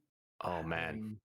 I think if you're Jace Fan, you potentially shield this up, water gun down, get a surf off against the Charizard to grab that final shield, and then if Venu can somehow get to a move, but he's got to commit to the water gun down. Is he going to get it? He does get it. There.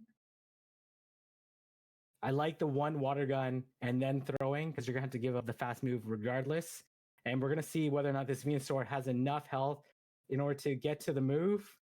This is a Shadow Charizard that's absolutely ripping apart this Venusaur, and this Charizard is going to get to 2 Dragon Claws and take out this Venusaur, and going to unfortunately wing attack down this Tapu Fini as well. Yeah, a good effort from Jace Fan to try and turn around that bad lead, but Charizard, those wing attacks are shredding the Venusaur so much. All you need is the Dragon Claw, and one more wing attack will do the job for PvP David, as he is going to advance to the winners finals and send Jace Fan, the global #1 ranked Silph player, down to the losers bracket. No, those were some phenomenal reads from PvP David. Reading that the Venusaur lead was going to come in, coming with the hard check into Charizard. It was really tough to believe that Tapu Fini, even up a shield, was going to be able to beat the backline. Mostly because you saw 2 Pokemon that were already extremely weak to Tapu Fini in the form of Shadow Charizard and Umbreon, but you had to try to come up with some sort of advantage, and unfortunately, it was not enough. Even straight body slam. I was thinking in the end it's going to be some mind games, but PvP David just going for the straightforward. I'm just going to spam these body slams. You're going to have to be forced to shield regardless and put the Tapu Fini really low.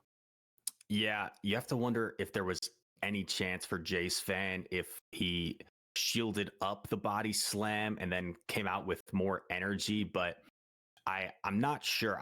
I think the only way I could think of out of that for Jays is if he committed an extra shield, got an extra farm down to the point where he could surf Charizard, and then Tapu Fini wasn't in Dragon Claw range, so Charizard had to blast burn, and then he catches the blast burn, something crazy like that. No, it was going to be too much. I think Jace fan had to either try to control switch, which would still been pretty challenging to do, or potentially bank the sky attack, go into Tapu Fini, and try to water gun down. But again, those are really challenging situations, and you hope that your Pokemon up a shield is going to be able to win and sweep the Pokemon, especially Tapu Fini into Charizard. Is such a strong matchup that it was basically going to be 2 shields versus 1 versus the final Pokemon. Unfortunately, it was a Lickitung, so it was going to be a little bit too much to handle. Also, how bold of a lead was that in leading the Charizard for David against a team with Tapu Fini and Lantern, and makes the risky call leading the Charizard and catches the Venusaur to win that game too.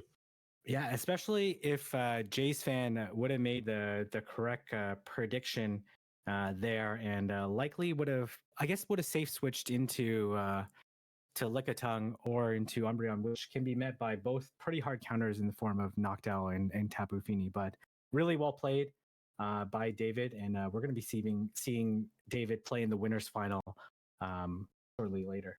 Yeah, against Aspercelto in what should be an amazing matchup between two battlers. Aspercelto, the other winners finalist, terrific Italian battler. I personally compete in the Gym Breakers format sometimes, and Aspercelto, one of the top battlers for Team Italy, who has been really dominant along with Team Brazil over the last few months. So a player that has a lot of show 6 format and is really consistent in these show 6 formats, as he's the global number 2 ranked Silph player, and that's how he got his spot here in Worlds. Yeah, absolutely. And did you know who we're going to be featuring next in this particular tournament? Well, we've got some good looking pairs down below. I see Magic Mason and Wadaj are both still alive in the losers bracket, and King OWT was able to win his losers bracket match as well. So definitely a lot of big names still alive in the losers bracket, and we will wait to see exactly who's going to pair against who. I know Wadaj and Magic Mason have faced off before and played Pokemon formats. So if those two were to pair up, that would be a battle between two big names I'm sure the fans would love to see. And we'll await as well with PvP David and Aspercelto, as they probably are going to wait to see some of these losers bracket matchups play out.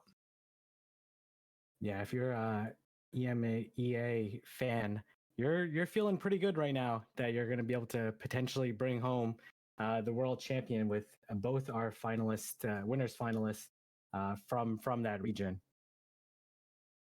Yes, I know there's definitely some friendly banter between the different regions. Which region is the best, especially after Play Pokemon Worlds last year? We saw the regions outside of North America kind of dominate the top 8. And of course, Vroom Vroom Pow last season winning the Silph World Championship out of APAC. So it seems all the North American contenders have been knocked into the losers bracket. If any one of them can rise and get to the finals. But like you said, we've got a couple people from Europe in the winners finals, and one of them guaranteed going to the grand finals. Yeah, absolutely. What picks or what teams most intrigue you with who's remaining? You know, that's a good question. We see a few Tapu Finis, or I'd say many Tapu Finis on the remaining team. So most of them are including that. Quite a few Shadow Charizards, of course. We see a Shadow Walrein in the 5th slot. Oh, okay. King OWT representing the UK with the Shadow Warren. That's probably the most unique pick I see at first glance out of the remaining competitors. And Shadow Warren's an interesting one with Icicle Spear getting nerfed, of course, a while back in terms of its energy. Recently got a slight damage increase. A really oppressive Pokemon in the right spots and can put in work against both the flying types and the grass types with that oppressive ice damage. Yeah, no, absolutely. And still has an outside shot versus Lantern if it's able to land the Earthquake, especially as the Shadow variant. Yeah, the Shadow Earthquake just extra devastating in those matchups. It can flip, and nothing feels worse than, especially if you're in a Alolan Sandslash. We do have a Shadow Alolan Sandslash with Jay's fan, and nothing feels worse than Shadow Walrein baiting you with an Icicle Spear and putting up the shield. So we'll see if that situation presents itself. I think as we're awaiting the next pairs, there are some community videos that have been suggested we can show. So we'll get Ask Production on that. And I think we will flip to that for just a few moments. So we're going to take a short little break. And as we await the losers bracket and the next pairings for the rounds coming up, we'll take a look at some community videos, but don't go anywhere. Silph gave me a place where I could use my skills and find new ones to build the community. It's been a great ride. Thank you, Silph. Koala power!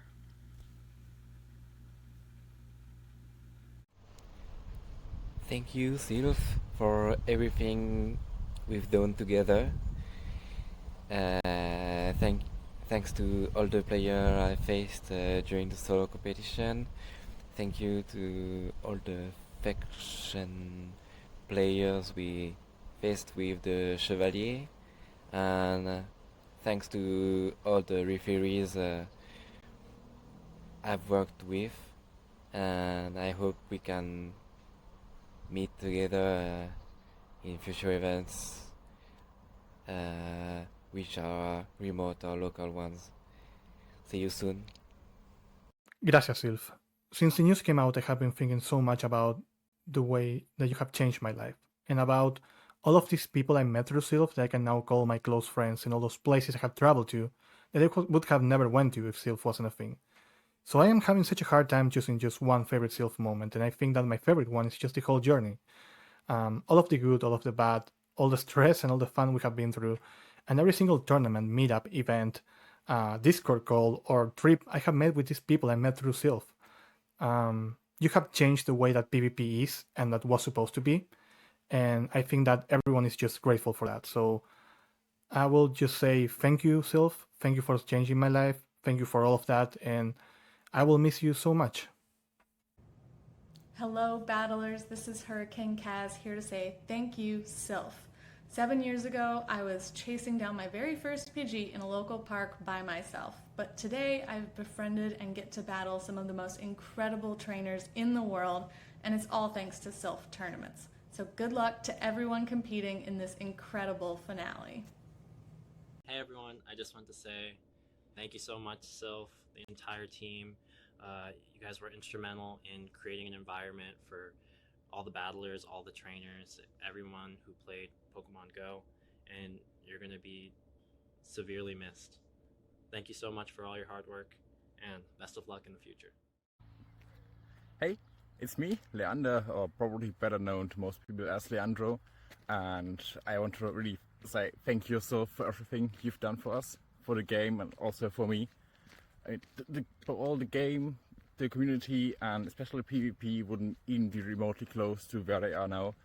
And especially for me, Silph just had a fundamental impact on how my life developed, basically. I've met so many friends because of Silph. I have so many memories that all happened just because of Silph. And it's just insane that all the things that happened only happened because I started to join Silph tournaments, and all of this has gone so far that I'm now able to staff at so many Play Pokemon events and just know so many people, made so many friends online, etc. And yeah, it's just insane. So really big thank you to Silph. It's really sad to see them go, because they've just had such a big impact on everything. And yeah, I will never forget what Silph has done for me, for the game, and I will hold these memories as a special treasure in my heart. So hopefully we'll hear from Silph maybe again in the future, but if not, thanks for everything, and yeah, bye. Those are some fantastic videos, especially like the background from our very good friend Leandro. Very bright background and great picture. Yes, looks beautiful. A walk in nature. That's what Pokemon Go is all about. And we are ready for our next matchup just about, with King OWT taking on Paulinho Tad. And King, you pointed out a unique pick on Paulinho's side, the Mantine making an appearance. And tell us a little bit about this Pokemon, Mantine. Well, it's a flying water type. I actually believe it has the exact same stat product as Skarmory, a Pokemon that used to be pretty popular in these type of formats. But it'll definitely struggle versus this team, especially with Lantern and Shadow Walrein, but does have positive matchups versus the Charizard, Medicham for the most part, and then neutral matchups to the Umbreon and Cresselia, but unfortunately doesn't have very strong stab or same type attack bonus charge moves at its disposal. Could be running Aerial Ace, could be running Ice Beam, could be running Bubble Beam. I guess I'm taking it for granted it's running Wing Attack. Could also be running Bullet Seed. That's true. Which would not do very much against the Lantern matchup, despite the super effective. One strategy I've seen trainers implement before when running Mantine is they lead it and they just Bubble Beam right away in trying to force their opponent to switch out, and then running a sort of RPS backline to try and align things in the back. I don't know if Paulinho can risk doing that against King OWT's team with the Lantern there. But on King OWT's side, the Shadow Walrein actually looks quite dangerous for Paulinho, with multiple Pokemon in the Venusaur and the Altaria not wanting to see it. The Mantine doesn't really want to see it either. Sandslash and Lickitung more neutral. I would presume the Sandslash matchup is just bait dependent. If you can land the EQ, of course, you're going to knock it out with the Walrein. But of course, the Powder Snows are not doing very much at all. So a bit of a wonky matchup there, if you will. And then, of course, Deoxys Defense going to be the hard punish to the Walrein. Yeah, no, absolutely. On King's side, I really like the Umbreon. It's very safe versus the team, with only really one negative matchup, or consistently negative matchup, which is the Altaria, but does rely on the Altaria eventually landing the Moonblast in order to deal the super effective damage. So I do expect King OWT to use the Umbreon as a safe switch or as a pivot consistently in these next set. Yeah, I totally agree. Umbreon pretty much unchecked from Paulinho's side. Even the Altaria matchup isn't that bad for Umbreon. I know from firsthand experience against a player you may have heard of named Wadaj that the Altaria Umbreon matchup isn't that comfortable for Altaria. Yeah. And we're gonna see how King OWT is able to utilize it. Does he use it as like a neutral lead just to be safe, or does he use it as more of a pivot? Even could consider using it as a closer, knowing wherever it is, it's going to have some sort of play. Yeah, no, absolutely. If you're King OWT, you see the Mantine as like the only real check to Charizard. How safe do you feel since there's so many deterrents? But we're going straight into the match. And here we go. What a lead for Paulinho, exactly where he wanted to catch the Walrein against this Deoxys defense. King OWT actually safe swapping the Charizard as opposed to the Umbreon. And Paulinho, despite having a Mantine in the back, is going to Psycho Boost to get a shield and then go into the Mantine. We actually see the Mantine come in, and it does, in fact, have the wing attack. And actually going for the Dragon Claw. I believe the Blast Burn is actually more energy efficient, but maybe things need to land multiple moves here in order to potentially take it out.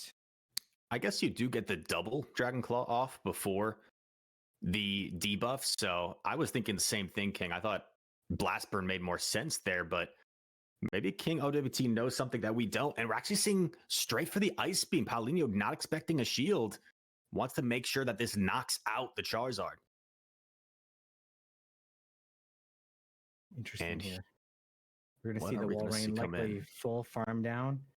Do you throw the Bubble Beam or you throw the double resisted Ice Beam? Interesting. I almost would prefer the Bubble Beam here if you're Paulinho to leave this Walrein debuff, because this isn't going to do very much damage. Yeah. But a little bit more than the Bubble Beam would have. And this Umbreon actually looks very safe in the back. So we are going to see the shield. Interesting. From maybe thinking that there was going to be an Earthquake, going to be a little bit harder hitting, but and we see the Umbreon come in. Definitely want to Thunderbolt and then dip. Oh, actually going to bank the move. Okay, very interesting. And this suddenly looks a little bit scary for Paulinho. Doesn't have a great response to the Umbreon. Getting off that Thunderbolt for some chip damage might have been a little bit more beneficial. Now has two Pokemon that struggle versus Umbreon, going to try and tag team to take it out. Yeah, and I think banking the Thunderbolt is not necessary because the Shadow Walrein is already pretty low. The Body Slam would almost take out almost all of its health. So I think utilizing the Thunderbolt onto the Umbreon would have been a little bit better, but also didn't want to potentially misalign clocks. But again, Lickitung would do okay against the Walrein. If from Paulinho's perspective, perhaps you're thinking, okay, I'm just going to use Lickitung to chip as much as I possibly can, and then rely on the counter damage from DD with a shield to try and close out this game. Now, do we see a pivot here? And we do. We see the combo play with the Icicle Spear. This will knock out the Lickitung, and Paulinho has a Deoxys defense, which is still quite healthy to try and close out this game. And we're going to see quite the farm here. You have to let this go and go for the full counter down, but you're going to be over 100 energy at this point in time. This is why I would prefer to see the Thunderbolt previously, because now you're over on energy, but you do have the 100 energy. We're going to see. This is going to be really close, King, because Thunderbolt's not quite going to be enough. It's going to be a matter of if the counter damage plus Thunderbolt can knock out Umbreon before these Snarls take out DD, and oh no, doesn't get it off. Oh no, what happened there? I think Paulinho threw after 4 counters and was hoping that it would get off before that third Snarl came in to knock out. But as we know, that mechanic is inconsistent, and that third Snarl registered before the 4th counter. So unless there was something I missed, and unless some sort of lag impacted that game, from my initial reaction, that's what happened. There was 4 counters, and the third Snarl knocked out before the charge move. That is very unfortunate. But I think there was a slight mistake in the mid game there, not throwing the Thunderbolt to ensure you get the damage, just because ended up countering down the Walrein because it was pretty low. But really well played from King OWT side, especially being virtually hard countered in that game in the lead and in the counter swap. But Umbreon, again, as we talked about before the match, is largely unchecked in the team, and we saw it utilized beautifully in the end to absorb a bunch of damage and ultimately finish off the defense Deoxys. it was certainly an awkward endgame for Paulinho, and one decision he could have considered would have been throwing a Thunderbolt quickly at that wall rain, but instead he went for the full counter down and taking the spear. Perhaps if you throw that Thunderbolt, if King OWT lets the wall rain go, then maybe you have enough counter damage to eventually knock out the Umbreon and maybe even live a foul play. So that's a huge part of PvP, man, is trying to identify those end game win conditions and awkward matchups where the energy is different on each Pokemon, and the amount of health is different, and just trying to figure out your way of how am I going to close this game out. You know, so what's your mindset on both sides going into this second game? Well, I think Paulino's got to take a deep breath, and here we are, right into not too big of a deep breath game here, number 2. Ends up with another positive lead here. And yeah, so Lickitung into the wall rain. How do you generally like to play with this matchup? I probably never play it the same 2 times in a row if I'm Lickitung. Sometimes you go for the power up, sometimes you bait the body slam, and this is a good start for Paulinho, getting a shield with the body slam. Now, Shadow Wall Rain has double Icicle Spear loaded.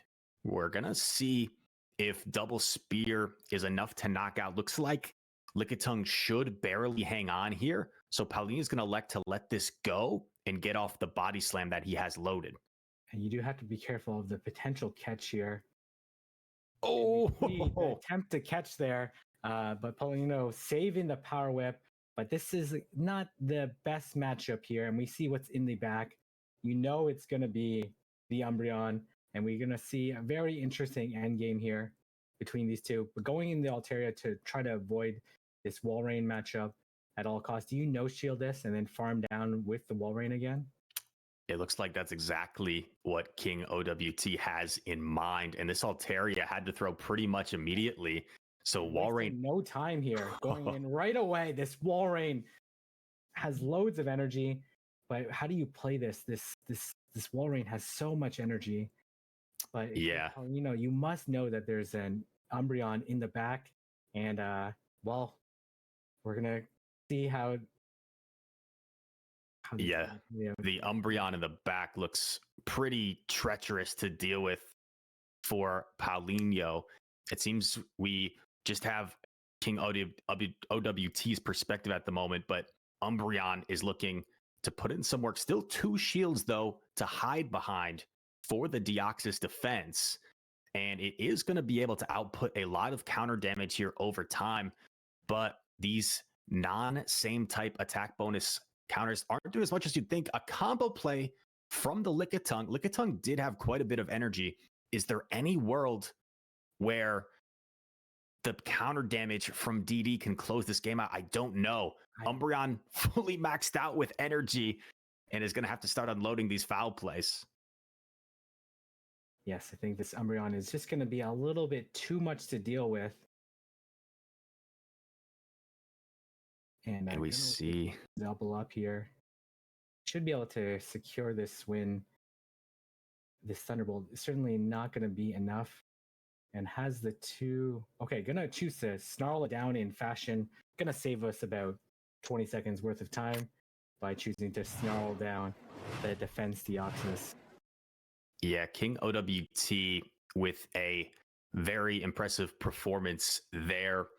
And the Umbreon, as we considered in kind of the pregame talk, was just too much for Paulinho to overcome. I was super impressed in that lead scenario, the patience of Paulinho as his Lickitung was about to faint and had the wherewithal to anticipate a potential catch and didn't allow his opponent to catch that power whip on the Charizard. So really nice patience on display from Paulinho, but unfortunately it was not enough to overcome the Umbreon in the end game there. Yeah, no, absolutely. Was able to draw out the flyer in this form of Altaria, and forcing the Altaria to throw at the Charizard, or otherwise would lose the Altaria and still have to deal with the Charizard, which can be a very difficult situation. So really well played by King OWT.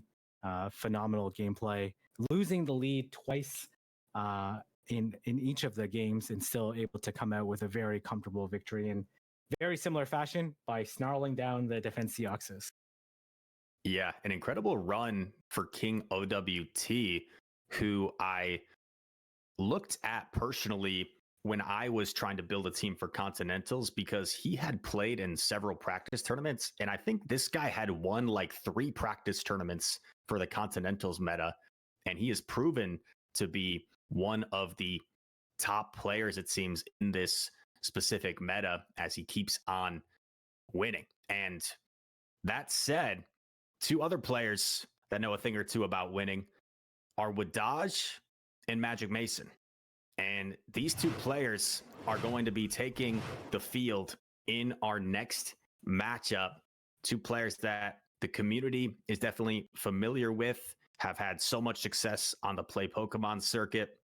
And if we look at their teams, we see quite a bit of overlap, but a few differences, which could be key. Yes, Wadaj coming with this double fairy strat.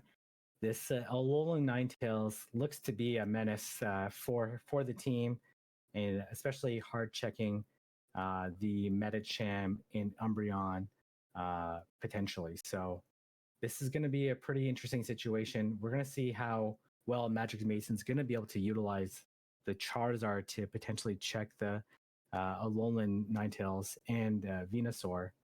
Because the Venusaur, again, similar to the Jace fan matchup, looks pretty strong against this team outside of the Shadow Charizard. I don't know for sure, but if I'm not mistaken, I think that Mason ran Water Gun Lantern in the Continentals. So if he's running Water Gun again, I would say that looks a little bit more favorable than Spark, just because it can also put in work against the Galarian Stunfisk. And it really only has the Venusaur to watch out for. 5 matchups where Water Gun Lantern has neutral play or favorable play. Yeah, no, absolutely. So I'll be curious on how these 2 decide to play. On Magic Mason's side, what do you potentially predict what the MVP is going to be? Oh, man. Well, I think the Alolan Ninetales looks concerning. So because of that, I think he's going to have to utilize the lantern, the bulk of the lantern, and, you know, maybe the Lickitung as well. Noctowl, obviously the harder check to Lickitung, and Mason only has the lantern as a check to the Noctowl. So a lot of the top picks for these 2 players, it's really a matter of anticipating what your opponent's going to bring and trying to adapt.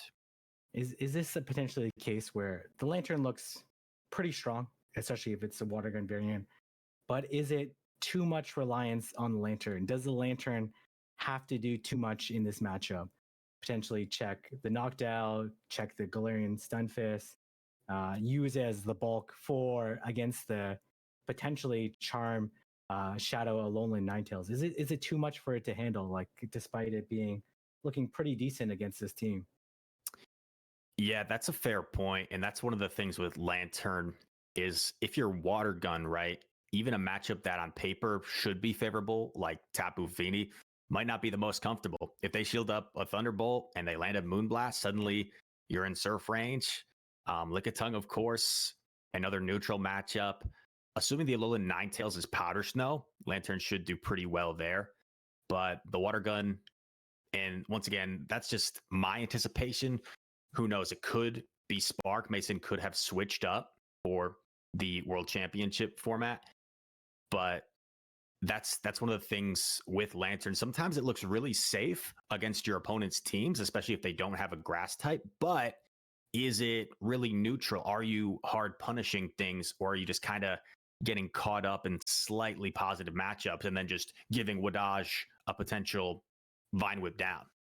Yeah, no, absolutely. And figuring out the moveset is going to be really critical for this set, and whether it's Powder Snow Ninetales, which makes a lot of sense since you're pretty weak to you're potentially weak to Charizard if you are running Charm.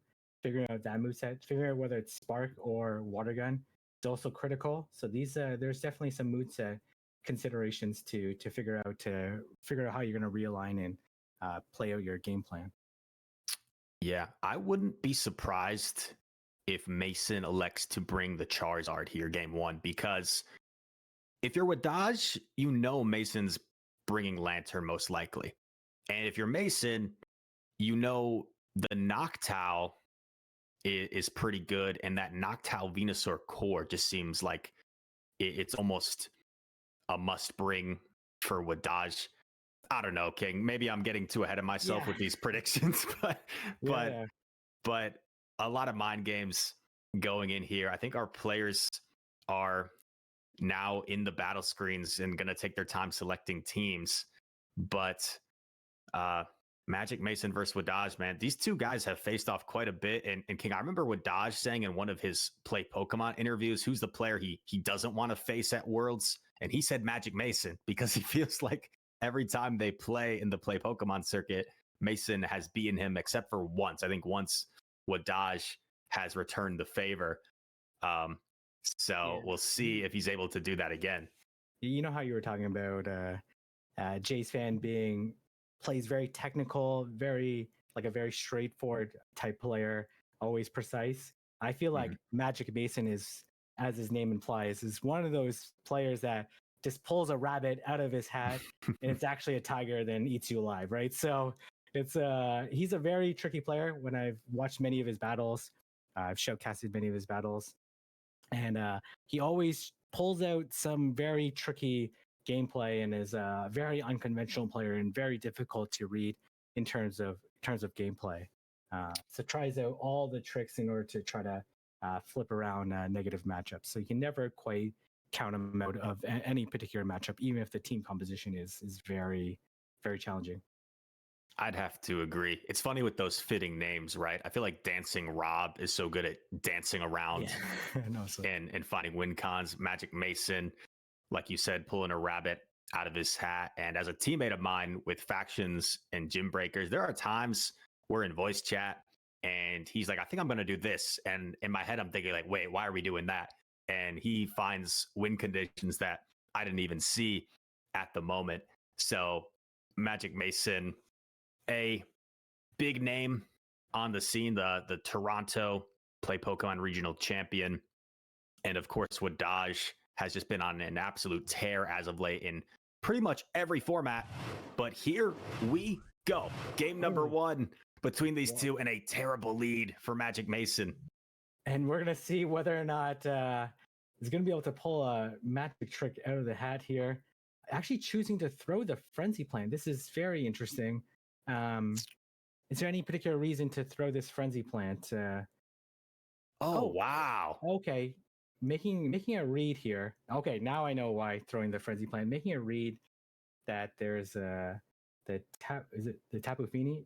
No, the Charizard's in the back. So yeah, what a read from Wadaj. I think most players, right, in that situation, they see the Umbreon, they go Tapu Fini.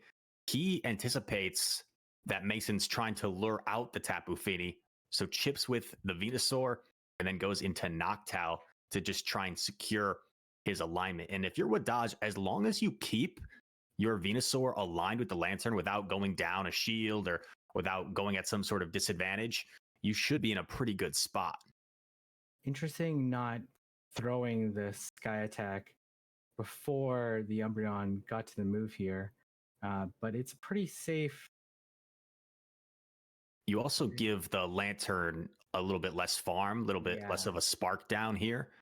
As Noctowl knocks out the Umbreon, Lantern will go for the spark down here. But how Wadaj has set this up, it just looks like there's no way out for Magic Mason. Definitely no way out here. Making an absolutely beautiful read, predicting what the potential team comp was going to be, and able to come up with a huge advantage here. Going to shield the Blast Burn and going to look to Water Gun down. And there's not really too much that can be done from Magic Mason's side. Gonna throw the Dragon Claw, which is, I believe, does negative damage to the Tapu Fini.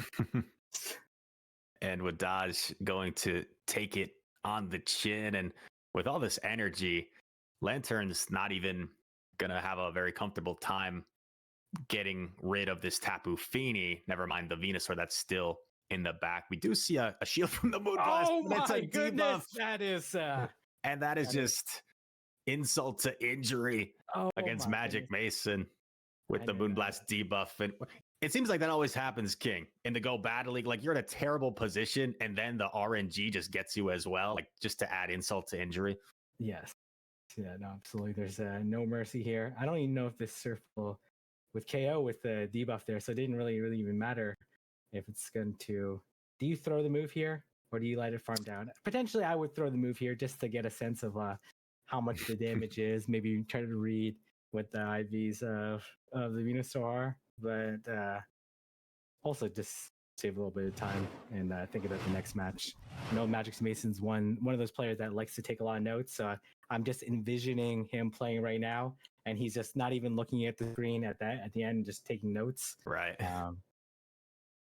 Yeah, with Dodge with a commanding game 1 victory, and you see the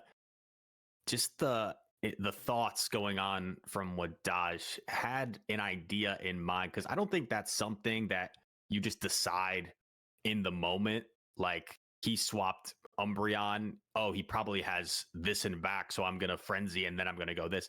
I think this is like what Dodge had thought about before the game, what Mason might be bringing, what he might be running, and went in with a game plan and just executed it perfectly. Because that's also kind of heartbreaking for Mason. You'd think when you swap, okay, he doesn't have a hard answer. Oh, okay, he came in with Noctowl. There's probably not a Tapu then in the back. And then, yikes, demoralization. Tapu Fini versus Charizard for Wadaj. Yeah, exactly. And Wadaj, as you said, probably had that all game planned and was calm. Throwing the Frenzy plant, knew exactly what to do. Chip, and then see a very interesting lead here. Do you think it's gonna be Charm or Powder Snow? I think Powder Snow, and we won't know for sure, but we see the immediate dip out into the Galarian Stunfisk. Mason gonna elect to throw the Surf to chip this Stunfisk, as he doesn't have an obvious answer, and now he's gonna go into Umbreon. Yeah, this chip is hopefully going to secure the matchup for Magic Mason. You're going to need 2 Earthquakes and a Rock Slide in order to take out this very tanky Umbreon. But you also potentially don't want to come out with too much health in order to allow the Ninetales to farm down, because a Shadow Dazzling Gleam would be able to do quite a bit to the Lantern, depending if it is running that moveset. Absolutely. Another Earthquake will connect on the Umbreon. Galarian Stunfisk should be able to barely withstand a foul play, but I don't know if it will. Oh, we're actually going to see a shield come up. Oh, interesting here. Wadaj's going to try and make this uncomfortable for Mason and try and fight for Switch. He knows that there's a Lantern there. If he can flip this and get alignment, even going down a shield, suddenly Mason is in a tough spot, and we see a shield come up from Mason here. Maybe now wishing he had shielded one of the Earthquakes. Yeah, no, absolutely. But it looks like this Umbreon is going to be able to secure the Switch. I don't think it's worth fighting it any further. So we will see the Ninetales potentially farm down. And it is the Powder Snow variant. Going to be able to, not able to get to the move there. So Ninetales with a hefty energy advantage here, going for the Dazzling Gleam. This does a lot of damage to Lantern, puts it near Weather Ball range, and we're going to see Mason elect to take it. And now has this energy going for the Surf. The problem here, if you're Mason, if Wadaj swaps in this Venusaur, your Lickitung is going to be down energy and is going to get outpaced. So how's this going to play out? We see the charge move priority, and suddenly Mason, faced with a really difficult position, going to use the shield to get off the Surf, but now you're down 0-1 shields. Okay, we're likely going to see a no shield here, and this looks Magic Mason's not going to be pleased here to see what's in the back, and is going to be the Venusaur. So, barring some unforeseen play from Wadaj, this matchup looks like it's going to be over. Yeah, there's not a whole lot Mason can do at this point. Wadaj was able to create some sort of advantage, right? Out of a tough lead, he swapped, he played out a one shield scenario, and he got a big energy lead on the Alolan Ninetales. And despite that being a favorable matchup for Lantern, if you give that Ninetales a 5-6 Powder Snow head start, suddenly not so comfortable for the Lantern, and just set up this Venusaur so well in the back end. So Wadaj gonna be advancing through the losers bracket and knocks out a very formidable foe in Magic Mason. Congrats to Mason on a great run, but Wadaj continues his hot streak. Yeah, keeping the dream alive. Yeah, King, I don't know if there's another battler on planet Earth right now that's hotter than Wadaj in terms of his success across all formats. I happen to know in the Gym Breakers format, he's currently number 2 on the Gym Breakers leaderboard. You saw he finished global number 8 in Silph this season. Hartford regional sweep, NAIC champion. I think over the last couple of months in this game that we play, where I think everybody is so closely skill gapped and everyone's so evenly matched, where it's hard to say like who's the best. I think if you're picking one battler right now, it's hard to argue against this 17-year-old kid named Wadaj. Yeah, no, absolutely. You know how in documentaries about sports or esports or history, they say age of X, they're just going to say Wadaj of Wadaj, right? So just it's an absolutely terrible pun. So, but he's pulling off some incredible formats, and I'm sure this will want to be on his bucket list to be the last and final remaining Silph Arena World Champion. Would be quite a thing to add to the resume. Yeah, another player that has shown the ability to translate his skills from the Go Battle League format into Show 6. I think that's been a conversation as of late. You see it with players like Wadaj, who I think had the record for Go Battle League leaderboard days at number 1. Players like Elite Zero, who have translated their skills to the play Pokemon format from GBL, and even in the Silph Factions format, the Elite TMs, a team that is made up of a lot of players that were more so GBL leaderboarders, the 3500 club, right? And now find themselves in the Silph Factions World Championship finals. So I think it goes to show in the debate, if there really was a debate of GBL versus Show 6, there certainly is a lot of carryover there, and that can't be denied. Yeah, no, absolutely. And you're someone that's in a very elite, no pun intended there, or maybe pun intended, faction, and many of these battlers are also in very great factions. What kind of how does that help you refine your skills, or help you prepare for these type of tournaments and formats?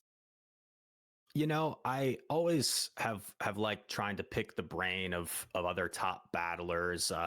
Back when I was teammates at a point in time with Dunebug, it was always interesting, like hearing his thought process and how he plays the game. And players have different styles. I mean, you can only play the game in so many ways, right? But some players might try and hard read what their opponents are going to bring, and that's more their style. Some players might try and run a strategic lineup where I'm going to try and lure this out with this so X can sweep in the back. So just kind of picking the brains of different players and how they like to play. And I personally try to use that to not be super predictable.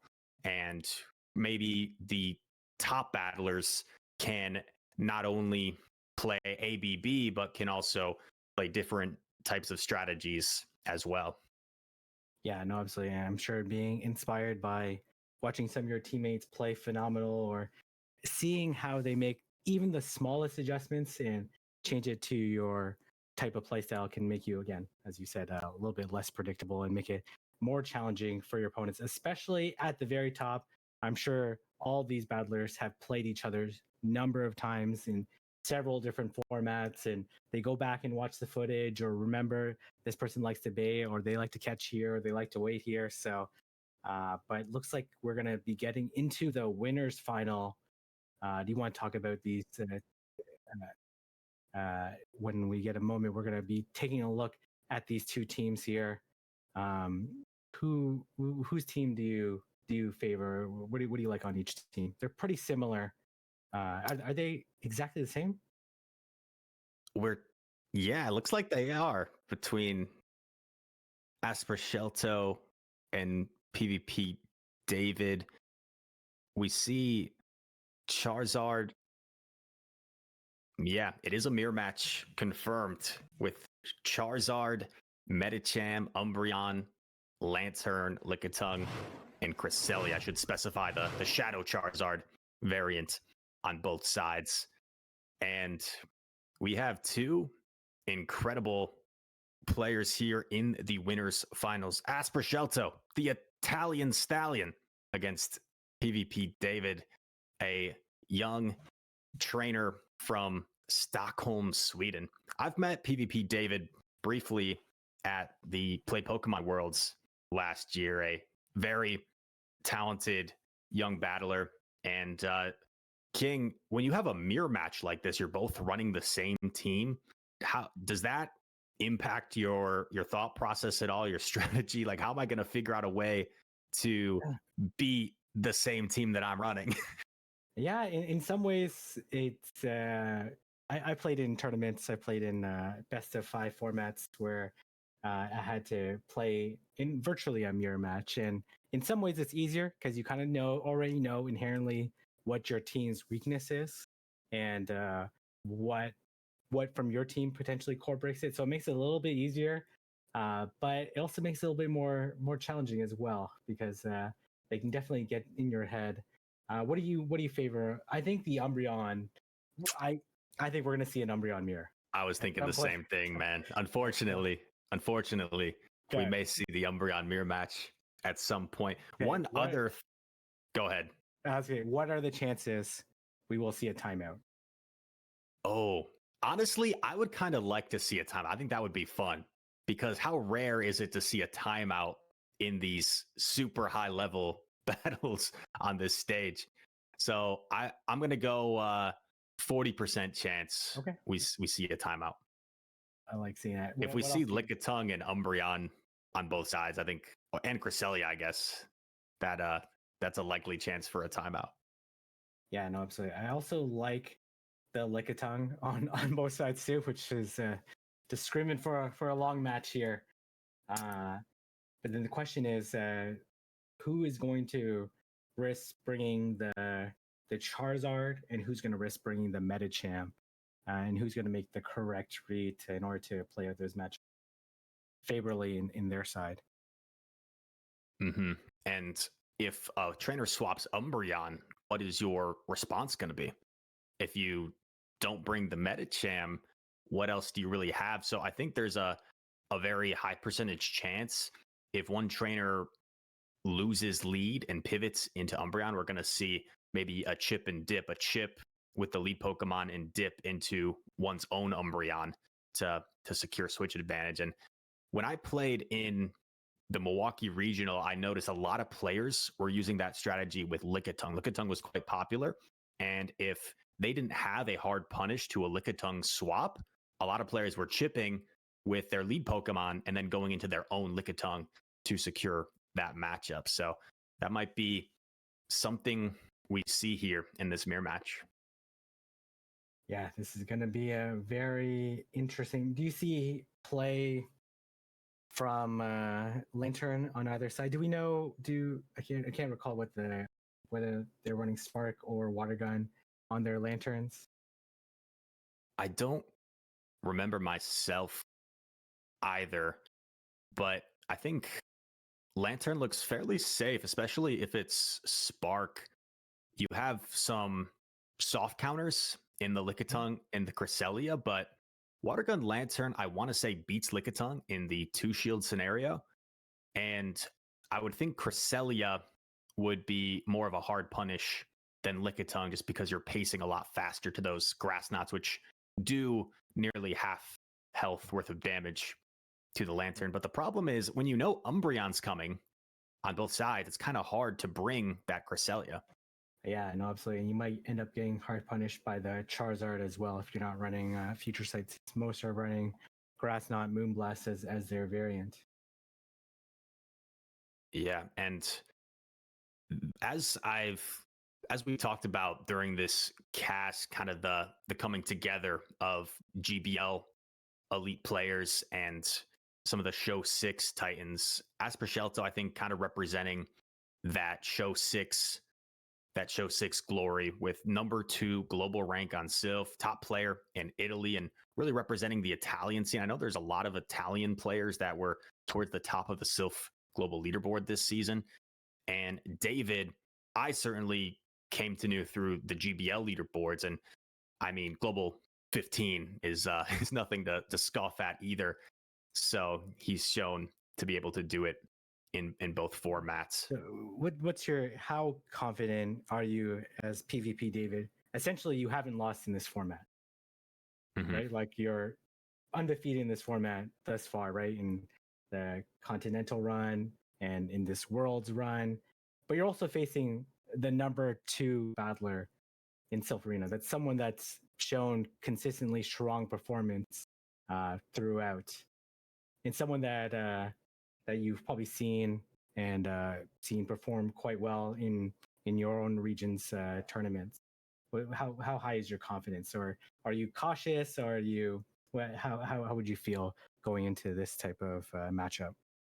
Man, I would think David's confidence has got to be super high at the moment. Like you said, Continental champion, and now going undefeated thus far through the Silph World Championship finals. So I think his confidence has got to be at an all-time high. Of course, you have a healthy respect for your opponent and everything he's accomplished. The reason Aspercelto is here is because he had the top performance throughout the entirety of the regular season. So there's players that had put together amazing performances in their continental tournaments, and there's players that showed prowess throughout the entirety of several months throughout the season.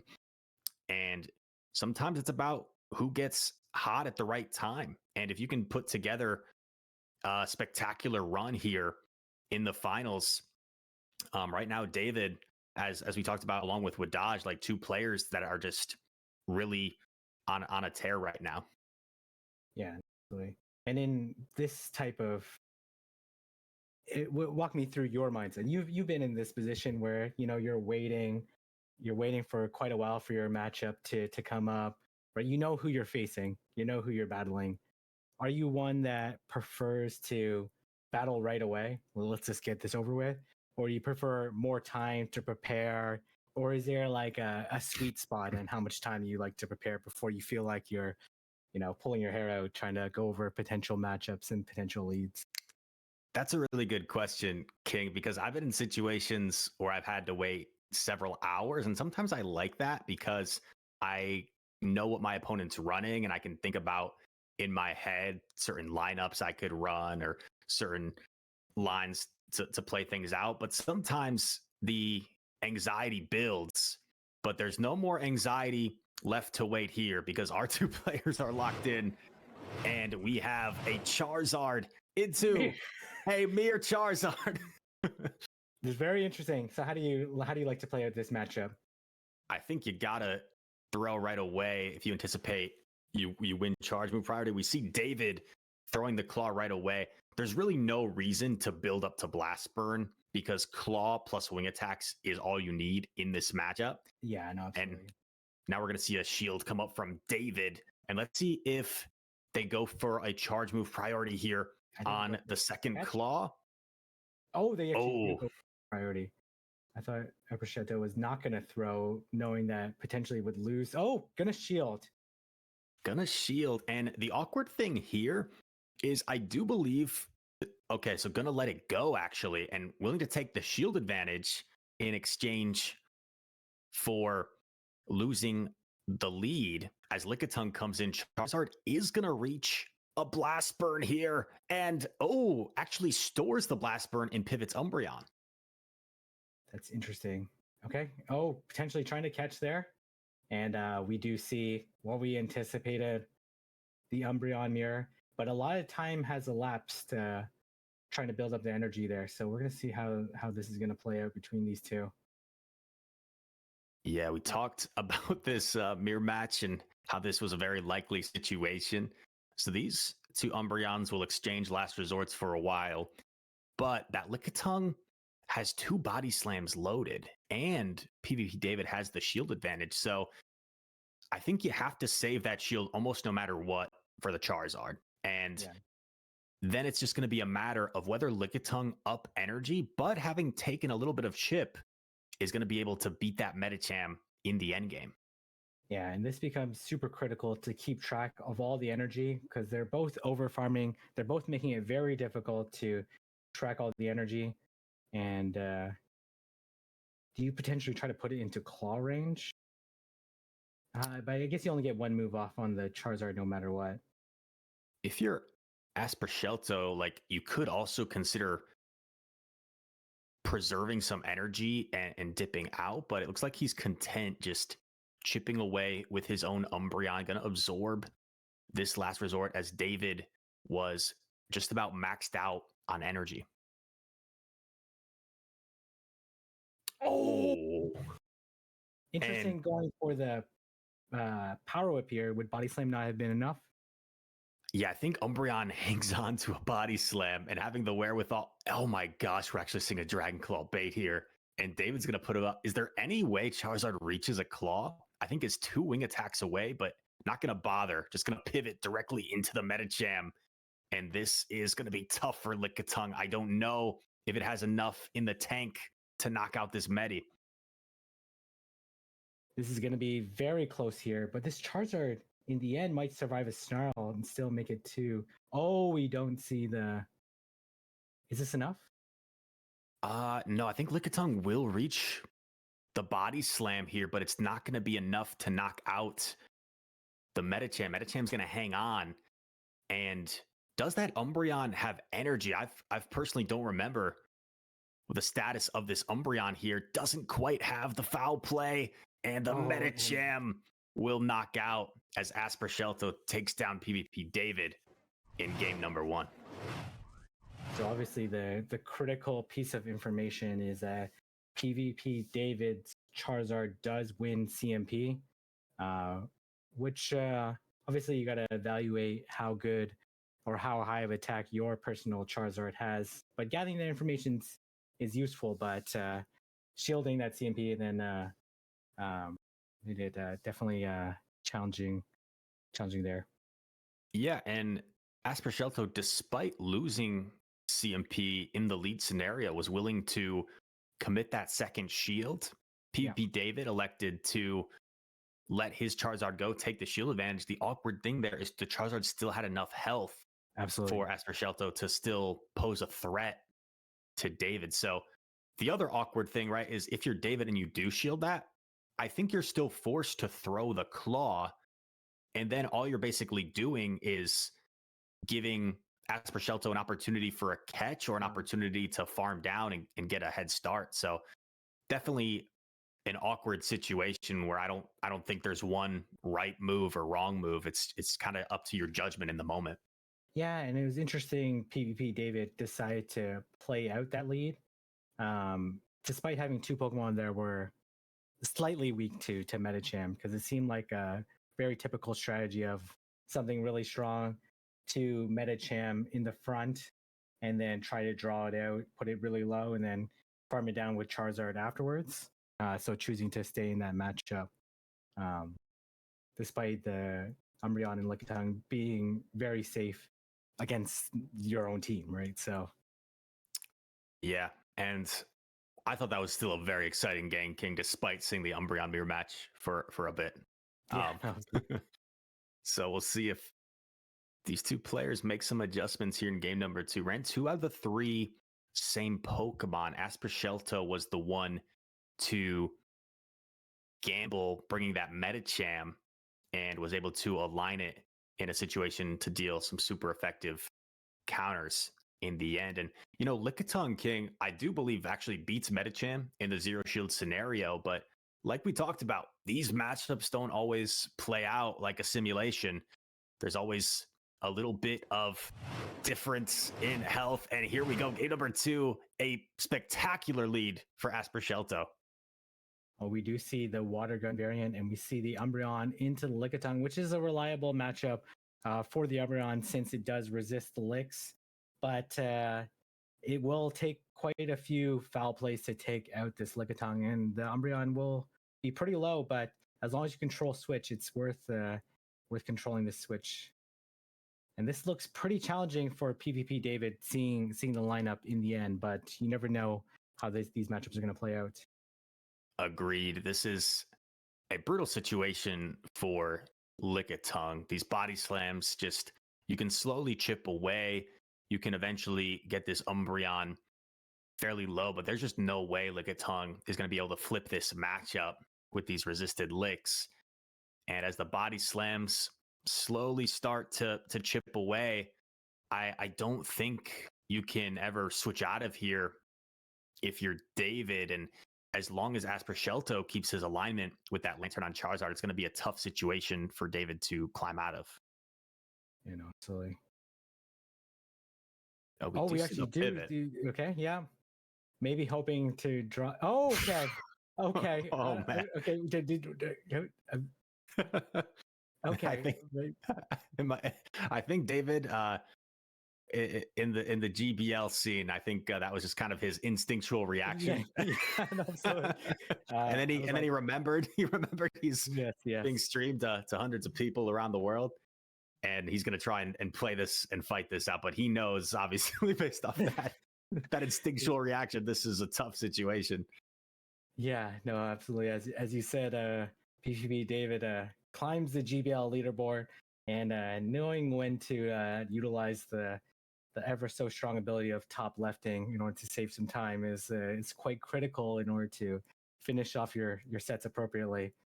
So we do see the foul play come through here. I actually prefer to throw the last resort here as opposed to the foul play, because the Medicham will survive the foul play. This is very similar to Noctowl type. Oh, okay.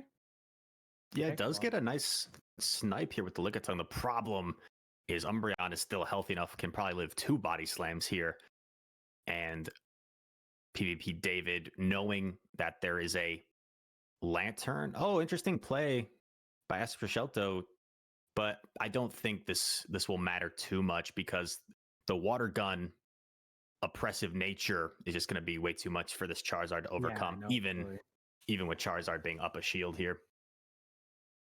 Yes, this is an example where saving your shield says you ended up doing no good for you. But there wasn't really too many moves to efficiently shield in this scenario here.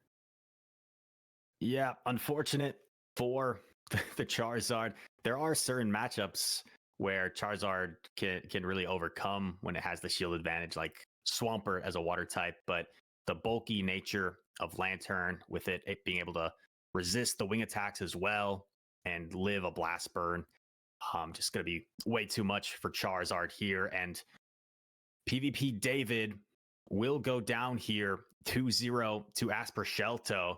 Aspercelto moving on to your grand finals on the winner's side, and PvP David will head down to the loser's bracket and await his next opponent there. That was a very difficult matchup for PvP David. Literally, you couldn't find probably a worse lead there, and that's obviously one that you take a gamble running the Charizard lead. Unfortunately, can be met by the Lantern in, and then gonna not really too much play in terms of being able to control the switch there at the end. Yeah, amazing team read from Asper Shelto. That was probably the perfect three he could have aligned in that game to seal that game number 2 win. And King, you had a quote I remember from when I was like coming up in my early days of PvP, where you were talking more so with GBL, I think, but you were saying how there's going to be 25% of games that you can win or that you should win just based off of team comp. 25% you should probably just lose based off of team comp. It's those middle 50% that you can flip. I think this was one of those 25% games where I don't think there was any way once the 3 Pokemon were locked in, there was really no way for PvP David to overcome Asper Shelto's great team call. Yeah. Maybe in that scenario, the Umbreon. Obviously, we're looking at the team comps and can say this after the fact, but maybe the Umbreon had a slightly better chance to flip the switch since there's no really hard answers to the Umbreon. But likely we would have seen the Umbreon get chipped by the Lantern before switching out, so it would have made it pretty difficult to flip the switch there. Yeah, David will not be out of it though. And we talked about how much of a hot streak he was on. He's very much still alive, and we're going to be awaiting some of our next pairings as we head to the losers bracket for one more match. I do believe we are going to see so we know Wadaj, King, OWT, Jace Fan, and Dai Lap are our 4 remaining battlers in the losers bracket. So they will be assorted into pairs, and I think after 2 rounds in the losers bracket, we will then see whoever emerges out of those 4 take on PvP David, and then those 2 will fight for the opportunity to challenge Asper Shelto in the grand finals. Yeah, no, absolutely. What pairing are you hoping to see? What matchup would be your dream matchup of the remaining? They're all dream matchups, but what is the one that you desire the most to see? Oh man, I've been liking King OWT's team with the Shadow Wall Rain, so I'd like to see him pair up maybe against someone like Wadaj. If you look at Wadaj's team, doesn't really have a comfortable answer to the Shadow Wall Rain. Wadaj running Venusaur, Noctowl, a Powder Snow A9, Galarian Stunfisk, Lickitung, Tapu. So Wadaj's entire team doesn't really have a comfortable response to Wall Rain. I would say Lickitung might be the best response. Yeah, we saw King OWT play out of the Lickitung lead very effectively, even after getting baited. So I think that would be a fun matchup, more so just based off of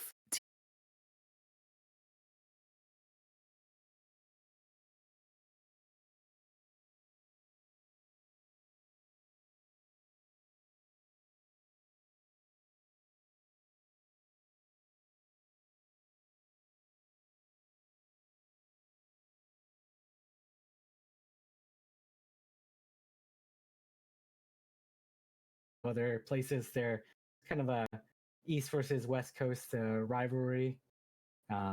Alberta versus Ontario. I'm sure those 2 wouldn't mind facing each other off and taking each other out. So both absolutely phenomenal battlers. Both players I enjoy watching and shoutcasting. Yeah, Dilap, I think exudes a lot of confidence as a battle. You have 2 different styles of battlers, some a little bit more mellow, some that they seem cool, calm, and collected, and some really just enjoy the moment. And when Dilap plays in these live events on stage, he reminds me almost like an athlete, where when he makes a great play, like he's celebrating, like he's an NFL player, like dancing in the end zone. And are calm, cool, and they're kind of waiting until the job's even. When they make a nice play, they're up jumping around and dancing. Yeah, but the Dilap's the first player that I've seen that really tries to understand what the opponent. Maybe this is too big of a take from my side. First player that I've seen that really tries to make a read on what their opponent's strategy is. So similar, how Wadash threw the Frenzy Plant at the Umbreon before switching out and choosing to switch in the Noctowl as opposed to the Tapu Fini.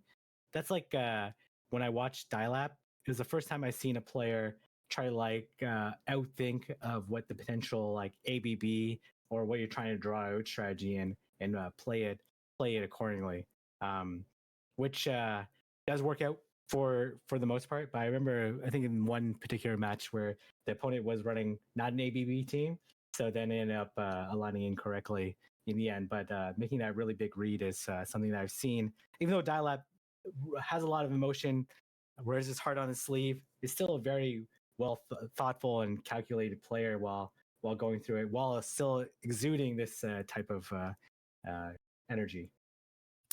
Yeah, obviously a very technical battler as well. And I have another anecdote. I remember playing Dialap in a tournament format, and there was a situation where it was a pretty RPS game. He was in a dominant position against me, still had both of his shields, and I got to a threatening move. I think it was a Dazzling Gleam on my Alolan Ninetales against like a Lantern, and he still had both shields. His only lose condition was me landing a Gleam, and I baited Weather Ball just for the heck of it because he still had two shields, and he let it go. And just the ultimate flex in a situation where he just anticipated I would, and he could have lost the game by doing that, but he would have rather flexed than keep it. So a player, in addition to his immense talent in this game, also exudes confidence, exudes style, and has fun with it. Yeah, no, it's like, yeah, and then we're gonna looks like we're potentially gonna see Jace Fan versus Wadash if the bracket maintains between these two, and King OWT versus Dialab. So two tremendous matchups, and I'm sure we're going to be able to see one of them play out.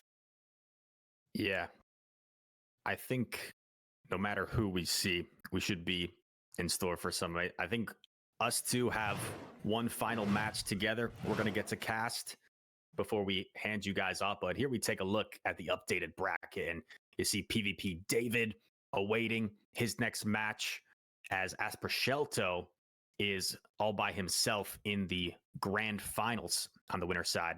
And down below, here we go, Dialap against King OWT and Jace Fan against Wadash. Two big time names in that lower pair. And King OWT, I think a player that's a little more under the radar, but has been extremely impressive in this tournament. And Dialap, of course, another big name that is trying to continue his run, of course. And how much stock do you put into watching, because each of these players have been on stream so far, how much stock do you put into how they played out? I'm sure they go back and watch the VODs and see the team composition that they play, and see how they like to play, whether they like to stay the lead or whether they like to chip, whether they like to run ABB lines, whether they like to draw Pokemon, or they favor certain safe switches. How much stock do you put into that versus just playing how they're going to play in front of you, or anticipating that they might change their strategy? King, that's a great question. I wish I knew the answer of how much stock, because I feel both sides of the coin. I've actually had times, I hate to do another personal anecdote because this is about the players that are playing right now, but from my experience, I've had times in a Play Pokemon tournament where I knew the next day I was playing someone against a team that I had already played on stream. And because I knew they would be probably watching back how I played against that team, I decided to run completely different lines than I played the previous time I played that team, and it worked out. So I think these players have probably done some scouting, of course, from the Continental streams. I'm not sure if they're allowed to watch the current stream that's going on, but I think they've probably done some scouting, and I think you once again, you got two different styles of players. You've got players that are going to be a little bit more relaxed and just kind of play out there. I know Wadaj is a player that really kind of goes with feel. Of course, he's one of the most technical players in the world, but he locks in very quickly. And you've also got players that are going to really take their time. I know Jace Fan is a player that really takes his time, thinks through a line and all the possible leads and how he would address those leads before locking in. So perhaps two varying styles, but still two of the best players in the world in those two. Yeah, no, absolutely. And I remember a story with Wadaj at the most recent Play Pokemon tournament where production had asked Wadaj. So I actually believe it was Butters who asked, who's going to be showcasing later, asked Wadaj in front of the other battlers there that were, you were there, asked, have you run, you have Toxicroak, but you haven't run it. And he's like, yes, right, I haven't ran in this tournament. And then I saw like everyone paying attention, and then he ran it in the game against House Stark. So I'm sure there were some mind games there in terms of thinking about how much additional information is helpful or hurtful in terms of your gameplay. For sure. I remember earlier this season as well, right? Enhoff hadn't run Primeape all tournament long, and I think ran it in a finals game against Hot Pocket and got a win in the only game that she ever brought the Primeape. So some players and some Pokemon are really good for that bench pressure and just keeping your opponent on their toes, where they might forget about it, they might disrespect it, and then you incorporate it when they're least expecting it. And absolutely. So looking at this upcoming matchup that we're going to be previewing, this Shadow Walrein looks very strong, but it's also looks pretty bait dependent in some of its matchups that it needs to play. It needs to land the Earthquake versus Tapu Fini, needs to land the Earthquake versus Alolan Sandslash. It would be preferable to land the Earthquake against Galarian Stunfisk. So it's a very strong Pokemon, but it's one of those ones, if you were to look in PV Poke and look up this particular matchup, the consistency might be a little bit low. I agree, and I think the Shadow Alolan Sandslash for Dilap could be quite menacing towards King OWT's team, and that is the matchup for those in chat that we are going to showcase here: Dilap against King OWT, because the Shadow Alolan Sandslash has two checks from the other side, of course, the Medicham and the Umbreon, but everything else, if you're up energy, you could really threaten a lot of damage with that Shadow Alolan Sandslash. The Charizard, you'd be surprised how much just a simple Ice Punch does to that Charizard. I think if Charizard takes that Ice Punch, it's only getting to one charge move and before it gets farmed down. And then, of course, Cresselia does not want to see Sandslash. Lantern, of course, has play, but that Drill Run does quite a bit of damage. And as you talked about, Walrein, a very bait-dependent type matchup. Yeah, I do envision the Walrein to be a pivot, to be a safe swap in this matchup, since there are no hard checks, no Medicham, and no Lantern on Dilap's side, which makes Walrein the perfect safe swap in this situation, and the ability to farm down. Is this what you envision as the potential counter swap, whether it's going to be the Galarian Stunfisk, whether it's going to be the Lickitung, whether it's going to be the Alolan Sandslash that's going to meet the Walrein, or whether or not we'll see the lead chip the Walrein and then something else come in to help secure that lead. But I definitely see the Walrein Medicham core being pretty strong on King OWT side. What do you favor on Dilap side? You know, I was just thinking about that, and I think it's pretty hard for King OWT to bring the Charizard against Dilap's team with that Tapu Fini, the Stunfisk. Sandslash, I would say, has a favorable matchup against Charizard, unless shields are down, of course. So it's the really only target for Charizard is the Venusaur. Is it worth bringing if you're King OWT? I'm not sure. So I could see Venusaur potentially putting in some work, because if it gets a head start against that Walrein, suddenly Walrein's in a little bit of trouble. Yeah, no, absolutely. And those Frenzy Plants will do a tremendous amount of damage to any of the three Pokemon that have a little bit more neutral play against it. It's one of those matchups where I feel like energy advantage for King OWT's Walrein is going to be more important than switch advantage. If I think he could be content just losing the lead matchup if it allows him some sort of farm down or maybe pivot to get a quick head start against Dialab. If you're King OWT, I don't think switch advantage is quite as important. If you're Dialab, maybe it's a little bit more important because you want to make sure you don't get, for example, your Noctowl aligned with the Shadow Walrein. Yeah, no, absolutely. What are your thoughts on Noctowl in this matchup? Oh man, there's two hard checks, right?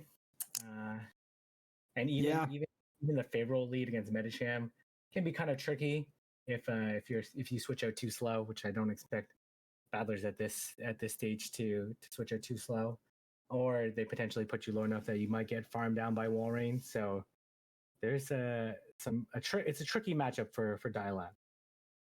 Yeah, I'd have to agree. I'd have to give a slight edge to King OWT in terms of team composition. However, I think that Venusaur is a problem. I think that Venusaur is scary because if it avoids Walrein, it has a lot of play against everything else except, of course, the Charizard. But like we talked about, Charizard's a tough bring here. Charizard's a tough bring unless you're calling that Dialab has that Venusaur somewhere. So I think this is a fun matchup. This is two trainers who have a few unique sweeper type picks, and how are they going to best utilize them to try and take this matchup? It should be an intriguing matchup for these two to face off. King, we've seen several teams with Cresselia. Have we seen Cresselia enter the battlefield once? I'm not sure. I have not. And I guess because there's a lot of Lickitung and a lot of Umbreon so far, and a lot of Charizard. But maybe this is the match we'll see some Cresselia action. Probably not. Yeah, because of the Alolan Sandslash, the Galarian Sunfist, and the Venusaur, and the Lickitung, and the Noctowl. So you really only have one target. If you think they're going to make a hard read and say switch or potentially lead and meet the Tapu Fini, which is the Tapu Fini doesn't look terrible, but definitely has some hard matchups to deal with. All right, ladies and gentlemen, here we go. We are on to Dialab against King OWT, and a good lead for King OWT, leading Medicham into G-Fisk, and we see the immediate pivot into Dialab, but with no obvious answer, King OWT is staying in for the time being. And this is actually one of those situations where you envision the Walrein being so strong as a safe switch that winning the lead is actually kind of awkward to play. Yeah, and King OWT needs to win this matchup in order to get the alignment he needs, because Lantern does not want to see that Venusaur back, and suddenly we see Dialab gonna potentially force a shield here. No, but is gonna take back switch in the zero shield scenario. Okay, and we're gonna see this Galarian Stunfist. This is where King OWT wanted the Walrein with some energy, as you discussed. You want to lose the lead and have it farm down, but this Walrein took a significant amount of damage from the rock slide. Are we gonna see a shield here? Or are we gonna? Oh my goodness! Dialab calls the Icicle Spear bait and is gonna fire off another rock slide, and King OWT forced to shield. But what he can't see, that we all watching can see, is what's back. Oh, Dialab switches though.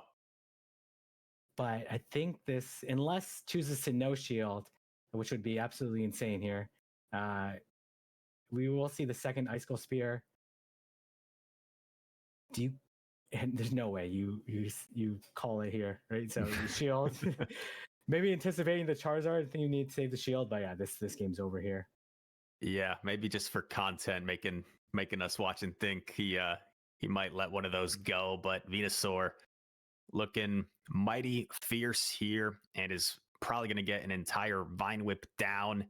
And Dilap from a bad lead ends up winning in convincing fashion simply by swapping the Lickitung and taking back switch advantage. And King OWT will have to reevaluate here after winning lead and losing in convincing fashion how he's going to adapt his strategy to game number 2. And you called it out perfectly that it would be very tough to bring the Shadow Charizard. So the Venusaur was going to be the MVP of that match and really closed out. And Dilap making the risky call, calling that there was no Charizard, and it played out perfectly. Yeah, also called that Icicle Spear bait, but I think he was comfortable enough to do that because he felt like even if it was an Earthquake to knock out his Galarian Stunfisk, he could probably Vine Whip down and maybe shield once. Yeah, exactly. Once, especially since the Rock Slide had landed onto the Walrein. Yeah, so sometimes calling the bait is actually more like the safe play because even if it is the nuke, you still have a favorable position for yourself. So Dilap just beautifully handling that situation. If you're King OWT, in order for that to not happen again, I would anticipate he considers bringing the Umbreon this time, to having a punish to that Lickitung safe swap. But if you bring Umbreon, you also want to bring Walrein. So it's like, do you risk being double weak to Medicham in that scenario? I'm not sure. Yeah, I think in that case, Dilap doesn't have the Medicham. Oh, my bad. That's true. So it would be. I just assume every team has a Medicham. Yeah. You see all 3 Pokemon, like Medicham's still coming. The 4th Pokemon coming off the bench, right? Just it's so prevalent, right? That it can be coming out of nowhere. You're playing like a restricted meta with no fighting types allowed, and you're like, oh crap, this line's weak to Medicham. Yeah, but the Umbreon, as you said, like the Umbreon is quite strong, despite the except for the Tapu Fini, right? So it handles pretty much everything else, pretty neutral gameplay. So maybe there is some strategy here in bringing the Umbreon versus Dilap's team, but maybe Dilap not willing to potentially call it, because bringing the Venusaur and relying on Venusaur, despite there might be a Shadow Charizard in the back. So Dilap also not afraid to bring some risk here, especially since you can see the Lantern has Water Gun and not Spark, which makes the Tapu Fini matchup much more awkward. All right. 1-0 lead for Dilap, and here we go, game number 2. And we are going to see once again a favorable lead for King OWT, leading the Umbreon into the Lickitung, exactly the lead that he wanted. This energy in the back, honestly, losing lead might be better in this scenario if you're able to get the Umbreon low enough. Yeah, I think Umbreon should be able to win this matchup if Dilap just stays in completely. Umbreon should be able to win with enough health. I don't think it's going to be a comfortable farm down. Would probably have to eat quite a bit of damage on whatever he decides to farm down with. Umbreon needs like 4 foul plays as we see a pivot into Galarian Stunfisk, and going to throw the foul play here to do some chip damage before potentially going into the Water Gun Lancer. Yeah, that's an interesting strategy. And this actually, the shield is actually much better for Dilap, knowing that he has a Venusaur in the back. And we're gonna. Right, this is uncomfortable for King OWT. He's gonna unleash the Surf here, and I can't imagine Dilap shields. Maybe he does. No, he's gonna let it go. But you probably come in right away with the Venusaur while you're still switch locked, and here we go. Venusaur gonna be building up as much energy as possible. This is still a lot of health. This Venusaur is going to be pretty low if it decides to Vine Whip all the way down. Yeah, I don't think it can do that, but maybe he goes for the double up here. This Venusaur is getting pretty low. It's going to be almost in the red after this surf. Yeah, definitely in foul play range. So this looks pretty good for King OWT. I Oh, love this okay. play. I love this play here. Not wasting the Frenzy Plant energy. And this is going to be a pretty interesting end game here. Though, like, you might need too many Frenzy Plants to take out this remaining team. And honestly, the Powder Snow is probably going to be enough to take out the Venusaur. But let's see. Yeah, only one shield on King OWT's side. So he needs to force Venusaur to have to throw energy. Oh, okay. A shield on the Lickitung here.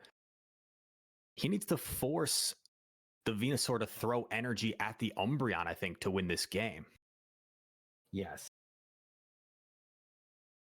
Another body slam. It looks like it's going to have to be the case because even another body slam won't KO. Yeah, unless it puts it low enough to the point where Venusaur can Vine Whip down. But the problem is Venusaur is so low, it can't afford to take a charge move. Oh, and the combo play Dilap just dancing around. But now King OWT feels secure letting it go so he can Powder Snow down and take and use his last shield here. But now, is there any way Dilap gets to a Power Whip against this Walrein? I think it will get to a Power Whip, but I don't think it's going to be enough. Yeah, Walrein's so healthy. Here comes the Power Whip.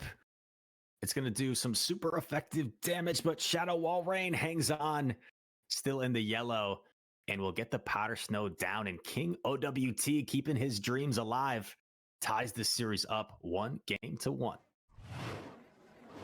Yeah, was able to utilize the energy effectively by landing the body slam onto the Lantern, taking it out.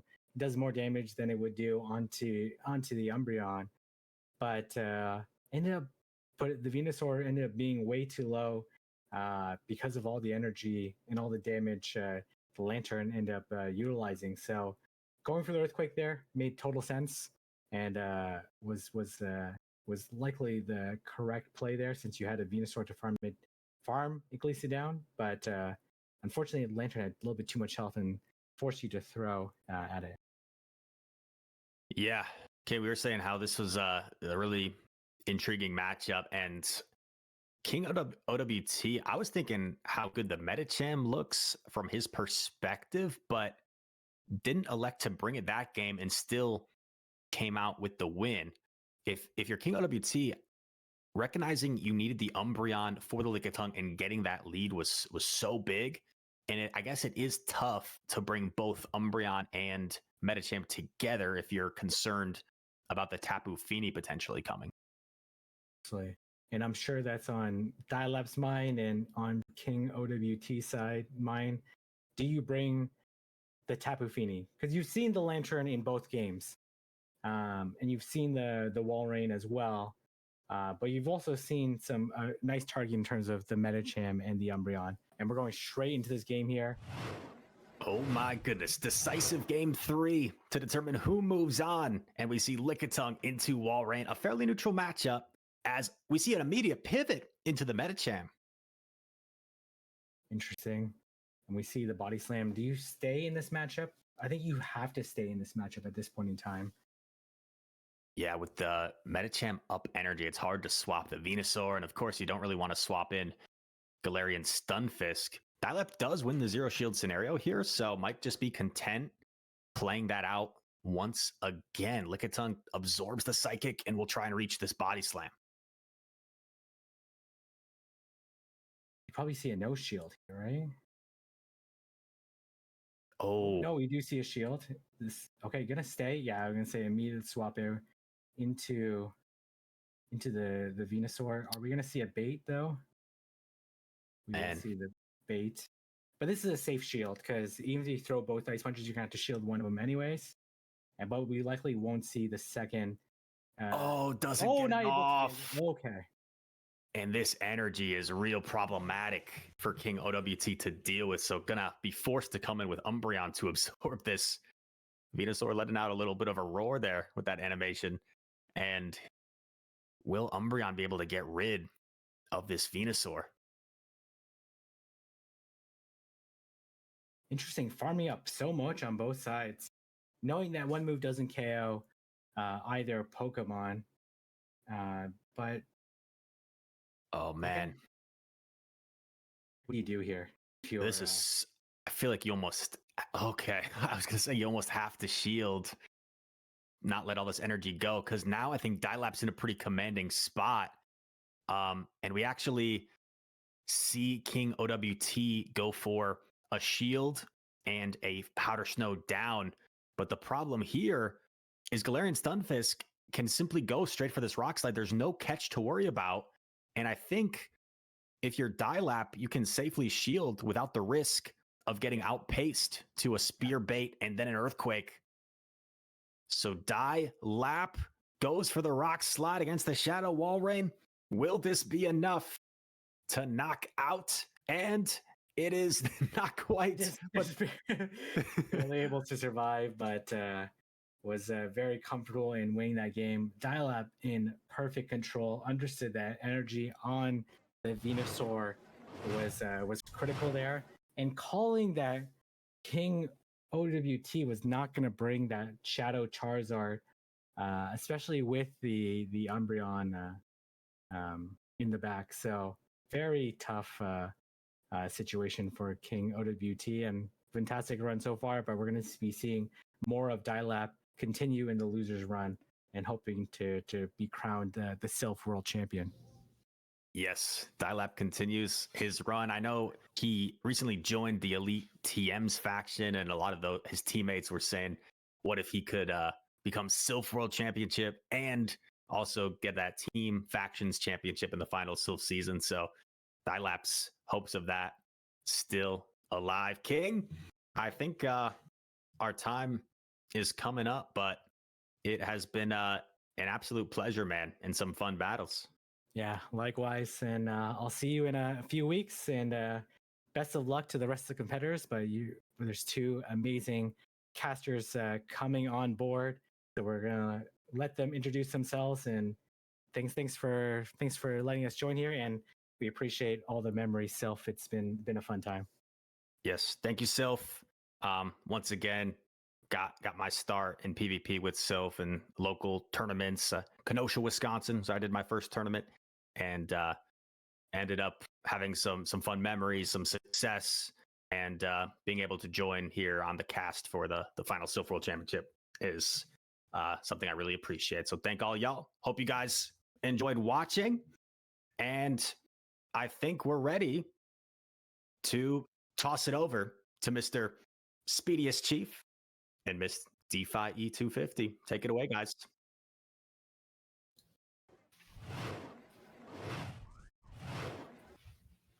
All right, welcome in, everybody. How are you feeling, DeFi? I'm feeling great. I am so honored to be here as part of the final Silph Arena tournament, the final Silph Arena Championship. And yeah, I am excited to talk about these battles. How are you doing today, Will? I'm doing really well. It's definitely bittersweet, right? I mean, just seeing all these incredible trainers, it feels like all these matches are coming down to the wire. Just a small change, a small variation, that 10% defense fall from a Psychic, that Zap Cannon debuff, as we saw earlier, can make or break entire games. And there was an element that was pointed out early on in the cast by Caleb, is that sometimes you just need a little bit of luck, just a small stroke of luck. You need to heat up at the right moment, and you need to carry that momentum through. And I think these battlers are trying to do that. They're trying to capture that magic here in the final ever Silph Arena World Championships. Yeah, I heard a lot of puns earlier, like Magic Mason pulling the rabbit out of the hat. And I certainly think there's quite a bit of magic happening here today. I'm sure we're going to be able to see our bracket to catch up again soon. But let us know in chat, how are you doing today? How are you enjoying these battles? Who do you have as going to be the Silph Arena World Champion today? Is your favorite still in the tournament? Let us know. Yeah, really, really good point. I think a lot of people have been watching the stream up until this point. A lot of surprises, a lot of things that maybe we kind of expected, but Espercelto being in the grand finals already is pretty huge because PvP David was on fire leading up to that battle. And some games, unfortunately, DeFi, they're won and lost on the lock-in screen. Sometimes you just outpick your opponent straight up. That is very true, but I haven't seen as many of those battles today in the championship. A lot of them, like, I'm looking to see, like, is alignment going to be key? And it's not necessarily true each and every time. We can see the bracket here now, and you can see that last battle, Dilap winning 2-1 versus King OWT, so he'll be moving forward. We saw Dilap just absolutely go on a tear in the North American Continental Championships, just an incredible run, losing, I think it was the first round, and then winning straight through. So seems to be doing the same strategy here, going in from the lower side of the bracket. We also will be upcoming watching Jay's Fan versus Wadaj. Wadaj, another trainer who we know very well from the Play Pokemon circuit, facing Jay's Fan, who has been talked up a lot, being #1 on the Silph Arena leaderboards, and absolutely just making those plays where you think there's no win condition, and then just being able to find, to locate that one final win condition in there. Speaking of which, we have Jay's Fan versus Wadaj. I'm loving all of this Tapu Fini love that has been today. Tapu Fini really gets to shine here in a meta that requires you to bring a legendary or a mythical. Really goes to show it is quite good. Is there anything else that you see in this matchup, Will?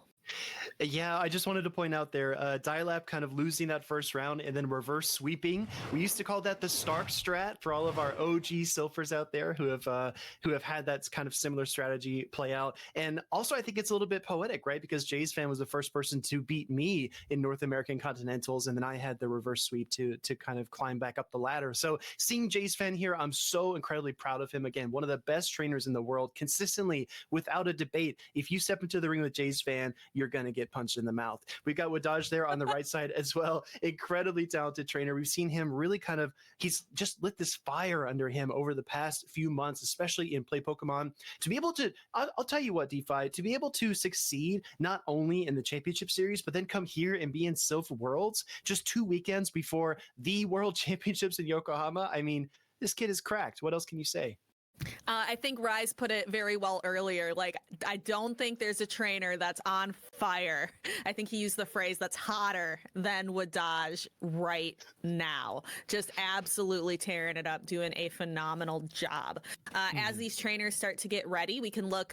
These two trainers have pretty similar teams. We both have the regular Venusaur, not the Shadow variant, because there's no Registeel in this meta, Speedy. Shadow Venusaur really benefits in that Registeel matchup. But here in this specific Silph Arena meta, the regular Venusaur has been the one coming out to play today. Both have the Noctowl, both have a Shadow Ice type, although picking different strategies with that Shadow Ice type. Yeah, exactly right. I just want to shout out briefly to Miss Mystic. I don't think anyone has called this out yet during the stream, but the way that she slotted in the team graphics where we have the parallel picks on either side is just very, very appreciated. I think it helps not only us as casters, but also the general chat to break it down and say what pieces are similar, what pieces have been moved around, how does it change the identity of this team? For example, the two ice types you mentioned, Shadow, Alolan, Sandslash, incredibly good versus grass and flying, but you have the Alolan Ninetales that covers the grass and flying, but also is a really great asset against fighting types. Now, no Medicham on either side. This might be one of the first games we've seen today without a Medicham, at least on one side for these trainers. So it's going to be interesting because that counter pressure is so critical, especially against Lickitung, Galarian Sunfisk, Shadow, Alolan, Sandslash. And you don't have that, so you have to find creative ways out of it. I think the pressure is kind of on Wadaj here to adjust because in terms of direct answers to Shadow, Alolan, Sandslash, he's got nothing. No, I think we've seen some trainers who just haven't brought good counters to Shadow, Alolan, Sandslash in the past, and it hasn't worked out very well for them. I'm thinking of Caleb Pang versus Elite. 3 times. Just it goes to show if you don't have a strong counter to that Pokemon, it really can put on a lot of pressure. I also want to quickly point out, Speedy, you mentioned the graphics. I really love how each slot has the logo. It has like which slot it's in. So for example, you can see the first Silph Arena badge behind the Noctowls because that's that first slot. So it shows, the starter Pokemon have that Pokeball, the mythical Pokemon or the legendary Pokemon have that Premier Ball. So it really shows like what slot they're coming from as well. I really think the graphics for this are just gorgeous. Wanted to point that out as well. I absolutely agree with you. It's the subtle things, right? It's the care, it's the attention that all of our trainers have given Silph over the years. I think we have a lock in here at DeFi. I know these teams have been broken down over and over again. Let's see what we have on the field. We've got a Tapu Fini on the left into Noctowl. How does this unfold? Well, it looks like these trainers content to stay in the matchup right now. Tapu Fini can go at this a variety of ways. I think going for the Moonblast first instead of just going straight Surf tends to be the play. I believe it's the way that I would play it.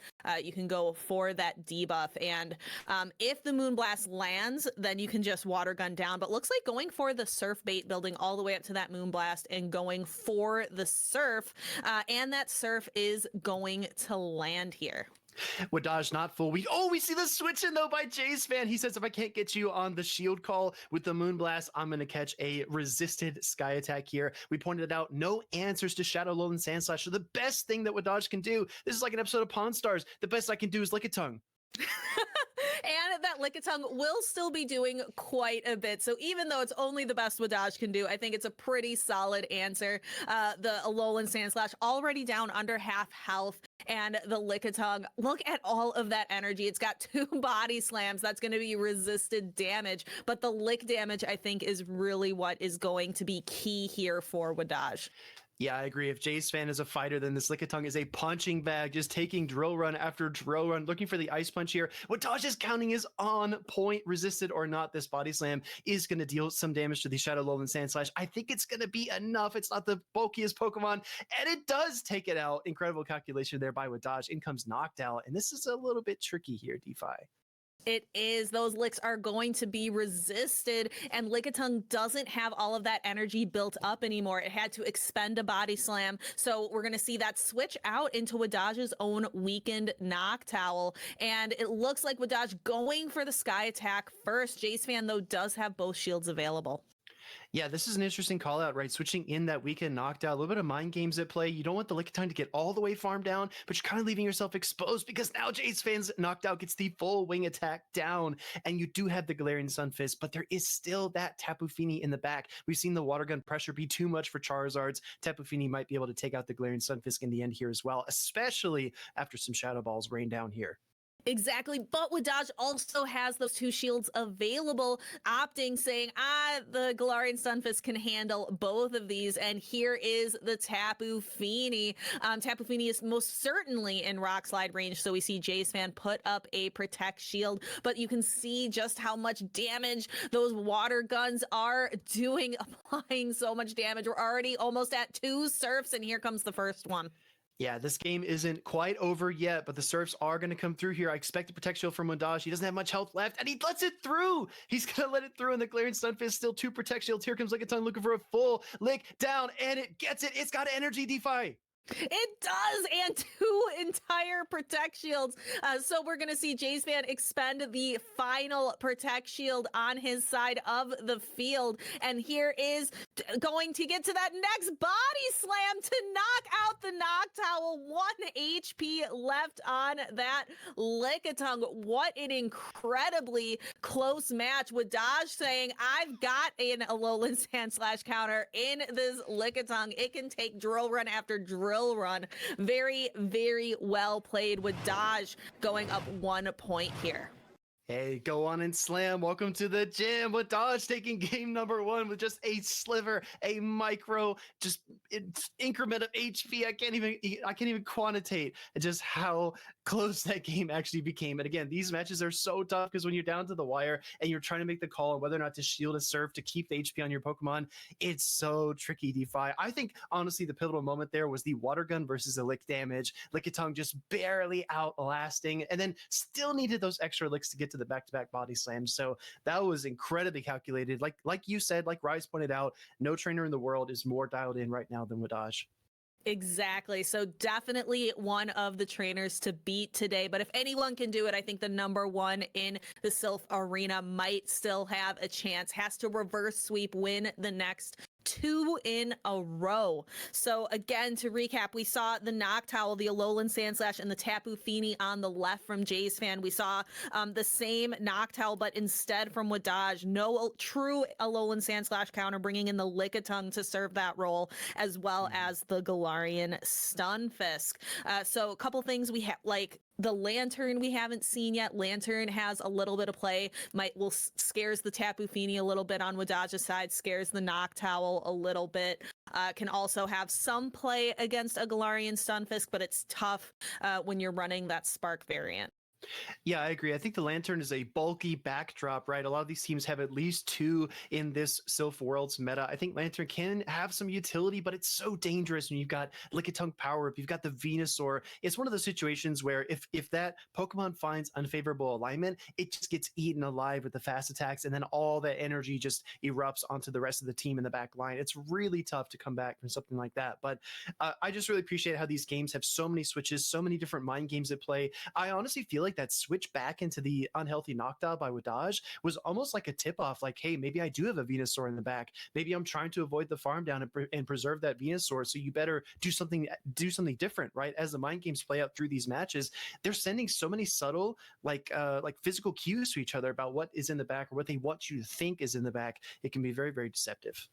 I completely agree.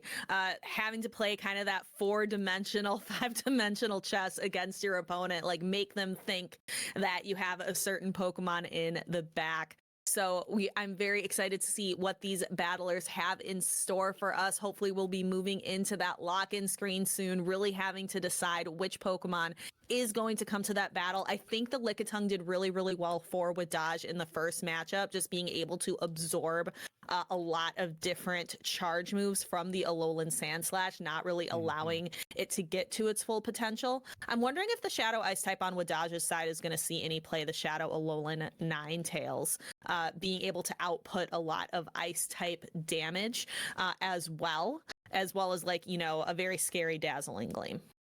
Yeah, absolutely. The Dazzling Gleam is really nice. I think a lot of these trainers, when they were building these teams, had to kind of think in terms of fast attack pressure, charge attack pressure, and overall bulk and how you balance your team. And you need those hard-hitting moves. But that's why we see Pokemon like Charizard not really succeed against teams that have Umbreon, Lickitung, etc., because there's just too much HP to work through. Heading into game number 2 here, we've got a mirror match on the field, D5. We've got Noctowls everywhere. Yes, Owl Pokemon out on the field. So we see both of these trainers content to stay in this opening matchup and play it out. So we're going to have to see which of these two trainers is going to be the first to blink, who is going to shield, who is going to swap first. Taking a look in that backline matchup, if the Tapu Fini can get aligned on that Galarian Stunfisk, seems pretty solid for Jay's fan, depending on how this alignment goes. Yeah, I agree. Alignment is definitely important. We didn't see a charge attack priority event on the first Sky Attack, but looks like we're going to get a second Sky Attack fired off by Wadaj. Will connect. Jace Fan confident in his Noctowl. That was a charge attack priority. Wadaj did win it, so that's critical information. Wadaj actually opting to shield here. Now that you're in wing attack range, we might see a switch out from Jace Fan, and that's exactly what he does.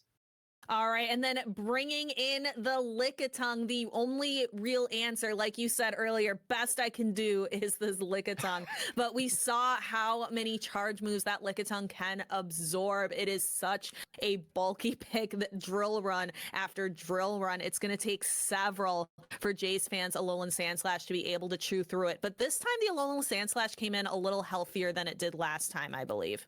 No, you're exactly right. Last time it did absorb the Sky Attack from Noctowl, so a little bit of chip and tip action made it a little more palatable for the Lickitung. Not so easy this time around. Going to go for the drill run here. As we've seen, this is going to take about 25-30% of the Lickitung's HP. It can definitely absorb a little more damage in terms of the Shadow Claws that are double resisted, but the Ice Punch is going to be dangerously close. This is a very important show call by Wadaj. It is a will Wadaj choose to shield? No, lets the Ice Punch through, and the Lickitung goes down. In comes the Galarian Stunfisk. The Alolan Sandslash going for the Ice Punch. Same type attack bonus, getting a shield from Wadaj, and I anticipate that Tapu Fini is just waiting in the wings, and here it comes. Wadaj having expended both of his shields. One Surf is going to sweep away that Galarian Stunfisk. Yeah, this is definitely a bait situation, right? You got 2 Protect Shields. Your opponent's really on the ropes. I'm a little bit surprised Jace Fan did throw up that Protect Shield there on the rock side, but I understand wanting to maintain HP. Wadaj going to try it again. Gets the double bait here. That's 2 parts of the equation that you need to take out this Tapu Fini, win the battle. Can Wadaj get to an Earthquake here as well? Oh, and we're seeing a swap, but Jays Fan waiting patiently now can get a little bit more energy, throw a few more water guns before knocking out the Noctowl. And I believe we have a second Surf ready and waiting for the Galarian Stunfisk, and that is going to wash it away. Wow, Tapu Fini with the back-to-back serves, getting back-to-back knockouts to win game number 2 here against Wadaj. Looks like Jace Fan is striking back. I don't know, DeFi. I think that Tapu Fini's primary occupation is beach. I think it is. Man, I love Fini. But it's not. It can't be beach though, because beach doesn't surf. True. It's just beach. It's just beach. So taking a look there, we saw the exact same, I believe we saw the exact same teams play out, if I'm not mistaken, Speedy. We saw the Noctowl, Alolan Sandslash, Tapu Fini versus the same Galarian Stunfisk, Lickitung, Noctowl. On the side of Wadaj, but able to play that out very differently with that Noctowl matchup in the beginning. Yeah, you're exactly right. We a bit of a different lead scenario there, but still eventually the same outcome in terms of team compositions. I'm interested to see what happens here in game number 3. A lot of these trainers, if you're a little less experienced, this is maybe when you throw the kitchen sink at your opponent and just say, I'm going to bring the lantern. I'm just going to change things up. Here comes Venusaur. Maybe kind of make a wild adjustment to try to outpredict your opponent. Like King pointed out about Dialab Trung, he's probably thinking in that dimension. He's probably saying, what is my opponent going to do just beyond the lineup? What strategy do they think is going to work? What tendencies have they picked up on? Really trying to settle himself in the opponent's shoes. I think both these trainers are trying to do that, but I suspect them to both stick to stick very closely to the lineups they've already used, because they're both so good. The games are very, very close, and I do think just a couple seconds of fast attacks could have flipped that outcome of game number 2. I agree. The margin of skill in this upper echelon of trainers here in the Silph Arena World Championships is so minuscule. These are all incredibly skilled battlers. It's one fast attack. It's one switch. It's one, maybe you outplay yourself a little bit. Like, I think they have this in the back and they really don't. It really comes down to these minute details to determine our champion. And Wadaj certainly being someone who is just so consistent right now in being able to do that. So this is going to be very tough. But Jace Fan, again, number 1 in the world in the Silph Arena. You can't do that without some consistency as well. Agreed. I want to shout out to Murphy36. Thank you so much for the raid. Welcome in, trainers. You were here at the perfect time. Honestly, DeFi, I was watching this bracket unfold this morning, and I saw this Jace Fan and Wadaj matchup shaping up as we got closer. And I am so thrilled that we get to cast this. I knew this pair would be good, and we are not being let down in the slightest. Absolutely not. These are incredibly close battles. So welcome in to the Raiders. Again, let us know in chat. Let us know, is your trainer still out there? I want to see, who are you rooting for if you're watching the stream today? I am curious. Let's get some activity going in the chat. We're heading into a decisive game number 3, everybody, taking just a few extra moments to lock in. This is win or go home. I anticipate these trainers to take as much time as they need because this is one of the most important matches of their lives. That being said, DeFi, in this important situation, what route do you choose? Do you make that hard read, that soul read into your opponent, bring that Venusaur into a Lantern lead, or do you play a little more safe here, stick to your guns, and not kind of overthink things, just play in your element?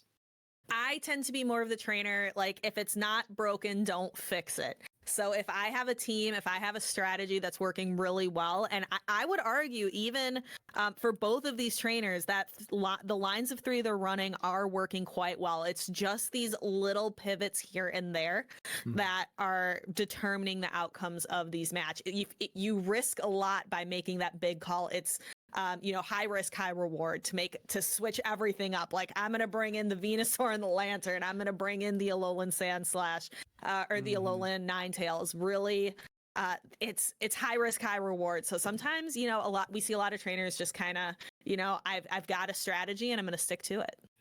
Well, I want to take everyone in chat a little bit down memory lane. I don't know what everyone's individual self experience has been like, but if you think about matchups like this, I am positive that Jace Fan and Wadaj have battled each other in the past. When you see this pairing coming up, let's say you're in these trainers' shoes, do you go back and look at their Silph page, look back at the teams they use, maybe think back to your previous matches, what your opponent was likely to do, kind of dig into that history that you have with that competitor and try to figure out the best strategy, or do you just wing it? I'd love to see some people sound off in chat. Honestly, DeFi, I have definitely gone back and looked and said, oh man, I played this trainer. What do they use? How do they play? How can I outsmart them this time?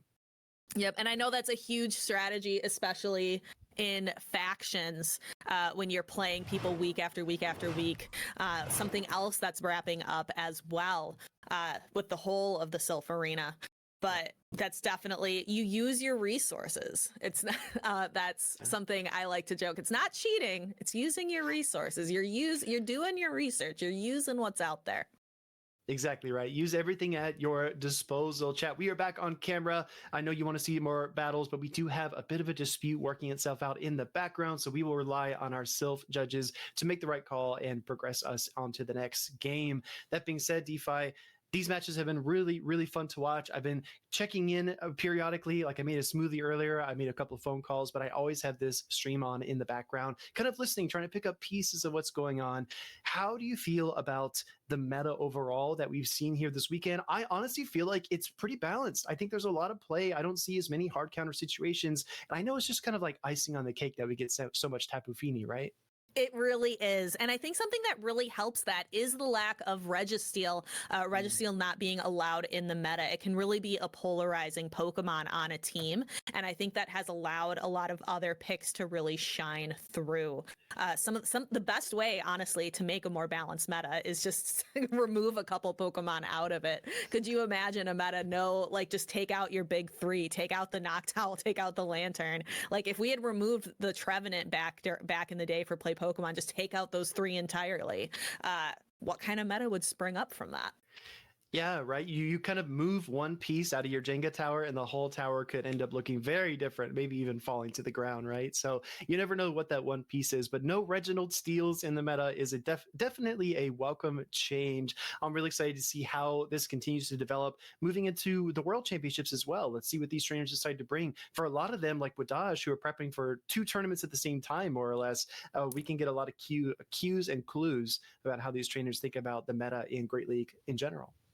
I agree. And I really do think we're not seeing it here, but I am having a hard time imagining a world where we're not seeing Metacham on almost every single team up in the World Championship. And it certainly is a popular pick in its slot for the Silph Arena for this World Championship meta, as well as it was for Continentals. We saw a lot of Metacham. It just really is that kind of center Pokemon in the meta right now.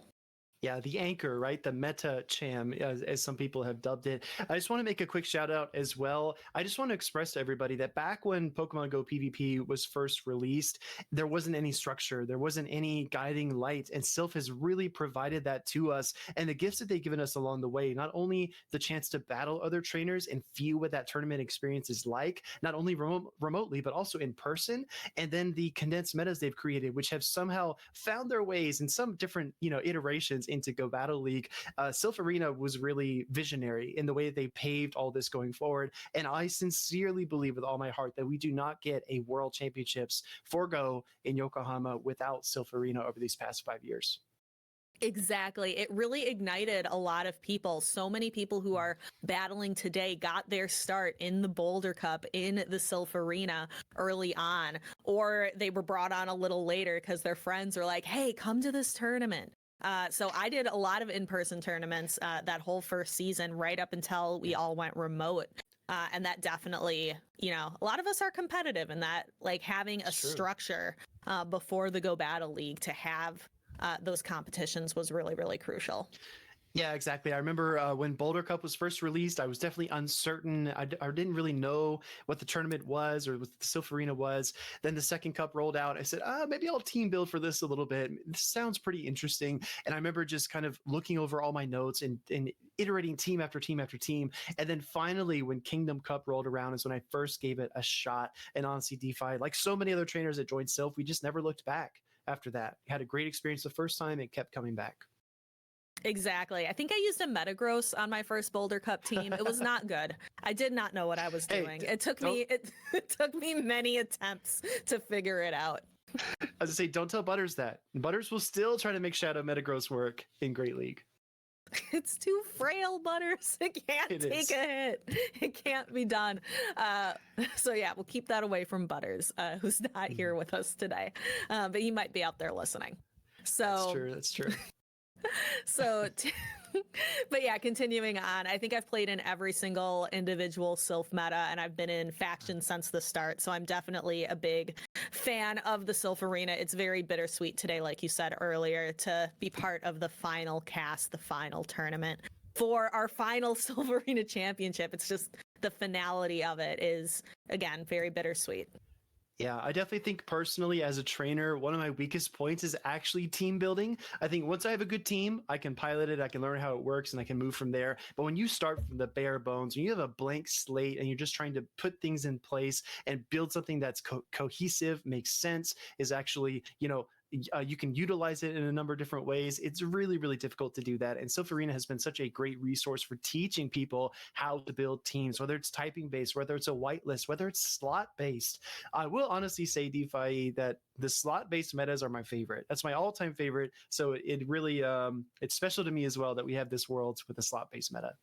Yeah, and it really, the slot-based metas, restricted metas in general, like Open Great League and Go Battle League is one of my least favorite things. I really like the more, I know. I like when it's more restricted. I like when you're forced to kind of think outside of the same 8 Pokemon just over and over and over. I like having those restrictions. Like I'm playing Fossil Cup, I get to use a Golisopod in the Great League.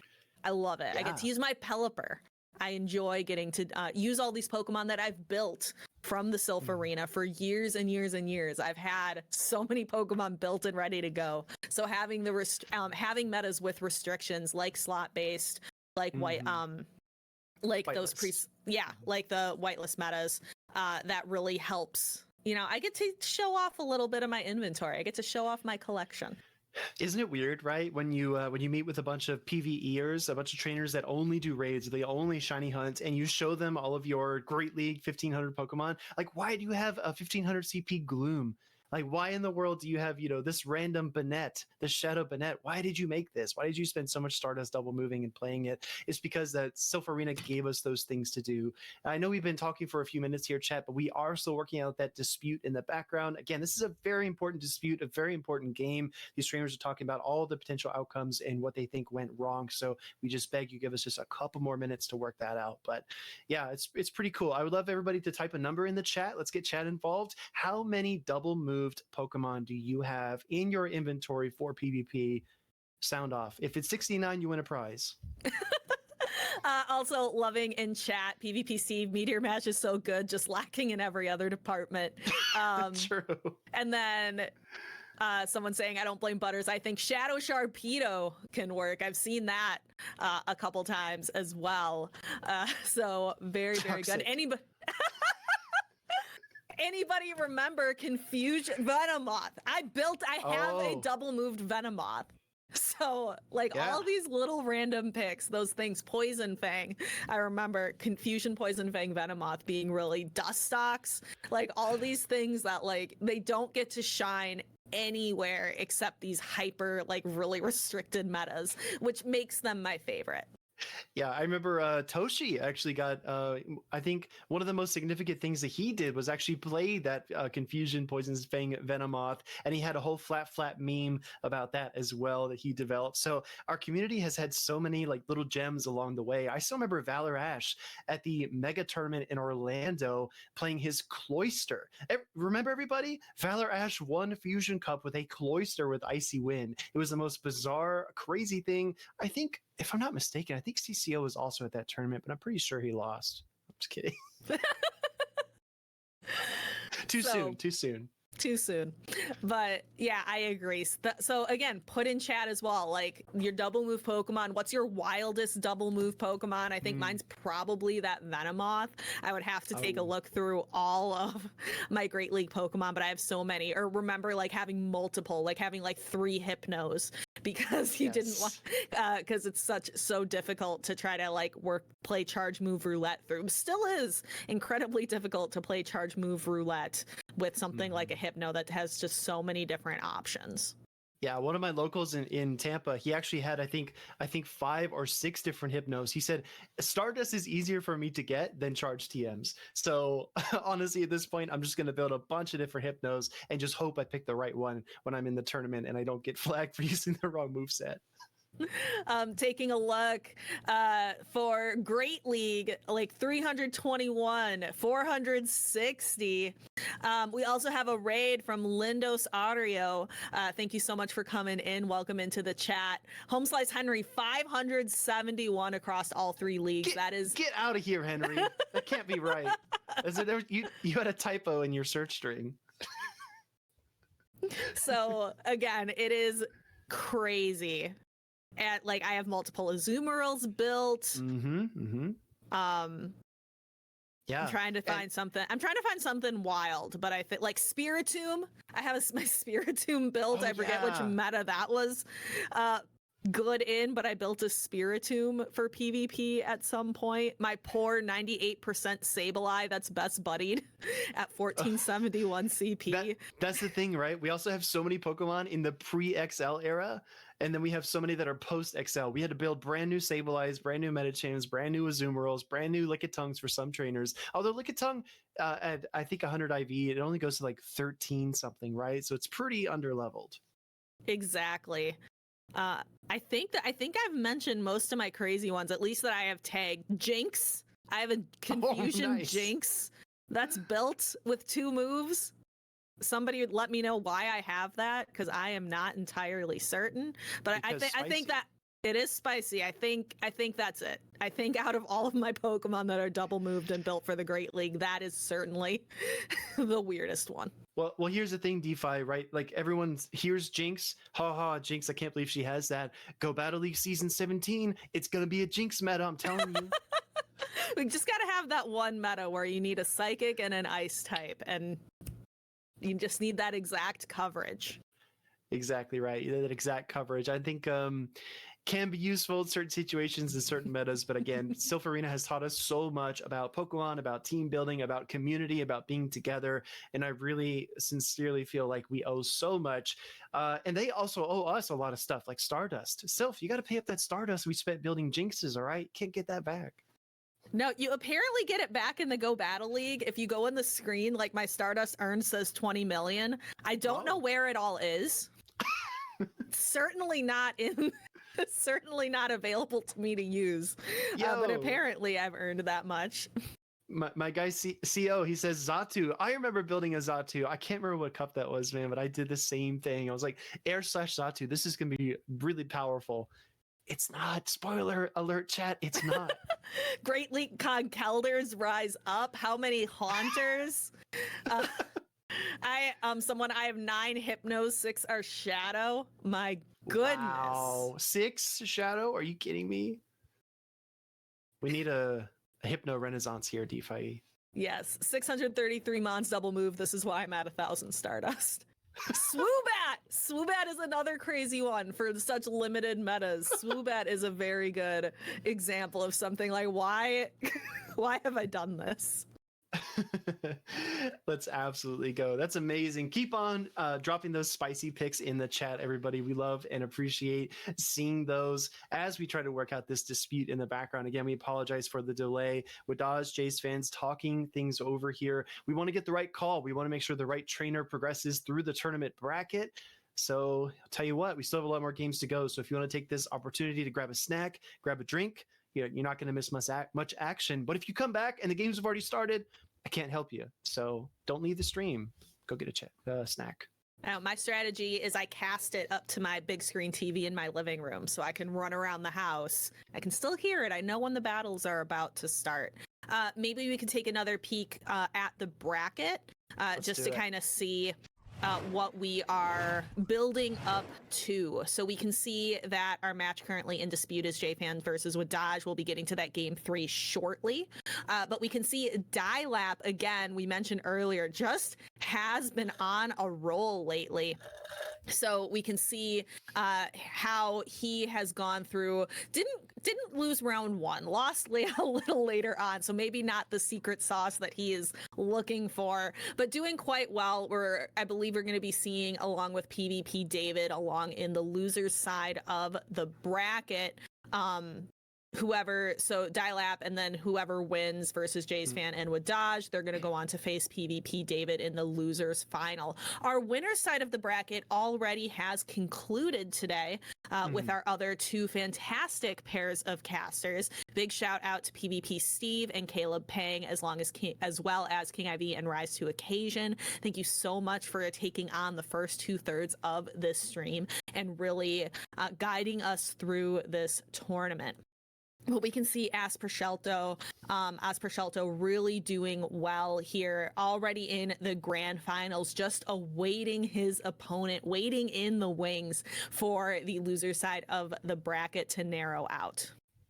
Yeah, I know a lot of trainers at home were looking at this bracket, cheering on individual trainers as they made their way through. And I think that's also a huge part of our community. I saw somebody in chat saying, let's get some Canada representation in our grand finals. Let's get Dilap up there. Let's get our trainers that we really want to succeed. Let's make sure that they get into the finals. I think that's what a lot of these trainers take with them as well. As they climb through this bracket, there are more and more people, even their competitors, right? Their opponents. If they lose, they say, you know what, man, or gal, you've been doing amazing. Keep on carrying that momentum forward. Win it for the rest of us. That's what a lot of the Canadians are saying about Eddie. That's what a lot of these trainers from their hometowns are saying about these competitors, right? They're saying win it for all of us because it is a community effort, and that's really what matters in the end. I will say, looking at the bracket here, we've got Jace Fan. I don't know why I keep saying plural. I think the 55 looks like an S in my mind. Jace Fan 55 versus Wadaj. Then we're going to see, like you pointed out, the Dilap matchup, and then PvP David and the grand finals. So we only have a few rounds left to go. Like you said, incredible casters here earlier today, carrying us through the opening and the middle part. DeFi are here to wrap it up and put a bow on this as we look for a verdict in our dispute. Would love to see everybody in the chat sound off on which trainers you were rooting for today. And I think we might have a game 3 coming soon. Yes. So again, big shout out to our referees, shout out to our tournament organizers and production. We have Miss Mystic along with Benji live being hosted by Game Arena in Columbus, really making sure that this tournament can move forward and we can have this beautiful stream for everybody. So again, thank you to everybody working in the background, but we have our game 3. Just to recap for everybody, these 2 trainers, they've been sticking to their guns the first 2 matches and bringing the same 3 Pokemon, just pivoting which one is in the lead. We've seen a lot from Jay's Fan of that Noctowl, Alolan Sandslash, and Tapu Fini. And then over on the side of Wadaj, also the Knock Towel, but instead pairing it with the Galarian Stunfisk and with the Lickitung. So what we are and anxiously waiting to see is, are these trainers going to stick to those same lines of 3, stick to what's been working, stick to what they're comfortable with here in this matchup, or are we going to see a big pivot to a different Pokemon? Will we see Wadaj's Shadow Alolan Ninetales? Will we see that Lantern perhaps? Or the Lickitung over on Jay's fan side also has quite a bit of neutral play. Yeah, I agree. I think that's the interesting question, right? What are these trainers going to decide to do here? Decisive game number 3, losers round 4. You made it this far. You need to make sure that a stumble, a game loss does not turn into a fall, into a set loss, which both of these trainers are on the verge of. Jace Fan, number 1 in the world or not, he runs the risk of going home empty-handed here at Silph Worlds. Wadaj looking to keep that hot streak alive, but he could easily, just as easily, be knocked out here by the Titan that is Jay's Fan 55. So a lot on the line for both these trainers. A reminder, like you said as well, DeFi, there was no game repeat due to the dispute. We're heading into a clean, decisive game number 3, and we've got some leads on the field. And we have the Shadow Alolan Sandslash into the Knock Towel, and it looks like, Speedy, these trainers stuck to what they knew. They stuck to the same lines that they brought in the first 2 battles. Yeah, I agree. I think when you're this close, you don't need to really change the formula up that much. Smaller tweaks are better than big adjustments at this stage in the game. Ice Punch takes a huge chunk out of that Noctowl's HP. Looking for the Shadow Ball here. No switch out from Wadaj. He might be sending a signal to Jay's Fan that there's a Venusaur in the back. Maybe a little bit of mind games at play here. Exactly. Again, it's about that game of chess, trying to see all of the different routes, try to trick your opponent into making a wrong turn.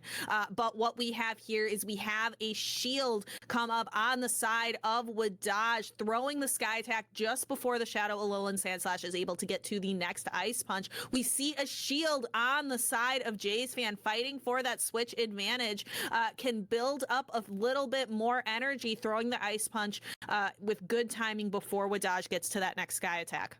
I really like the double shield here from Wadaj. Can he get the full wing attack down, though? And we see the switch out into the knockdown. This is actually really nice, because if Wadaj would have lost the lead there, his Lickitung might have found Jay's Fan knockdown. That would not have worked out very well. Instead, going to throw the Sky Attack here. Anticipate a pivot into the Galarian Stunfisk. That's exactly what we get here, DeFi. Exactly. So that Galarian Stunfisk has a very positive matchup against the Noctowl, but once Noctowl got that Shadow Ball, it became just a little bit closer. Shadow Ball, Galarian Stunfisk can take quite a few, but it does become a little bit closer. But look at these super effective Rock Slides. Jay's Fan's Noctowl, hitting 2 birds with 1 stone, hitting, 1 bird with multiple, just an avalanche of rocks instead, knocking it down into the red. Exactly right. A volley there from the Galarian Sunfish. Shadow Ball will connect. Obviously, Wadaj has already spent both of his Protect Shields. But what's so critical to point out here is that the Noctowl is weak. The Shadow Alolan Sandslash is very weak. Wadaj has basically cleared the runway for his Lickitung to sweep here in the end, and I think that's what he's going to get as well. Tapu Fini's in the back, hoping to see that Galarian Stunfisk in the back, but Wadaj flipped the script here, had it on the field versus an Noctowl. I think Wadaj is in full control at this point. I would agree. The Tapu Fini is going to get a bit of an energy advantage because it is going to be able to water gun down here unless Wadaj leaves it. If Wadaj leaves it on the field, which he does not, brings in the Lickitung instead. The Tapu Fini does have a shield advantage, but that lick damage does so much. Tapu Fini already, it's been on the field such a short time, but it's already down under half health. Yeah, this is so incredibly difficult to catch. Charge attacks here, 1-turn fast attacks on both sides of the field. The Rock Slide is so critical as well because it sets up this Lickitung to go straight body slam. No power whips needed after the lick damage. Moonblast does connect. No debuff occurs here either. Racing to the body slams. This is actually going to become a question of pacing. The pressure might be on here for Wadaj to get to that final body slam or not. This is going to secure the knockout here, and I think the Shadow Alolan Sandslash is just about spent. It is the Shadow Alolan Sandslash, not quite at a move, and that is what we call a 3-ball flex, ladies and gentlemen. We have Wadaj taking that 2-1, absolutely on fire today. absolutely on fire and continues to heat up, taking down the Silph Arena #1 ranked trainer in the world. JaceFan55 does fall out of contention for the next Silph World Champion. Wadaj's hopes stay alive, but it was very close. It was a very perilous road to get to this point, DeFi. It was, but as it's been said, Wadaj is on fire. So is absolutely taking the losers bracket by storm. And we are going to see 2 North American trainers face off very shortly. We are going to see, now that Wadaj moves on, we are going to see him face Dilap Churng. And that is going to be quite the matchup. These are 2 of the fiercest battlers I know, both in the Silph Arena and in the Play Pokemon circuit. So that is going to be an incredible match. So be sure to not go anywhere as those 2 trainers get set up. I'm telling you, DeFi, this is Christmas in July because we're getting so many presents here with these games. JaceFan versus Wadaj. Now we get Dilap versus Wadaj. Let's hear it in the chat. I cannot wait to see these battles. As King pointed out, Dilap, one of the more cerebral players in the entire world here. He not only envisions lineups and strategies, but he goes deeper into it. He tries to figure out exactly what his opponent is thinking in every single moment of the game. He's going to try to do that same thing here to Wadaj. I've seen some memes on Twitter as well. Dilap didn't have his strongest showing in factions this season, but somehow an individual Silph, he is crushing it as he looks to stamp out all of his competitors here in the losers bracket and find his way back up into the grand finals somehow. Yes, and in the same meme, I heard that that Dilap does quite a bit better when there's prize money somewhere involved. So that could be a little bit of a hint why Dilap's doing so well. I heard the meme that someone told Dilap after the first loss of Continentals that there was cash somewhere in this tournament, and that really helped propel him. That was what I saw out there on social media. Hey, I'm telling you, back in the days of the antimatter tournaments, back in the GBLA tournaments we've seen Dilap compete in, when there is money on the line, Eddie turns it on, right? He is ready to play, and he's ready to play here this weekend as well. Dilap versus Wadaj. Again, these 2 trainers are not only incredibly talented in Show 6, but also Go Battle League titans. So their team reading is on point. Their mechanical skills are unparalleled, and I think that we're going to get a really incredible showcase here of both these trainers in just a few moments. Yeah, and again, let's kind of take a look while we have the bracket open as we are waiting for these trainers to key in. We can kind of take a look and see where these trainers have come from to be able to get to this point here in the losers bracket. So Dilap started out really strong, beating Rafiki, Giappi, and then losing to Aspercelto, who's currently waiting in the grand finals. Wadaj, again, losing early on, I believe losing his very first matchup in round 1, and then has been just on a tear, defeating people like Magic Mason, defeating JaceFan here now to take on Dilap Churng. And I believe our battlers are getting very, very close to being able to battle here today. Yeah, look at Wadaj's resume, right? He gets knocked down after the first round, and then you have to face the reigning world champion. Wadaj says, all right, no problem, 2-1. Then he goes up against Jerson Sanks, again, 2-1. Takes on Magic Mason, one of the most prominent players in the championship series these days, 2-0. Takes on JaceFan, #1 in the world, most consistent Silph Arena trainer this entire season. And Wadaj says, all right, 2-1. Now he's moved on to Dilap. I think both of these trainers just look hungry. They look like they're starving to get up to that grand finals. Just shout out to Dilap and his phrases that he's used throughout the tournaments. Exactly. And again, shout out to these graphics. I really love that you can see in the background, you can see their achievements, and you can also see their factions, their teams is something that you can see on each of these. So Dilap playing with the Elite TMs, with Dodge on the GOATs, the group of young trainers, the Pogoats. Being his team as well. Also really loving that picture that they got for Wadaj to put in his Silph Arena card here. Yeah, it's really, really cool, right? I would love to see one of Eddie's pop-off faces be used on his trainer car. Maybe if he wins it all, we can put it on the winner poster, right? Because he's definitely a performer at heart. All these trainers are competitors, but some of them have a flair for the stage as well. Very much so. And that's something that's really great about Play Pokemon and Silph Arena as well. But being able to build these stories for trainers, sometimes it feels like even if you've never met them, you know so much about them and their play styles because we have great streams like the Silph Continental streams, like the Play Pokemon streams. I love that we get to really build stories for these trainers. For all of you out there at home, it helps you kind of decide who you're going to be rooting for here today. So I see for the battles, people need to stop letting these two lose early. So tends to be, I guess, but here they are. Who is going to be the winner out of these two? Very, very excited to see. Yeah, we are going to take just a couple more minutes here to set up. I think maybe these trainers see a bit of a cool down, right? That was a very intense best of 3 there. They're going to stretch their legs a little bit and get ready to throw down in what's going to be a very important matchup. Again, this is the losers semifinals. As you continue to climb, the air gets thinner. It gets more and more steep and treacherous, but you have to reach that summit. And these trainers are going to do everything they can to get there. Yeah. Again, kind of taking in the chat. Poor Asprashelta waiting for, they're on the podium and just waiting for these final matches to know who he will be facing, to see if he will win that championship crown, that trophy for being the final Silph Arena champion, but has to wait for these final losers bracket matches to finish out. I just want to push back on that comment a little bit. If you are at this point in the tournament, there is no chance you are sleeping. You are thinking about anything besides the next game. My own matches early on in the morning. I know Vroom Vroom Pal famously was up until like 3 a.m. when he won the World Championships last year. I mean, these trainers will put anything on the line to win these battles that are coming up. So I definitely agree. It's a little bit tough waiting for the downtime.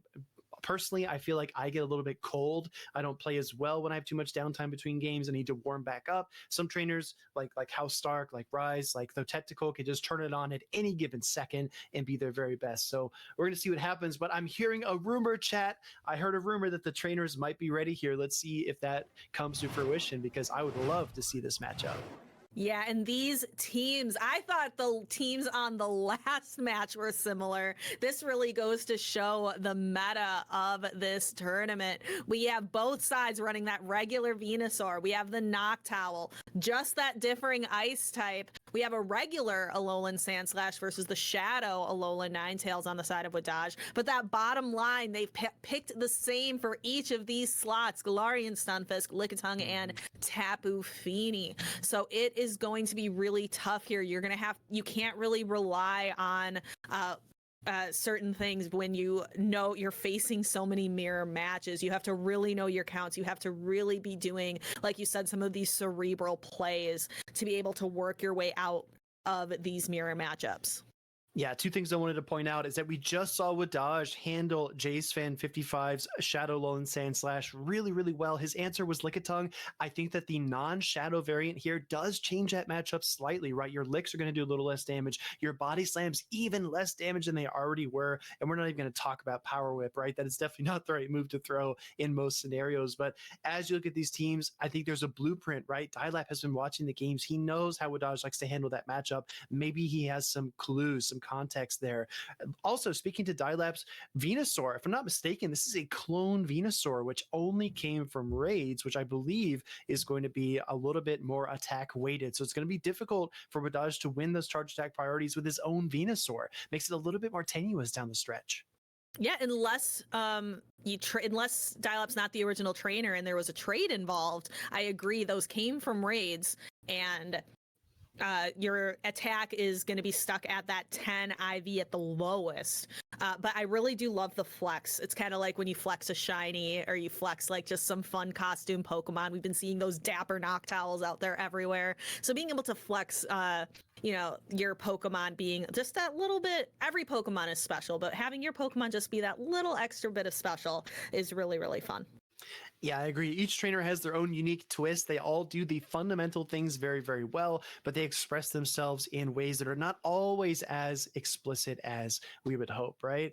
But looking at this matchup, I do think Venusaur is a tough ask for both of these trainers. Yes, you get that hard counter situation against the Tapu Fini. Yes, you can trade blow for blow with a Lickitung, but there are so many obstacles. The Noctowl, the ice types on the team here, even the Galarian Stunfisk matchup can be precarious when that Earthquake does hit onto the grass and poison type. So it can be very, very tough. And then if you're Wadaj, right, unless that is a traded clone Venusaur, you also anticipate losing CMP. So whereas Wadaj kind of had a solid team comp for the last round, I feel like Dialab has a little bit more momentum, and it's just one or two pieces are different here, but it might give him just the advantage that he needs.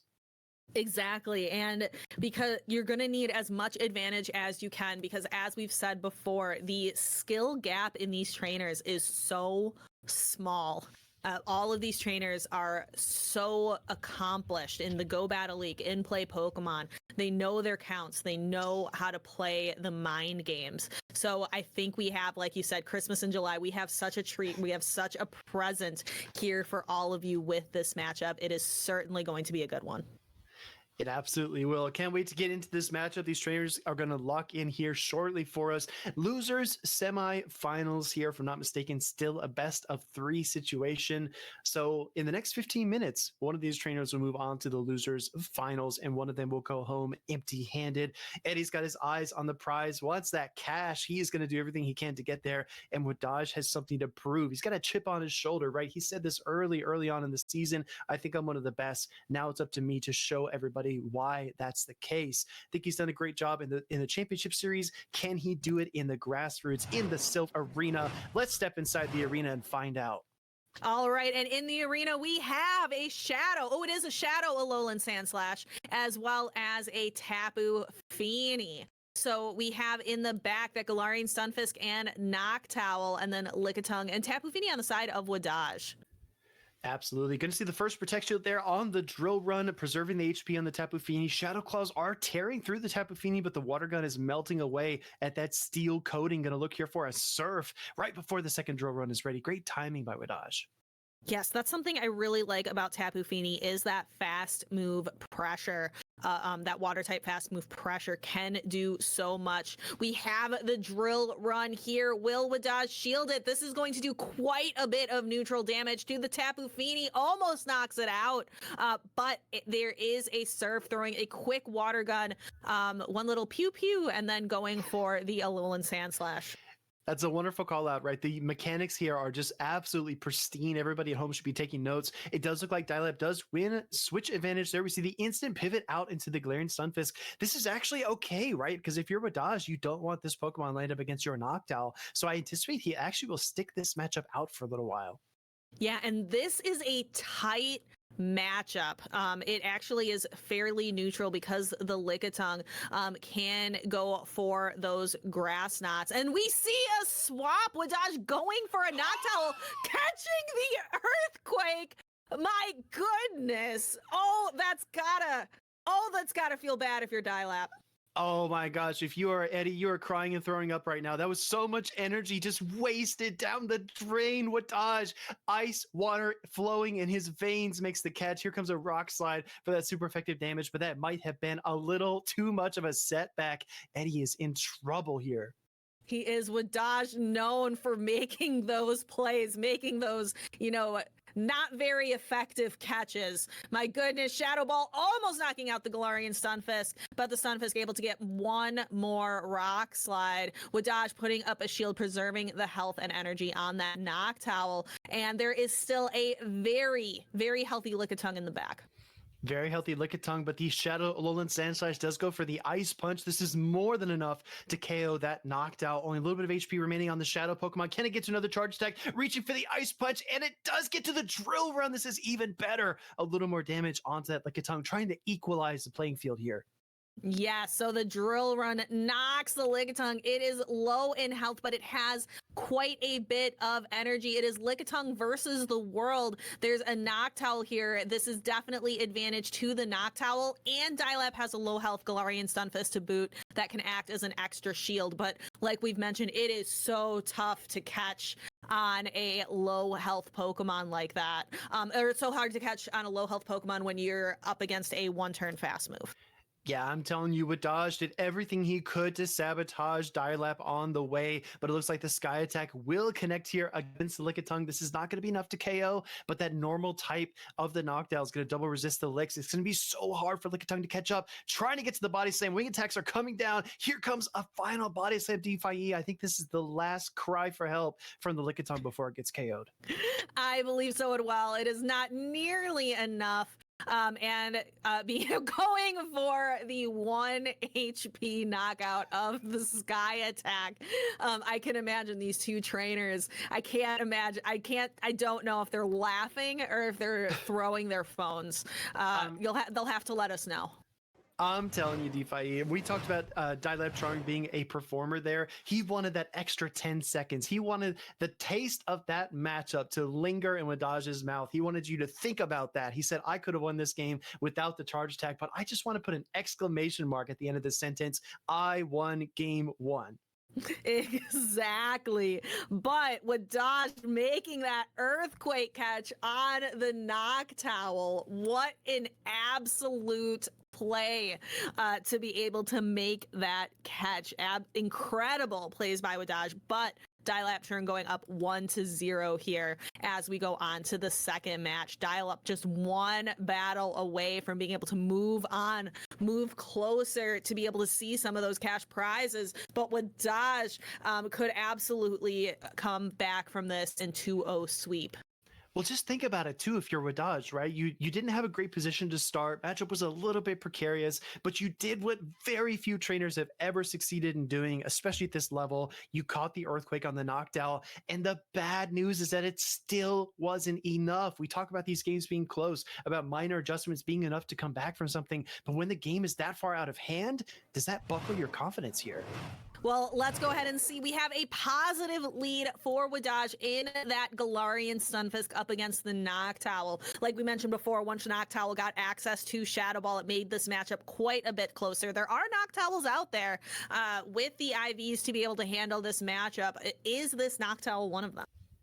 We're going to find out here. Rock Slide will get fired off here by Wadaj's Galarian Stunfisk. We know this is a Rock Slide 10 out of 10 times. No Protect Shield there from Dialab. I think the Noctowl can easily absorb another one because the Mud Shots basically do negative damage. Go look for another Shadow Ball, but first the Rock Slide from Wadaj. Second one might connect here. All right, and it will connect. It is not going to be enough to knock out the Noctowl, but it allows that Noctowl to get to a Shadow Ball. And we're going to see the Galarian Stunfisk absorb this charge attack. So both of these, so you can see it's not very comfortable of a matchup anymore after Noctowl got that Shadow Ball. With one last beat of its wings, Dialab's Noctowl going for that Sky Attack before it is knocked out.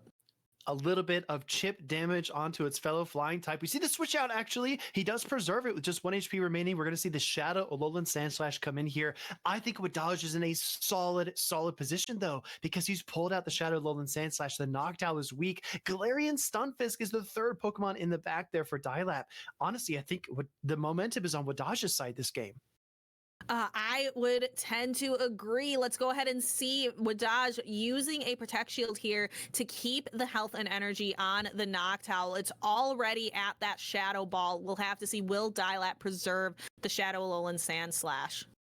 Oh, and he does. Maybe getting a hint of what's in the back there for Wadaj. Does use that final Protect Shield on his Ice and Steel type. You look for the Ice Punches here. This one, actually, DFIE, this one might be enough. I think it is. I would believe so as well. It's got that Shadow Boost. Let's see if it knocks out, and it does, just barely. So we have no shields left for Dialab, going right for the Ice Punch, and Wadaj preserves this low health Galarian Stunfisk. Interesting Protect Shield here this late in the game. Does recognize the utility of the Glaring Stunfisk, trying to get to charge attack here. And the swap and the mud shot. Eddie can't fool with dodge. He mud shots all the way down, looking for the Tapu Fini switch in now. It's all up to Fini to close out this matchup, but that Glaring Stunfisk has a lot of energy, can deploy a super effective Earthquake, and is going to knock out this Shadow Lowland Sand Slash with ease. Yes, going actually for an undercharge. I'm not sure if it's going to make a difference, Alolan Sandslash being so flimsy. But yeah, Tapu Fini looks really good here. Gets to, I believe it gets to the Surf. We just had a little bit of lag from the stream, but we are going to see that Surf go ahead and connect. Absolutely. Surf will land. No Protect Shields for either trainer. Glaring Stunfisk suddenly incredibly weak. Goes for the Earthquake here. This is the same type of attack bonus, but not super effective. Tapu Fini can withstand it. The question is, can the Glaring Stunfisk find the Rock Slide here in the final moments? Going to try to gather up enough energy. Can't quite get it. Tapu Fini able to take it down. Dialab almost comes back, but with dodge slams the door and takes game number 2. We have a decisive game 3 on our hands here today. Dialab versus Wadaj. We have 1-2-1. Who is going to move on through the losers bracket and whose dreams of a Silph Arena Championship are going to be dashed? This is going to be very, very exciting. Yeah, I really want to give credit here to Wadaj. There was not a small gap between these trainers in game number 1. There was a mile-long void between these two trainers, and even the Earthquake catch could not bring that back into a position where Wadaj could win. Game number 2, though, stuck to his guns, played his game, and even in the final moments, Eddie almost found a way to bring it back, but Wadaj did win that game number 2. Decisive game number 3, I want to see everybody's predictions in chat, which Pokemon they think will appear, what the strategy is going to look like. Let's test your team reading skills, see if you can get in the minds of some of the world's best trainers. Exactly. Dialab absolutely sticking to his guns both game, bringing the same 3 Pokemon, the Alolan Sandslash, Noctowl, and Galarian Stunfisk. Wadaj actually making a pivot, brought the Lickitung to game 1, left it on the bench, brought the Galarian Stunfisk in game 2, which I believe was very pivotal in that lead matchup. So definitely was beneficial there. The Lickitung would not have fared as well up against the opposing Noctowl. Yeah, I think one of the Pokemon that's kind of underused here for Wadaj has been the Tapu Fini. I mean, historically in this tournament, I haven't seen him play it that much, but it seems to be very, very good, especially in positions like it was in game number 2. I look for him to do something similar here. Sometimes you just have a good strategy and you force your opponent to adjust it. You're going to run the Tapu Fini, you're going to run the Galarian Stunfisk or Lickitung, whatever you decide, it's up to your opponent to make the adjustment, right? You just have to stick to your guns and play to the best of your ability.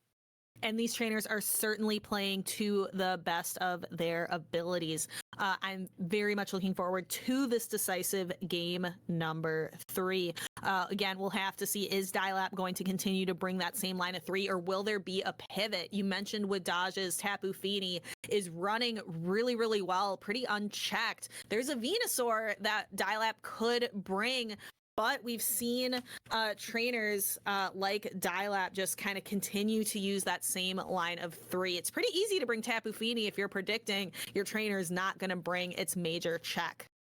Yeah, exactly. If you find that Venusaur, it ain't easy being Fini. So let's see what Eddie decides to do. Let's see if he makes an adjustment here and tries to make a hard read. Again, like King pointed out, there are very few trainers in the world that are as good as Dialab Chung at making those inferences, making those predictions, recognizing what their opponent is thinking. Very few trainers can outthink Dialab Chung. So let's see if Wadaj is among one of the few.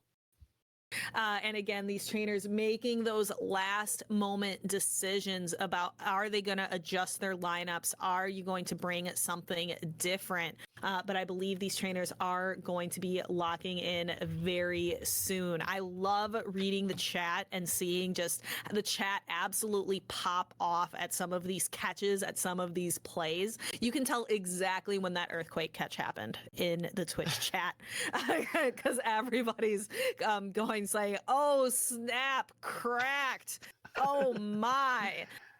So very, very good to watch in the chat. I love seeing that engagement. Yeah, absolutely right. You can tell when the chat pops off, and I think these trainers are definitely going to feed off of your energy. They will watch the video back, and they will look to see who is cheering them on and how excited you were. It's all about community, and let's get engaged. This is game number 3. We've got a knockdown versus Galarian Stunfisk again. Yep, and like we mentioned earlier, not super comfortable, but we see a pivot immediately, surprisingly, into the Alolan Sand / Lickitung. Most of this tournament, we've been seeing trainers kind of play out that lead matchup. This was an instant pivot. Yeah, instant switch there. Lickitung has been Wadage's primary counter for the Shadow Alolan Sand Slash, although on paper that doesn't seem very probable. He'll look for the body slam here against the ice and steel type. Will deal some resisted damage, but because of the shadow factor, just does a little bit more than you're comfortable taking. I think Dialep will need to shield the second one if he wants to try to win this matchup.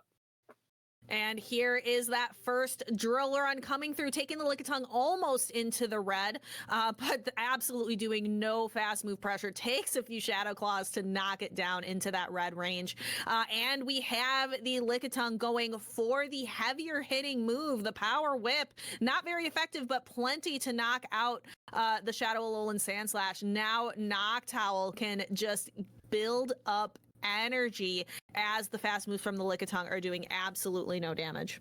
Yeah, I think Wadage recognizes that the knockdown with energy advantage is really tough to rein in for both of his Pokemon in the back, so he's looking for some chip damage. Might be a little bit overzealous, though, and he is! He fails to get to the second body slam. That was a huge gamble that did not pay off, and Eddie's going to go straight to the slot machine and fire off a Shadow Ball here.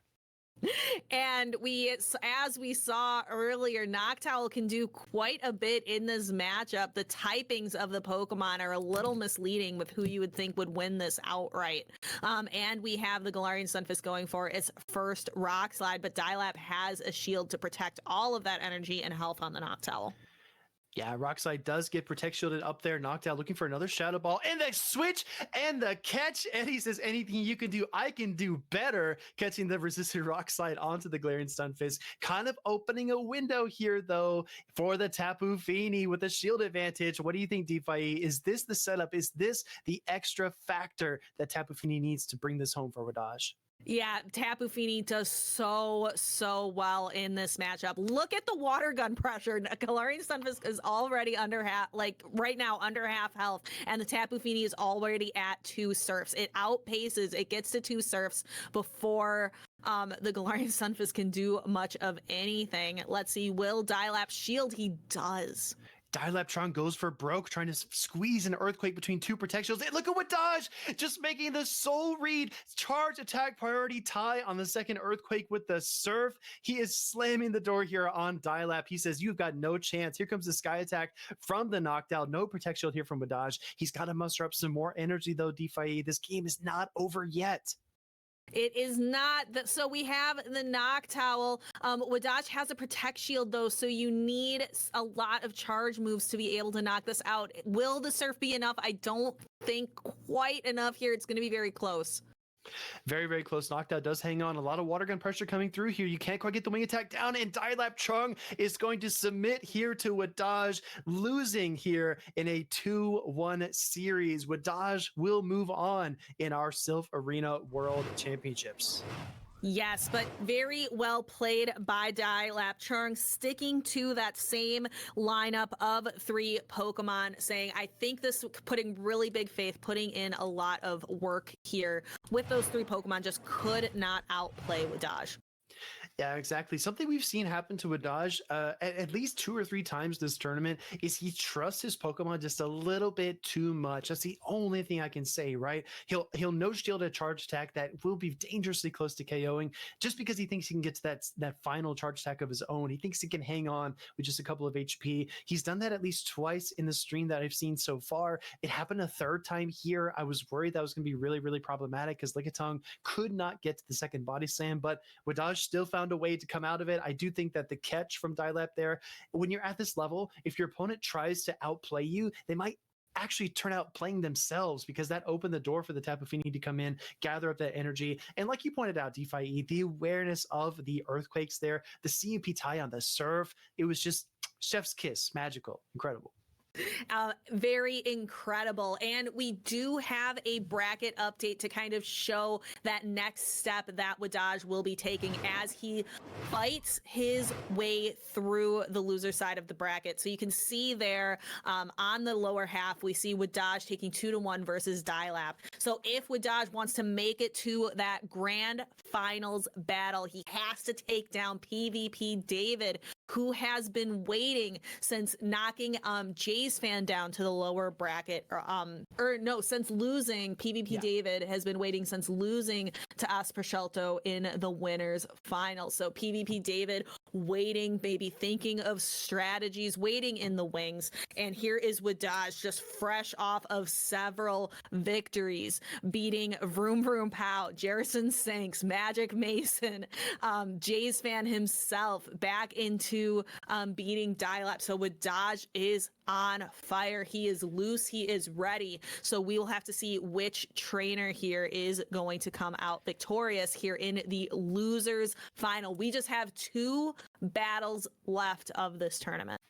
I'm telling you, DeFi, not to be too graphic here, but Wadaj's run reminds me of the Grim Reaper meme when you see it just knocking on the next door and the previous doors are all these incredible competitors and he's just taking them down one after the other after the other. He's knocking on PvP David's door. He says, open up. I'm trying to get into the grand finals in the final Silph Arena World Championships, and it's up to you to stop me. I want to give everyone in chat a refresher here. PvP David had a bit of a tough matchup there against Asprashelto. A lot of these teams, for better or for worse, a lot of these sets, for better or for worse, they're decided in the lock-in screen. And I feel like Asprashelto, he just really outpicked PvP David, didn't leave him a lot of room to maneuver. I think it was a Lantern versus Charizard being that decisive matchup in that series. Really tough sledding there for PvP David. And he's been incredible leading up to that, right? So this is a trainer that can play the game. He's incredibly talented, obviously. That goes without saying. But I feel like he feels like he missed out, right? He thinks he came close, but things just, he didn't have a solid chance. And I think that he really wants to prove himself here with the matchup against Wadaj. He doesn't want to go out that way, is what I'm trying to say. He thinks he can still do more. Yeah, Charizard is so tough because, again, you lock it into something. It's one of those Pokemon that you can lose in the lock-in screen with because it can be so dominating in the right setup, but it can just do absolutely nothing for you if you get locked into a Tapu Fini or something with that water gun pressure. Versus we've seen a lot of trainers go for more neutral, bulky picks. Pokemon like the Noctowl, like Lickitung, like Galarian Sunfisk. Pokemon that, so some of those more polarizing picks have kind of been on the bench lately. We've been seeing a lot of those closer matches. Exactly right. I think these trainers know they're kind of relying on their mechanical prowess, right? And they know their strengths, they know their weaknesses. They're not trying to make that bold call, just kind of throw everything at the fan and see what sticks. Because honestly, if you lead that Venusaur and your opponent has Shadow, Alolan Sandslash, and Noctowl, you're basically playing 2 versus 3, and then you have no chance of coming out. I think they're playing the percentages, right? If you have an 80% chance of winning, you might as well take that. If you have a 60% chance of winning, that's better than having like a 25% chance of winning. So these trainers are definitely trying their best to play safe, but also to express their full, skill ceiling, if I may. Yes, and again, the skill ceilings are just level with some of these trainers. They're so incredible. It's it's the skill ceiling. It's just like walking on the floor. There's not.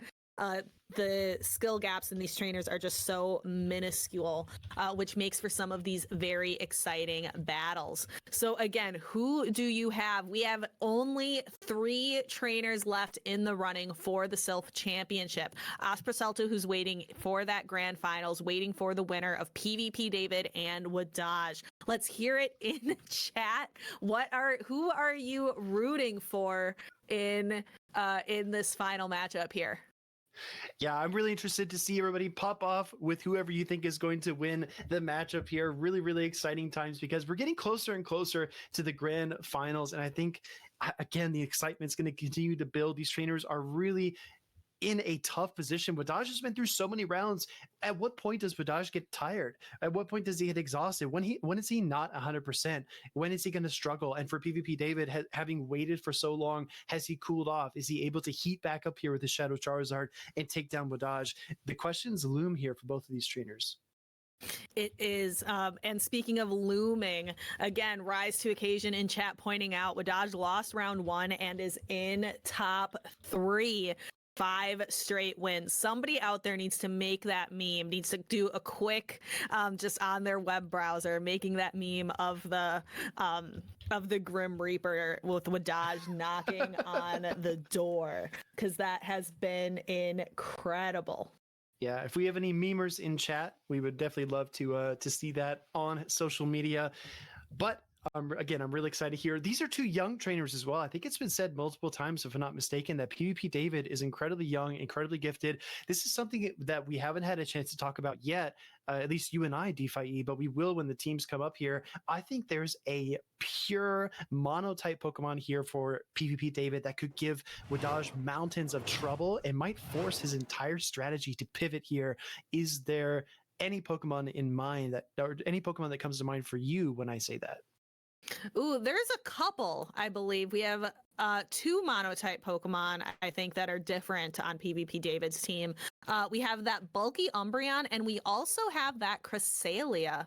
Both are a little different. Both are very different picks for trainers for that 3rd and that 6th slot. I think the Cresselia could definitely be very interesting. It is, again, Cresselia and Lickitung. You put those 2 together, and you're looking at a timeout strategy right there. But that Umbreon, go ahead. I was going to say, which would be wild, right? I think Rise and King talked about that. The timeouts in Great League are very few and far between, but it is definitely a unique win condition that we don't see expressed very often. Exactly. But that Umbreon is something that could certainly put a stop to Lickitung, which Wadaj has really been leaning on quite a bit in his matchups. That ghost type lick damage not being able to really do a whole lot. So both Pokemon, really something different considering the matchups that you and I have been casting, at least Speedy, where the teams are so similar. Now with PvP David back in here, we have that Shadow Charizard, the Medicham, some things that are going to be a little different, and Wadaj is certainly going to have to switch up his strategy from the last several matches that he's done. The call out that I want to make here is that we recently saw Wadaj win the North American International Championships. And guess what? He had a Shadow Charizard on his team. He had Cresselia and Medicham on his team. So even though these Pokemon aren't available to him, he is deeply familiar with how they work, how those matchups play out. So I really feel like if anyone is equipped mentally to combat a team like this that is so different than his own, it's got to be Wadaj, right? Because he knows these Pokemon inside and out. That's the benefit that Silph Arena has given us over the months and years, is that you can play a Pokemon that you never really would play yourself, and then when you see them in a competitive format, you already know what to expect. You know the charge attack intervals, you know how much damage they do, you know how much damage they can take. I think you get a better understanding of Pokemon Go PvP in general. I completely agree. Taking a look based on some of those differences on PvP David's team, the Medicham, the Shadow Charizard, Umbreon, Cresselia, things that we haven't seen as much in those previous matchups. Which do you think is going to be the key for PvP David here as he takes on Wadaj? Wadaj being like the Grim Reaper, you said, just trying to get to that next door. He really is, right? Knocking on the door here for PvP David. I just want to say that when you start to see these teams mesh against each other, there's definitely a push and pull mechanic, because if you start bringing Umbreon as PvP David, you're kind of encouraging Wadaj to leave the Lickitung at home. You're encouraging him to bring his 2 fairy type Pokemon there. What does that do? That opens the door for Lantern. Lantern against the Tapu Fini, against the Noctowl, against the Alolan Ninetales can have tons of success because of its bulk and typing. And I think it really manipulates your opponent into doing things they're not comfortable doing. So PvP David, I think, has all of the pull here. He's going to try to tug on these strings and force Wadaj to play the way that he wants him to play this matchup. And it's up to Wadaj to actually stick to his guns and find creative solutions around that. But for me, to answer your question, the TLDR, Umbreon. I think Umbreon is the key here. Yeah, Umbreon definitely could be crucial. However, it does have to look at those 2 fairy types that Wadaj has. It has the Wadaj has the Shadow Alolan. Ninetales has the Tapu Fini. The Tapu Fini matchup is a little closer than Tapu Fini likes it, because that last resort damage does add up. but much tougher against the Shadow Alolan Ninetales, which we haven't really seen a whole lot from Wadaj here in these most recent battles. We'll have to see, though. The Pokemon are on the field. We are transitioning over, and I mentioned it, and here it is, Shadow Alolan Ninetales, but it's met with a Water Gun Shiny Lantern. And interestingly, Wadaj brings in the Galarian Stunfisk, which is going to struggle here against that fast move pressure from the Lantern. I was just going to say, if you're PvP David, you know Wadaj is in trouble when he safe switches his Galarian Stunfisk into your Water Gun Lantern. Wadaj definitely a few steps behind to start this matchup, but he's going to look for the Earthquake here against the Umbreon. We see the no Protect Shield. It's so devastating to shield an early bait in this matchup. You know you can already absorb one Earthquake. This is fine. Great situation for PvP David at this point in the matchup. Yeah, and taking a look, a Pokemon that we actually haven't seen in a few matches, Speedy, that Medicham, or no, it's not Medicham in the back. There's the Lantern and the Charizard in the back.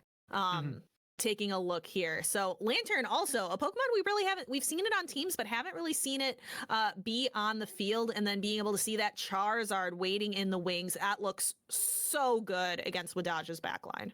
I was going to say, if you run Triple Weak to Fire and your opponent has a Charizard on the back, I think the one thing that Wadaj needs to not let happen is get down to a shield disadvantage, and he's already at that point. So this is definitely very tough. He's going to pull a Protect Shield, though, here with the Rock Slide. I think PvP David wants to control switch advantage, going to look for a Snarl down here, potentially. Oh, excuse me, he's going to throw the Foul Play to try to lock up switch advantage, which I think is the right idea.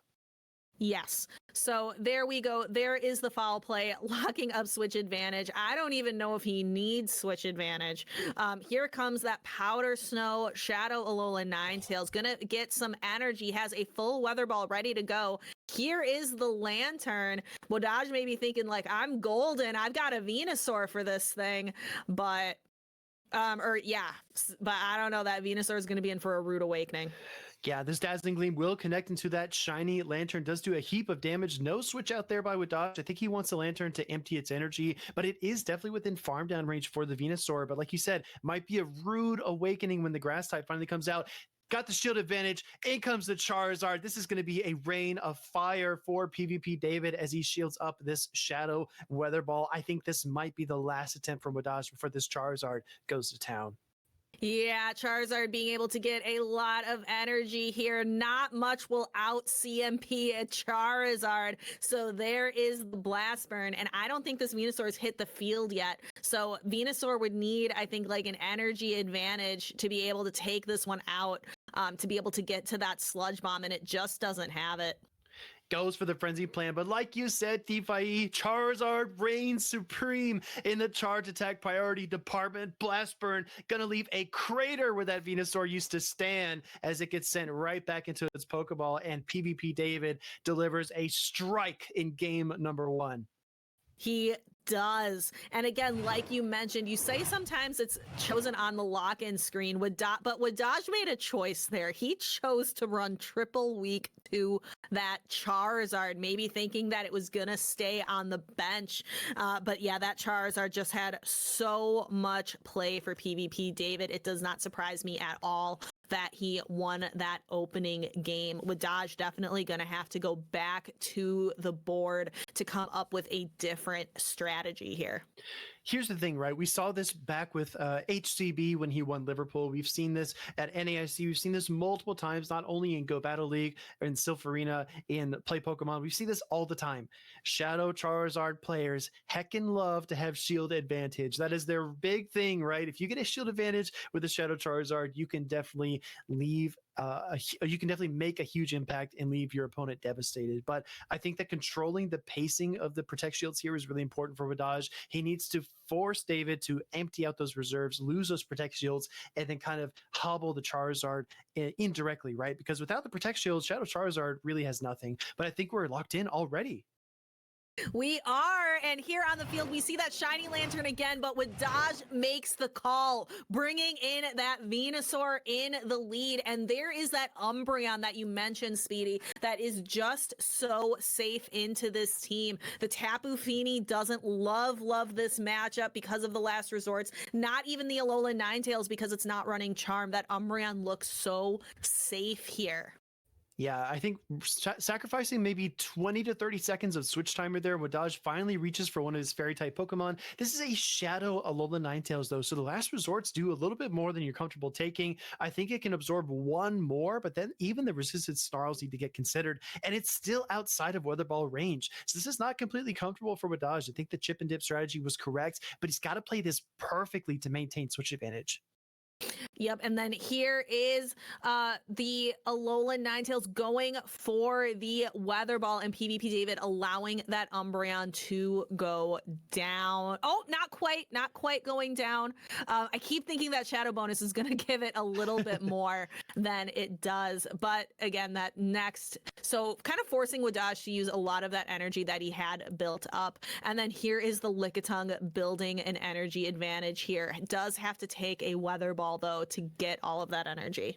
Yeah, Wadaj's Shadow Alola Ninetales does hang on and deliver a Weather Ball there for him, which is really nice. The problem here, though, DeFi, is now you've got Tapu Fini and you've got your Venusaur. You have to send the Tapu Fini out here against Lickitung because you need your Venusaur for that Lantern in the lead. So you're going to have to absorb a power up. You're going to take a lot of damage here. Is there still a win condition for David? I'm not sure. We talk about how your win conditions are limitless at the start of the battle and they start to narrow down. I think Wadaj has quite a few more win conditions here with that incredibly healthy Venusaur on the field. There is the Venusaur, and Wadaj has 2 shields. So I think this is looking really tough for PvP David. Yeah, I like the body slams, or excuse me, these shields on the body slams here by Wadaj, because you want to start thinking in terms of relative damage. What is going to have the most impact on your HP as a Venusaur? I think the body slam is definitely the charge attack that you want to protect shield. Resisted Thunderbolt, resisted Surf, not going to make a lot of headway, but the Lickitung can chip away at you. So we're going to see the Frenzy Plant Force with the final protect shield here from PvP David. Body slam will get protect shielded as well, but like you said, DeFi, this is a very tough position for David to be in. It is. That Venusaur is just so healthy, and there is the Lantern hoping to get some damage done. The Water Gun does do quite a bit more fast move pressure here for the Venusaur, but we're about to see a Frenzy Plant land on the Lantern. This is why Lantern's such a polarizing pick. It doesn't quite get to that Surf. And then there is the Lickitung, and one more Frenzy Plant is going to knock the Lickitung down to the ground and out of this battle. Wadaj taking victory here. We're going to be moving on to a decisive game 3. Yeah, those Frenzy Plants just devour the Lantern and Lickitung like this is Jumanji, and Wadaj able to power his way through game number 2 with his Grass-type Pokemon. That's the kind of boldness that you need, right? Bold is the word I want to use here. You just got beat by Shadow Charizard. You ran a team that was triple weak to fire. And what do if you're Wadaj in one of the most important games of your life? You lead the freaking Venusaur. Are you kidding me? What kind of gusto does it take to do something like that? It is special. It is a special Wadaj brand of gusto. Like we said, he is just on fire. He is cracked.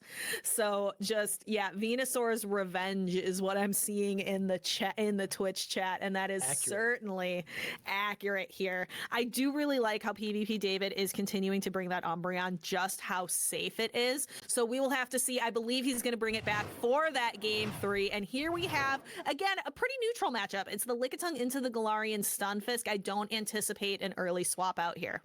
Yeah, chat, we need you to buckle in because we are already in game number 3 here. These 2 young trainers are ready to move on and see who wins this set. We're going to see the Power Whip get fired off here by the Lickitung. Like you pointed out, DeFi, this is a bulkier matchup. This takes a little bit longer to kind of see how it develops, but these trainers are already thinking about what's in the back. They're already trying to strategize for the middle and end game. Yeah, and that Charizard, again, I think switch advantage, it's going to really depend. That Charizard needs to stay away from the Tapu Fini. Charizard needs a significant energy advantage to be able to handle a Tapu Fini. The water gun pressure is just so insurmountable. Earthquake does connect onto the Lickitung, does a heap of damage. Gonna look for another Power Whip here pretty shortly. Might be a little bit too high in finesse to go for the Body Slam bait. Do we see the Protect Shield? No Protect Shield for Wadaj. Might be giving up switch advantage here. Ooh, Ooh, and going for that lick damage, going for the rock slide, that is not going to be enough. Lickitung is just so bulky, and the switch advantage is going to go to PvP David. That is going to be crucial to align the Charizard properly. It absolutely will. This could spell disaster for Wadaj. We're going to see what happens. Body Slam does get fired off here by PvP David. Again, double resisted licks on both sides. You can afford to stay in here. I wouldn't be surprised if he went for another Body Slam as well. That's exactly what he's going to do because this Lickitung just cannot KO the opposing Lickitung. But in the meanwhile, here, DeFi, that Lickitung for Wadaj is going to be fully loaded with energy. It is, and will that energy advantage be enough? Getting as much energy as possible, actually allowing PvP David's Lickitung to get to another body slam. But yeah, that Lickitung has so much energy here. I need a freaking magnifying glass to see the HP on that Lickitung for David. How did it get to a third body slam? I bet Wadaj is just rolling his eyes. How is that even possible? We have two Pokemon here in the back. Shadow Charizard actually coming in. This is not your typical energy sponge, and this is a heavy, deep team read by PvP David. He thinks that Lantern is the key to success here. And it certainly is going to be. But again, Charizard, it can't it's not an energy sponge like you mentioned. It can't take a hit, so forces that final shield here from PvP David, where Wadaj is sitting with 2 shields remaining. Here is that last body slam. That Charizard not really making an impact, but is absorbing a lot of energy. There is the Lantern, and here is the Tapu Fini. This actually is going to be close because this Lantern is on Water Gun. It has to land several charge moves to be able to knock out this Tapu Fini. Okay, I thought for a second there that Wadaj would call the first surf, but he doesn't. He shields up just to do piece safe. And like you said, DeFi, this is going to be a very close matchup in terms of pacing. I think the protection advantage is everything here for Wadaj. Does go for the Moonblast. This charge attack will absolutely connect. Does he get a debuff? He does not. But I think now a surf might be enough to get the KO. Double baits. I think so as well. And the Lantern going again with Wadaj not taking any chances, and shields up that Tapu Fini, knowing that a surf will be enough. Wadaj going for the final surf. This might be the knockout he needs to get up into that grand final stage. PvP David eliminated by Wadaj and his Tapu Fini. Wadaj says, I am the one who knocks.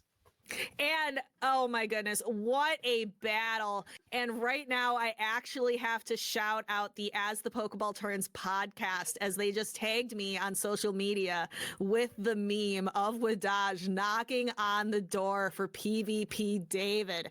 So I'm without words. That was such a good battle. I really thought those alternate Pokemon for PvP David, the Umbreon, the Medicham, the Shadow Charizard, I really, really thought that that could have been enough to take out Wadaj, but Wadaj with a resounding no. Yeah, resounding no. 2-1 overall here in this series. I'm not sure if I'm mistaken or not. I don't think that was a best of 5, right? No, we're just doing best of 3s. We are in the Silph Arena, Speediest Chief. We are not in Play Pokemon today. Fair enough. But Wadaj, incredibly talented there. Shout out to everyone in the chat who gets the Breaking Bad reference. He is the one who knocks, and he breaks down another door there as he ascends into the grand finals against Asprashelto. All right. So it looks like I'm seeing somewhere else in the chat best of 3 for the lower bracket, and then it looks like I'm seeing something best of 5 for the grand final is what I'm seeing here. All right. So we are going to get our best of 5s. Let's go. Okay. So yep, I see that there in the Discord chat. So I'm going to go mark that. But again, just I'm smiling at that meme right now because it just feels it's so accurate. Wadaj knocked on the door for PvP David, and now we have our absolute last Silph Arena matchup, Asprashelto versus Wadaj in a best of 5 matchup. You know what? I just want to say, with all the trainers that we had coming into the tournament today, Asper Shelto is not a trainer that I was really familiar with. I don't know how many people in chat agree with me, but it's really exciting to see a name that is a little bit unique, maybe a little bit undervalued, getting his shine here in the grand finals. Because honestly, going up against somebody like Wadaj, who's had such an incredible resume over these past months and years, it's got to be intimidating. But Asper Shelto, I think, deserves to be here, and I can't wait to see how these two trainers battle it out. I am looking forward to it as well. And yep, in the chat commenting, only grand finals is going to be the best of 5. And I have quite a treat for all of you from, again, shout out to As the Pokeball Turns for sending that to me. But we have the meme that we can go ahead and slide over to. Oh my gosh. Wadaj says, I am the one who knocks. I am the danger. And he has proven himself to be dangerous against all of these trainers. We don't even have enough doors, DeFi, to show all the trainers that he's knocked on. I'm sorry. We've got to. You would have to zoom back your perspective. You'd have to take like 10 steps back. I'm imagining like, people who have their cameras and they're trying to get the whole picture and they just keep walking backwards and backwards to see all of that. I think this might be a good opportunity. Again, we can highlight Wadaj's run, all of those doors, all of those trainers, because Wadaj losing in that first matchup and now has taken on again Vroom Vroom Pow, our previous champion, taking on Jerson Sanks, Magic Mason, Jays Fan, Dilap, and now PvP David. What an impressive run through the loser side of the bracket. Very just incredible. But now we have Asper Shelto, who is waiting. Who has been waiting and is now, we are at the pinnacle. We are at the summit, Speedy. We have our final 2 battlers and they are ready to go. Wadaj, fresh from victory. Asper Shelto, who's had the time to sit and wait and think. We will have to see which trainer here will emerge victorious. Will it be our trainer from the European region or our trainer from North America? I think that's a great question, right? I think a lot of this comes down to that champion's mentality. Wadaj has given interviews before where he almost said, I think I'm the best in the world. And I'll tell you what, if you go into a situation like this, you have to believe something like that. You have to believe that you can take down PvP David, Dilap, Jace Fan. You have to believe in yourself that you're able to do that, right? And for a trainer like Asper Shelto, again, I do walk back a little bit earlier. I said maybe undervalued. I didn't mean it in that sense. I just meant that Asper Shelto is on the verge of becoming a household name. He's just a couple steps away from being in this top tier with all these other trainers. I know skill-wise, he's already there. Obviously, he belongs here, excuse me. But I think that we are looking at 2 of the best trainers in the world without question. And I think both of them are trying to make a statement here in the last Silph Arena World Championships. I completely agree. And let's take a look at these teams. This team on the left looks incredibly familiar.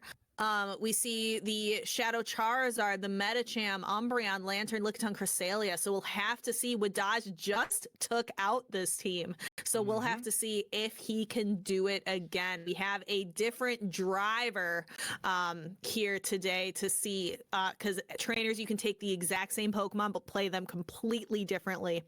So we will have to see how Asper Shelto is going to play this team differently. This is also a best of 5, which runs so much differently than a best of 3. It is much more of a marathon, so much more mind games to play. So we'll have to see how that pans out.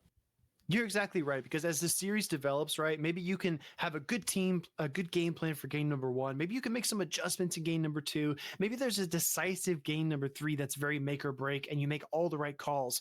that kind of stamina to get through those 3 games, that takes a lot out of a person. But then when you get to this game number 4, game number 5, it's absolutely exhausting to get to this point. If you're Wadaj, when you've played out 7 rounds back to back to back to back to back to back, and you finally get here, it's really, really tough. So this is one of the biggest tests of this young trainer and what he's capable of. And Asper Shelta has been waiting, sitting there at the grand finals table. He said, "Who is worthy of battling against me?" Wadaj answered the call, but the entire time Asper Shelta has been looking, he's been researching, he's been trying to figure out how to beat these opponents. And Wadaj, having defeated the same exact team, like you mentioned, DeFi, he's already got a blueprint. He already knows what he wants to do.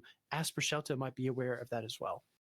Exactly. So as we can see our bracket, we are at our final matchup here, Aspersalto versus Wadaj. We just have a couple quick things we want to show you before we get to this last match. So the two of us, Speedy, we have really quickly, we are going to show some community videos. We saw a couple of them earlier on, but we have some other videos to show you. Again, this is the last ever battle for the Silph Arena, the last one.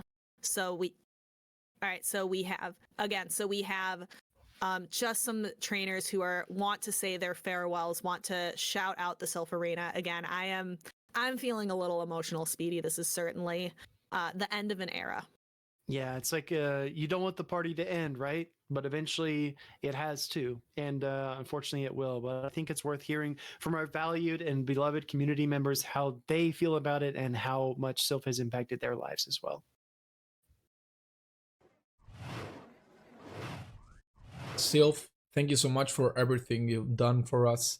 The game wouldn't be the same without you. A lot of us wouldn't be the same without you. I met so many people and bonded with so many people thanks to Silph. Met a lot of places. I think I am where I am thanks to Silph as well. So we just are very thankful that Silph existed, and I think the game would be in a very different place without Silph. So thank you for everything. So long, Silph. You weren't perfect, but you built a community and many friendships along the way that meant a hell of a lot to a hell of a lot of people, including myself. And whoever and whatever comes next, they've got a big act to follow and big boots to fill. So thank you. Thank you, Silph. You've given me so many memories over the years, and I truly would not be the person I am today without you guys. Thank you, Silph, for 5 amazing years of battling. We appreciate you for everything you have done for us, being there at the beginning in 2019, all the way through a tough pandemic, and helping us get back into in-person as the world opens up. We appreciate you, thank you for everything, and good luck in your future. Thank you, Silph Arena, for 5 years of awesome PvP battles. One thing I really liked to see over the years was all the different cup formats that featured my good friend Dedenne. What's that, Dedenne? Dedenne also says thank you too for 5 years of hard work and dedication to the PvP community. That's really thoughtful of you, Dedenne. Thank you, Silph, for building this community from the ground up, for everything that you've done, and for facilitating some friendships for me that I know will last the rest of my life. It's amazing. Thanks, Silph. 私たちはあの熱戦を忘れない。ありがとう、シルフアリーナ。 Hola, ¿qué tal, nuestro Pokémon? Somos de Perú, Comunidades Unidas, el Last Champion. Y todos queremos decirles ¡Gracias!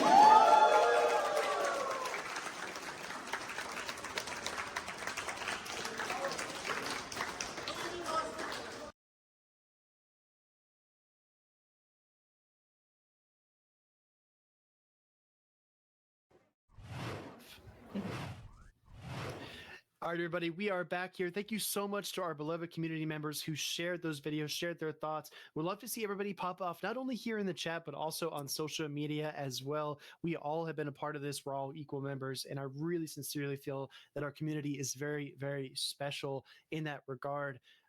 Beautiful words by all those trainers in those videos, DeFi. Incredibly. So thank you again to everybody who submitted videos. The Silph Arena is so special to all of us. It's where so many of us got our start in PvP. It's where a lot of us found our communities, like our in-person communities, our online communities, all these people that we are so close with online and in person. So I know I'm already just like, I cannot believe that this is ending.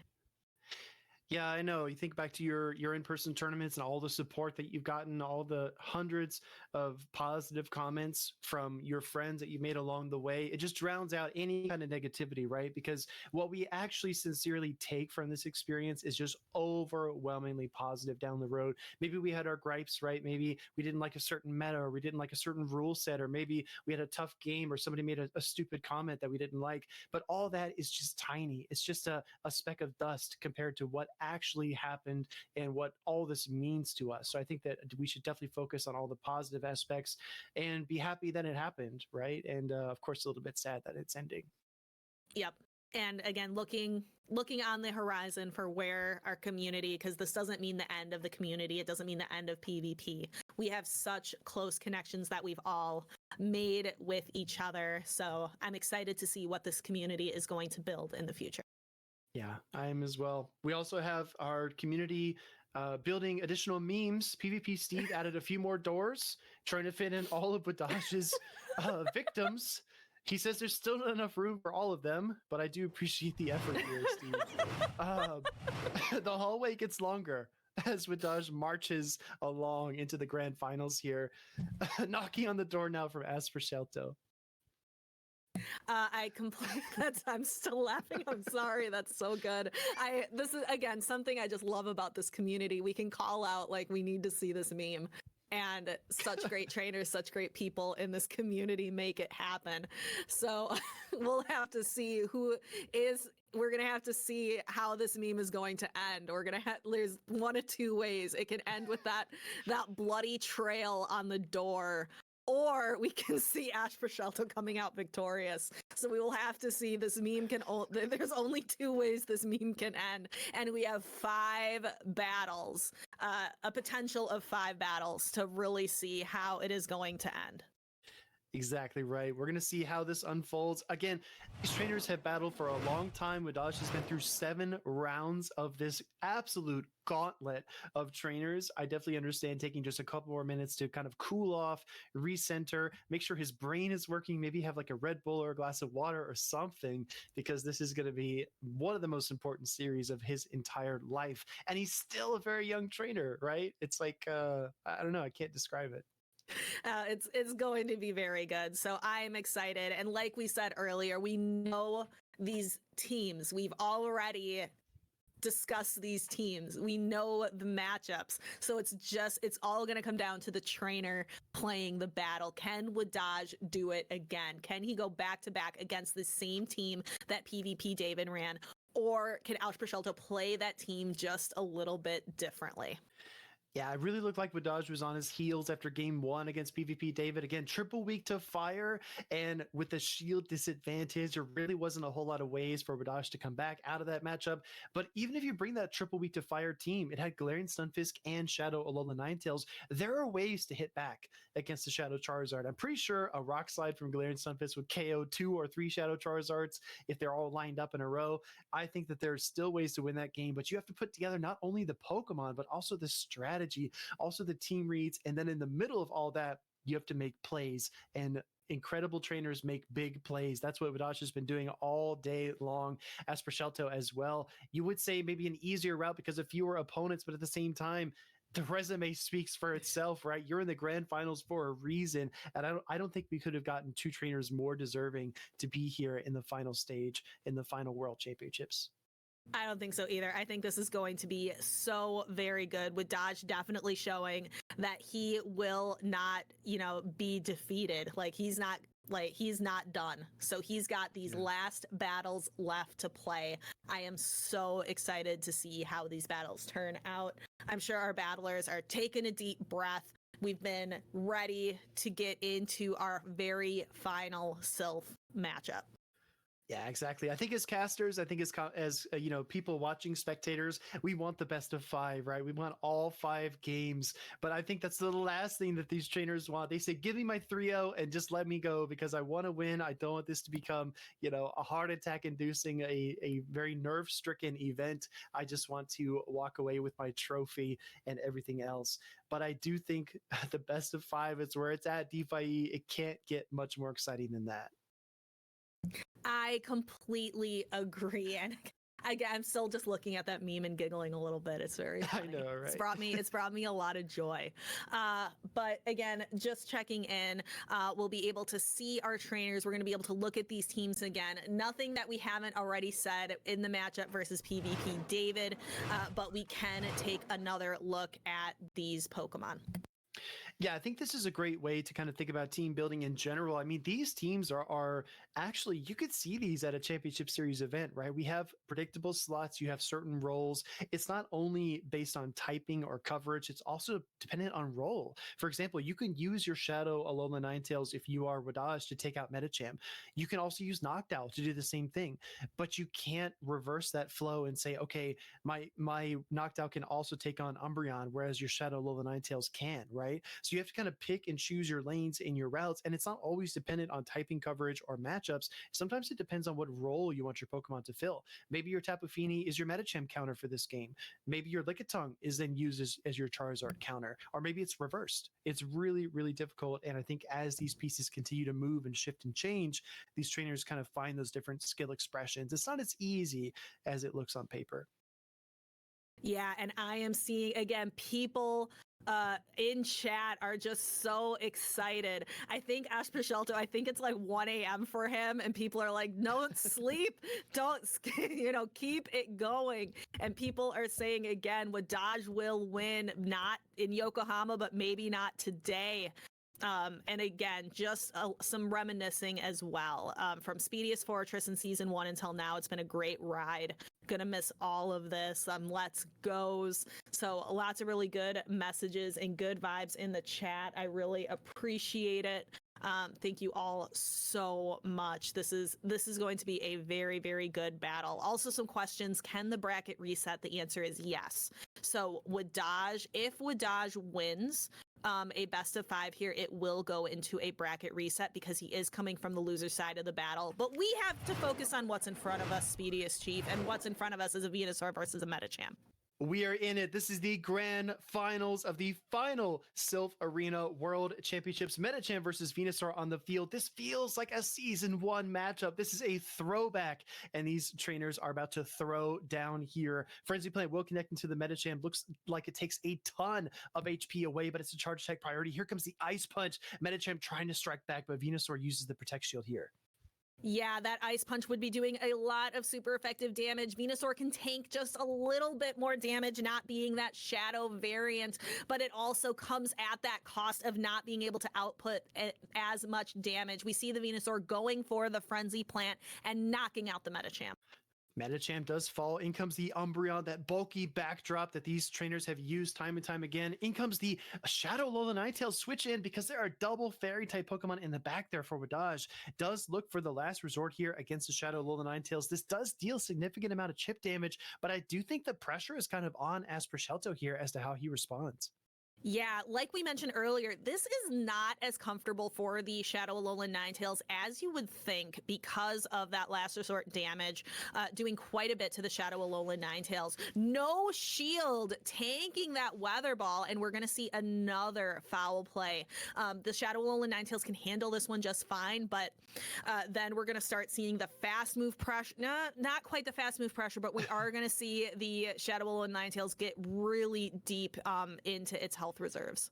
That was an absolutely disgusting call. He does not think Wadaj is going to try to sneak a Dazzling Gleam through 2 Protect Shields, and he was right. In comes the Lickitung, looking for the Weather Ball chip damage here on the opposing Lickitung. Wadaj does fire this off. Anticipate a switch out here, potentially to the Venusaur if I had to guess, and he does. He goes back to his lead Pokemon, can look for a Frenzy Plant as soon as he can.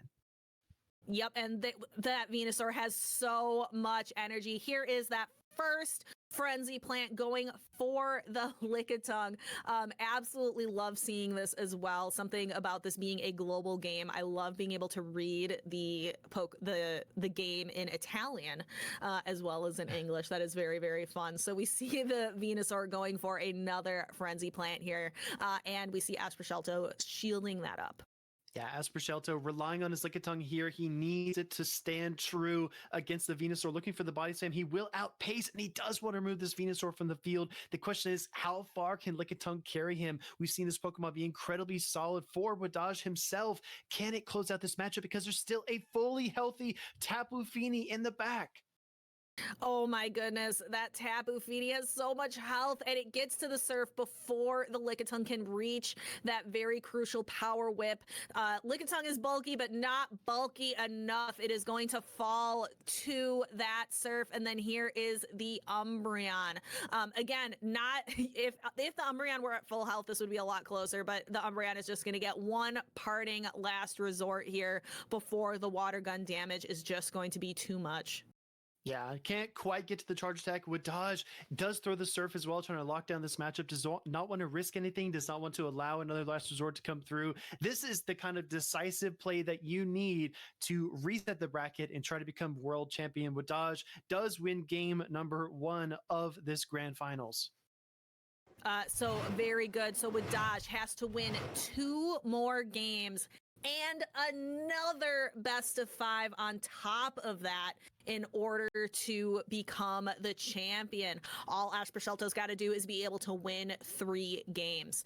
So we will have to see how this turns out, but I don't know. It's hard to bet against Wadaj just after his consistent success going through the losers bracket. Well, I'm telling you, if you're Aspercelto, you brought Umbreon and Lickitung. You deployed all the bulk you have in your arsenal in that matchup there, and it still wasn't enough. Wadaj just absolutely ripped and tore through that HP pool and shredded Aspercelto to win that game number 1. Going to be really tough to see if he can bounce back here in game number 2. But like you said, there's a bit of a runway here, right? This is a potential 10-game situation. There's a lot of time to kind of adjust and think about and digest what just happened. You don't have to make any rash judgments here. That's exactly what I expect a high-level trainer like Aspercelto to do, is just take his time, figure out what the best strategy is, and not overthink anything, because he's here in the grand finals for a reason. Exactly.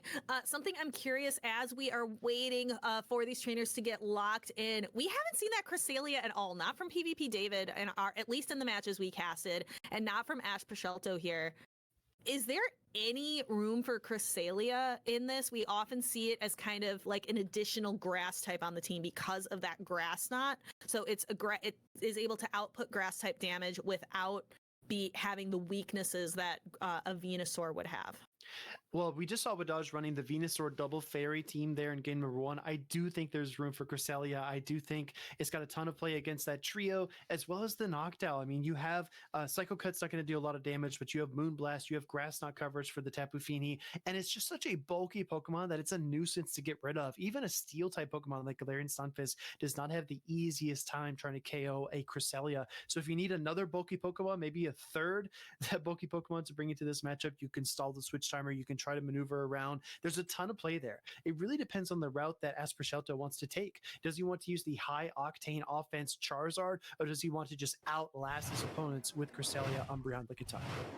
We will have to see. Looking for maybe a hybrid situation. We have 2 bulky picks on the side of Aspercelto with that Lantern. And then we have a high damage output Pokemon that has quite a bit of bulk to it as well in Medicham. Yeah, we actually saw this matchup as well opening the first game, but I do think that these back lines are very different than they were previously. Gonna look for the knockdown switch in after he takes the shield advantage. This is what I really admire about Wadaj's play against the Shadow Charizard team. He is not allowing them to take shield advantage. And when your opponent starts shielding early, maybe that tells you there's not a Charizard in the back at all. So we will have to see. We go for the Noctowl is going to get to its move first. With that Sky Attack, are we going to see a shield? No, the Medicham can handle it just in time to be able to throw an Ice Punch in return, but this isn't going to knock out that Noctowl either. Actually going for a little bit of an undercharge, it looked like. Yeah, it's a curious undercharge, right? Maybe trying to level out the HP. Does allow the Noctowl to wing attack down. Going to come in with the Lantern here. Still switch locked. Wadaj is trapped. Does get to the Shadow Ball, though. That extra energy does allow him to leverage that, get to the charge attack, and deal some meaningful chip damage. Exactly. There is that shadow ball going for the lantern, gets one more water gun off, and then it is going to be Lickitung versus the world here. Lickitung has to be able to take down really both of these Pokemon in order to be successful here. Yeah, I would agree. We do see the Protect Shield on the Frenzy Plant there. Venusaur still applying tons of pressure. Now 2-0 Protect Shield advantage for Wadaj. He brings in that Shadow Alola Ninetales. A great Pokemon to straddle all these typing mismatches that we've seen. No Protect Shield on the Body Slam as well, which is a really nice call there by Wadaj. Does look for the Dazzling Gleam here. Switch Timer still not available. Lickitung is pinned, but it's going to get off a Body Slam first. Yeah. So again, that Lickitung is stuck, and this just looks so good for Wadaj. Taking a look at that backline matchup of the Venusaur, of the Water Gun Lantern, but we see the going for a Shadow Dazzling Gleam, something we don't see very often. Going into the Lickitung, you can't take the Lickitung out. It's just too bulky and is able to throw a Body Slam in return. But it has no health left. I can't see the health bar, and it's not because of that eye surgery that people know about. It's just because it's hardly there. And then this Venusaur is going to be able to throw a Frenzy Plant to knock out the Lantern. No, you're absolutely right. Going to see the Surf get Protect Shielded up here. Wadaj maybe has a chance to throw a Sludge Bomb here, but this is not early season Wadaj. He goes straight for the Frenzy Plan. Wants to tie this up nicely. Great lead call. Great switching call. Perfect execution. Wadaj is now up 2-0 here in the grand finals. He's on his way to a reset, but he still needs one more win to get there. Yeah, Wadaj is on a roll here. So we will have to see. He knows this team. He just came off of playing it from PvP David. So he has the strategies. He has the tools. He knows he can win. What on earth, Speedy, can we see from Ashper Shelto in order to topple Wadaj? We mentioned the Cresselia. Could that be the key? We saw the Metacham come out, and it just wasn't enough here in this last match. You're exactly right. It just wasn't enough. Everything that Ashper Shelto has tried so far hasn't worked. But I'll tell you what, when you lead your Lantern into a Venusaur against a trainer like Wadaj, you're in for a bad time 9 times out of 10. It's really, really tough to come back from that kind of lead. And I think that the mind game that's going on here in the background is that the Shadow Charizard is looming large for Ashper Shelto. He thinks, I have this incredible Pokemon. It's so powerful. If Wadaj doesn't prepare for this, he's going to be in trouble. But Wadaj is saying, where's Shadow Charizard? I don't see it. I'm not going to fear something that's not showing up on the field. So I'm going to continue to run Ice and Grass. I'm going to continue to bring Galarian Stunfisk as well. I'm going to continue to try to strip away your Protect Shields early in the matchup and get that early advantage because I don't believe you. I don't think you're going to bring it. And he is calling his bluff not once, but twice. So we will have to see. We have Pokemon on the field. So we have Lantern versus Lickitung. So let's go ahead and see here how this turns out. Advantage goes to the Lickitung being able to put out that super effective Power Whip damage. Yeah, again, kind of double grass coverage, the pseudo grass with your Lickitung here. We're going to see a Surf get fired off by the Lantern first, though. We'll deal a little bit of chip damage with these two bulky Pokemon. We'll continue to slug it out. I think the overcharge here is really nice, anticipating the catch, and it does catch onto his own Lickitung. Here comes Wadaj's Power Whip. The question here, DFIE, is what do you do if you're Wadaj? How do you pivot out of this? He goes straight for the Ninetales. Yeah, being able to just output a lot of that neutral ice type damage. Lickitung is going to be able to output quite a bit of damage itself, starting with a Body Slam that will go unshielded. The Alolan Ninetales can safely handle this one. Second one, though, is going to be tight with addition to all of that lick damage. We did see Wadaj go for the Dazzling Gleam right away in game number 1. We do see a Protect Shield here from Ashper Shelto onto the Weather Ball. That's a great bait by Wadaj. Goes for another Weather Ball as well. It's starting to snow here in July because Wadaj is applying the pressure with all these fast charge attacks. All right, and there is another one, but the Lickitung already has a move and goes for it here just before Wadaj was able to fire another charge move. So this is certainly going to knock out the Shadow Alola Ninetales, bringing in the Venusaur to start getting quite the energy advantage. I'm not sure, will Wadaj shield this? Venusaur can comfortably take a Body Slam, no shield here, and Venusaur is going to have quite the energy advantage going in. So maybe guessing that Charizard's not back there, and here the Medicham is revealed. Look at Wadaj just clutching these Protect Shields, right? He is not willing to give them up. He's going to give his Pokemon the Protect Shield advantage no matter what. And that's to the point you just mentioned, DeFi. If there was a Charizard back there, the 2 Protect Shields gives Wadaj an advantage. But now, against no matter what is in the back, he has an advantage because he can just Protect Shield up, Ice Punches, Body Slams, whatever comes through, and not Shadow, but regular Venusaur can just wreak havoc on this team in the back line. Yes, now we finally see, I was like, you can't bring it into the next match, Wadaj. Finally see him expend a Protect Shield on the Venusaur. The Venusaur should outpace here, gets to the Frenzy Plant right before the Medicham can throw another Ice Punch, and the Medicham will be off the field. And we still have on the side of Wadaj an incredibly healthy Lickitung and a shield to be able to knock out this Lantern. I'm not much of like a psychic. I'm not a fortune teller, but I see a bracket reset in our future, Speedy. No, I couldn't agree more, right? Because you have this position where you've got a grass and a half on the field being Venusaur and Lickitung with the Power Whip, and the Surf won't even be enough. Wadaj lets it through. He says, no matter what you try, nothing is going to work because Lickitung is going to get to the Body Slam and get the KO here. And this final Body Slam will force a bracket reset. Wadaj is not slowing down anytime soon. He wants this championship, and it's up to Aspercelto to stop him here.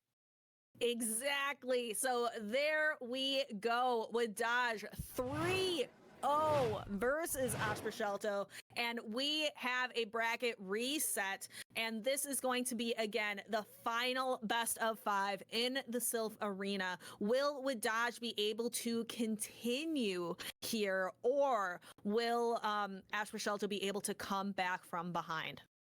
Yeah, I see one of our fellow commentators, Rise, saying that maybe Cresselia is a great choice here for Aspercelto in this reset because it can help him against the fairy types. Aspercelto tried to go with the Lantern to address the double fairy strategies. We've seen Wadaj bring the Shadow Lola Ninetales and the Tapu Fini time and time again. He thought Lantern was the answer, and then Venusaur found it yet again. Our friend Gucci saying Venusaur going sicko mode in this grand finals. That is exactly correct because it has just been impossible to stop for Aspercelto.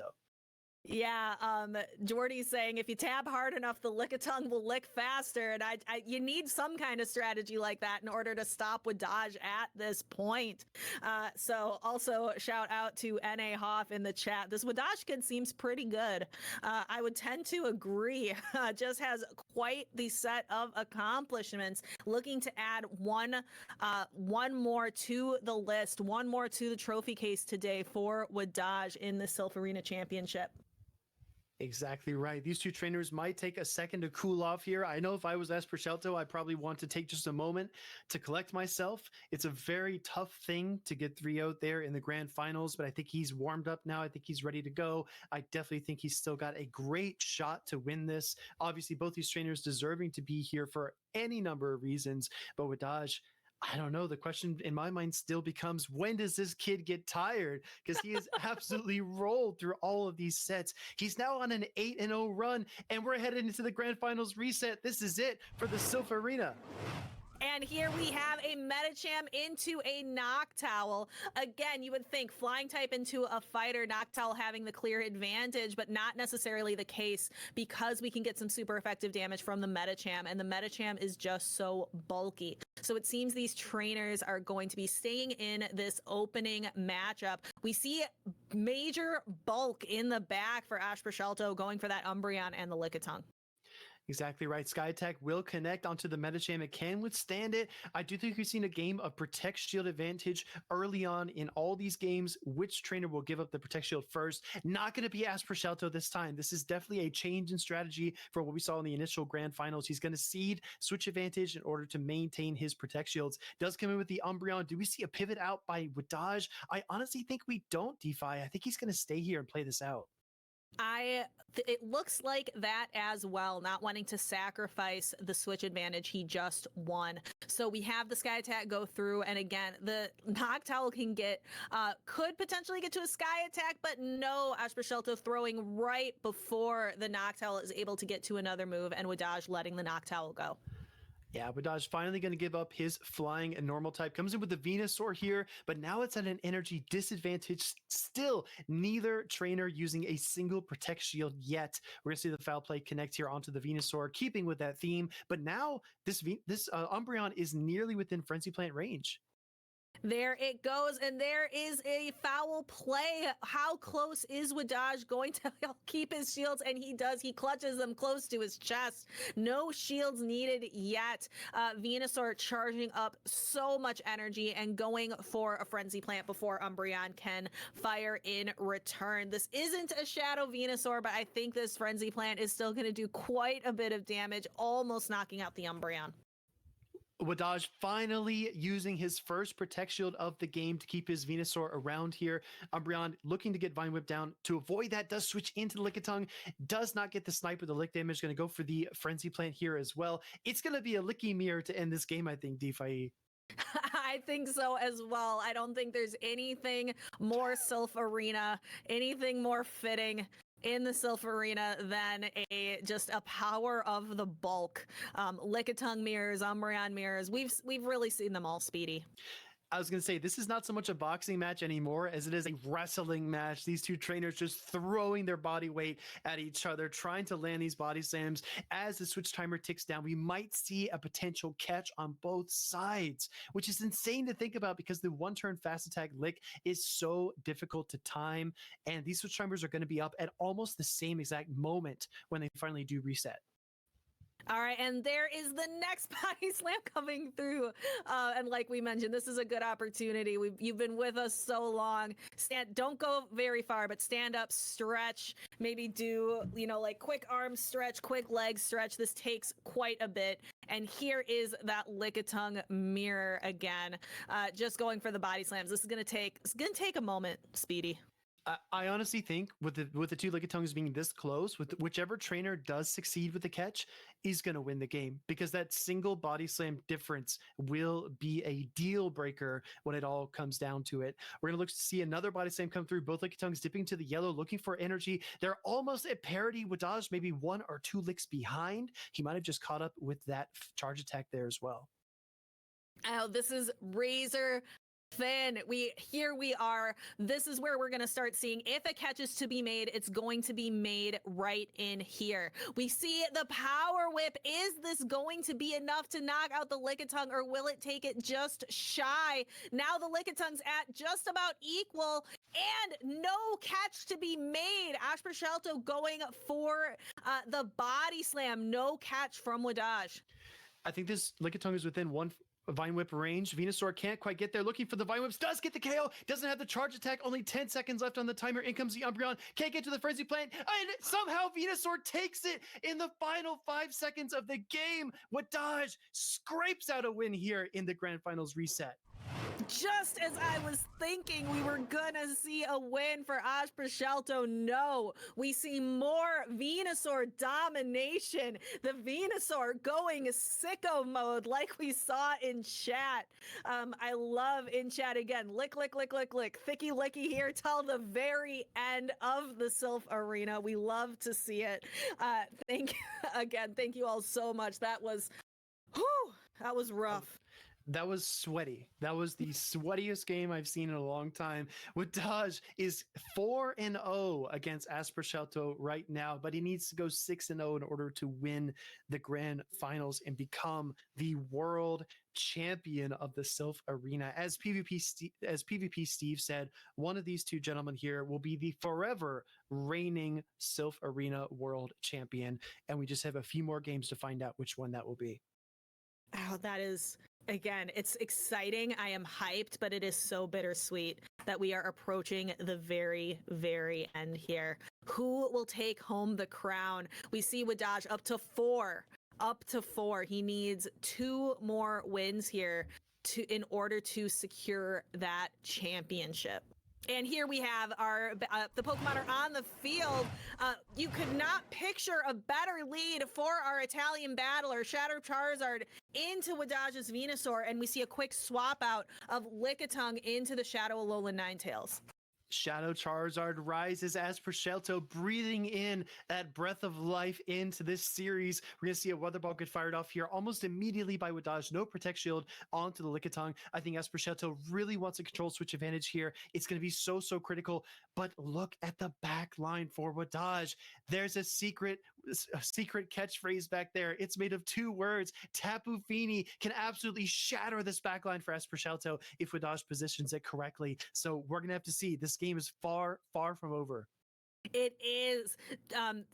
We mentioned some games are won on that first lead matchup, but this certainly is not the case. Wadaj has quite the powerful Pokemon in Tapu Fini in the back line, but Proscelto securing switch advantage. The Venusaur comes back out, and it is going to get a pretty significant amount of energy. It might be able to get a Sludge Bomb prepared, locked, and loaded to maybe frighten that Charizard, make it shiver a little bit. Yeah, I think that's exactly the play, right? You need to find a way to strike back. It is a little bit sad that he does have to take the body slam there. Blind Sludge Bomb, flinging that sludge onto the Shadow Charizard. Do we see a Protect Shield here? And we do. Proscelto makes the right call. But guess what? It's Tapu time, DeFi, and it's cornered the Shadow Charizard. You have an Umbreon in the back. There is nowhere to hide. And interestingly enough, Proscelto stays in and forces a shield from Wadaj, actually getting baited, throwing the Dragon Claw instead. That could be significant here. A Blast Burn from a Shadow Charizard onto the Tapu Fini. It doesn't knock it out, but it does a lot of damage. Certainly a worthy Protect Shield. And here we have Tapu Fini going for the Moonblast, but Proscelto uses the final Protect Shield to shield it up. Tapu Fini, however, still has a Protect Shield to shield against this last resort. Yeah, that was a wonderful Protect Shield call there from Proscelto. I think Wadaj could have easily baited there, but the Moonblast was predicted correctly. Does use a Protect Shield. Umbreon looking to make something out of nothing, but the Tapu Fini is closing in on that second Moonblast as well. It is, and it is going to need that Moonblast. Tapu Fini running low on health. Let's Tapu Fini going for as much water gun damage as possible before throwing the Moonblast. Now, Umbreon is known for its bulk. Can it handle this Moonblast? It cannot. And then here comes the Charizard, and the Tapu Fini gets to a Surf, washing away, bringing the flood, raining out that Charizard. And Wadaj now sits where he is 1 win away from being the Silph Arena World Champion. Proscelto needs to make a reverse sweep in order to make that happen. 5-0. Chat, say with me, 5-0. Wadaj has won 5 games in a row against one of the best trainers in the entire world. I think he's just on a different level, right? I think the only win condition in that game we just saw was that the Moonblast isn't enough. Wadaj panic swaps to Venusaur, the Charizard gets a farm down, and somehow lands a Blast Burn on the Tapu Fini. But so many tiny things had to work for that to happen, and they just didn't. Everything that Wadaj needed to happen happened. He got the bait on the Surf. He landed the Moonblast. He shielded the Moonblast, but he landed the Moonblast and is able to surf away the Charizard, is what I was trying to say. A little bit flustered here. This is pretty intense. It is intense, certainly intense and emotional. This may be the final Silph Arena battle ever in the history books. Wadaj versus Proscelto. If Wadaj wins this, he will be crowned the forever reigning Silph Arena World Champion, which is quite the impressive feat. Again, this is the last possible chance. This might be the last possible chance for Proscelto to bring that Cresselia. You and I have been talking that might be the Pokemon that could core break a little bit. I don't know, though. We haven't seen him bring it at all. Let's find out. The Pokemon are on the field. Tapu Fini into Umbreon. Oh my goodness, Tapu Fini finds the Umbreon in the lead. Proscelto is definitely in trouble here. Wadaj continues to make all the right calls exactly when he needs to make them. We're going to see a last resort get fired off here by the Umbreon. Like DeFi said, this could be the final Silph Arena battle ever. So give your energy, send some messages in the chat. Let's hear it. All right. And that Umbreon gets just about to that last resort, but the Tapu Fini is able to throw the Moon Blast first. I don't believe it would be enough to knock out at this range. Umbreon is able to stick around to throw a parting last resort, but it is going to succumb to the power of those water guns from the Tapu Fini. Tapu Fini will be left quite low, though, in exchange for winning that lead matchup. Umbreon gets stuffed out, unable to even get to the foul play. Meanwhile, Tapu Fini continues to rise here for Wadaj, does get to the Moonblast against a Lantern, smacks it with that same type attack bonus fairy damage, and it does not look good here for Aspercelto. It does not. I'm looking at that Charizard in the back, and I am hoping that maybe we'll see something. It does have 2 shields, but so Wadaj also has those same 2 protect shields and is able to get to quite a bit of body slams and that lick damage. Look at this poor Charizard already down to almost half health. Oh, Wadaj doesn't shield the Blast Burn. Somehow Aspercelto sneaks a Blast Burn between 2 Protect shields. He has 2 shields of his own for his Shadow Charizard. He's going to show up this Body Slam. Is there a way that this Charizard can wing attack all the way down? It's going to look to do it. Going to look for the Dragon Claw, actually continue to apply pressure. Protect shield there from Wadaj, finally giving his own. But I'll tell you what, that Blast Burn left a mark. It did. It left a mark on the field, but Lickitung stands triumphant. It was able to tank the Blast Burn and throw continuous body slams into the Charizard. Charizard going to be going in with some energy advantage, but Wadaj has a shield. You need to be able to get rid of this last Protect shield and throw a Blast Burn. God. What a call! What a call from Wadaj is not. How do you not shield that? Wadaj out of his mind, going sicko mode in the final Silph Arena World Championships, calls the Dragon Claw, CMPs the Lantern, gets to the Frenzy Plant. Wadaj is your world champion. I'm speechless. I am speechless. Congratulations, Wadaj. We have seen Wadaj put on a clinic. I hope all of you out there at home have been taking notes. Wadaj winning here, our champion from the United States, 2023 Silph Arena World Champion. What else can you say, right? Wadaj said everything he needed to say on the field today.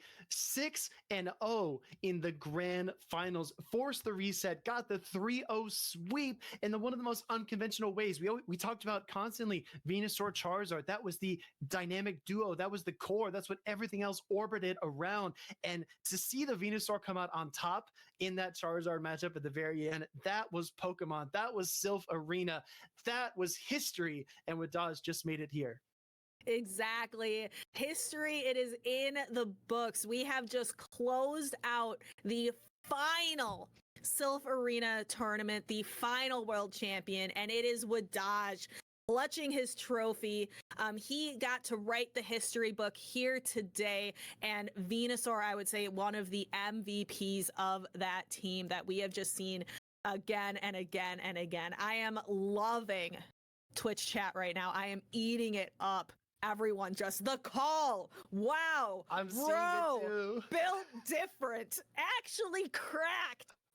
Love seeing the Twitch chat just pop off at the battle. It's so good. Oh my gosh, Wadaj built differently indeed. This is it, DeFi. This is the community. This is our people. This is the Silph Arena. Everyone in chat, everyone that's watched, all the competitors that were here today, all of the people in production, all of our casters as well. This is Silph Arena. This is community. This is Pokemon Go. And I just can't imagine a better send-off here because honestly, coming up against all odds, falling to that loser's bracket, going 8-0, that's the underdog story. That is the Ash Ketchum story where you have everything against you and you find a way. Congratulations to Wadaj. Exactly. Although I would say maybe better than Ash Ketchum. Ash Ketchum doesn't have a lot of trophies in his trophy case, but Wadaj certainly does. Here we have it on the graphic. Screen cap it, everybody.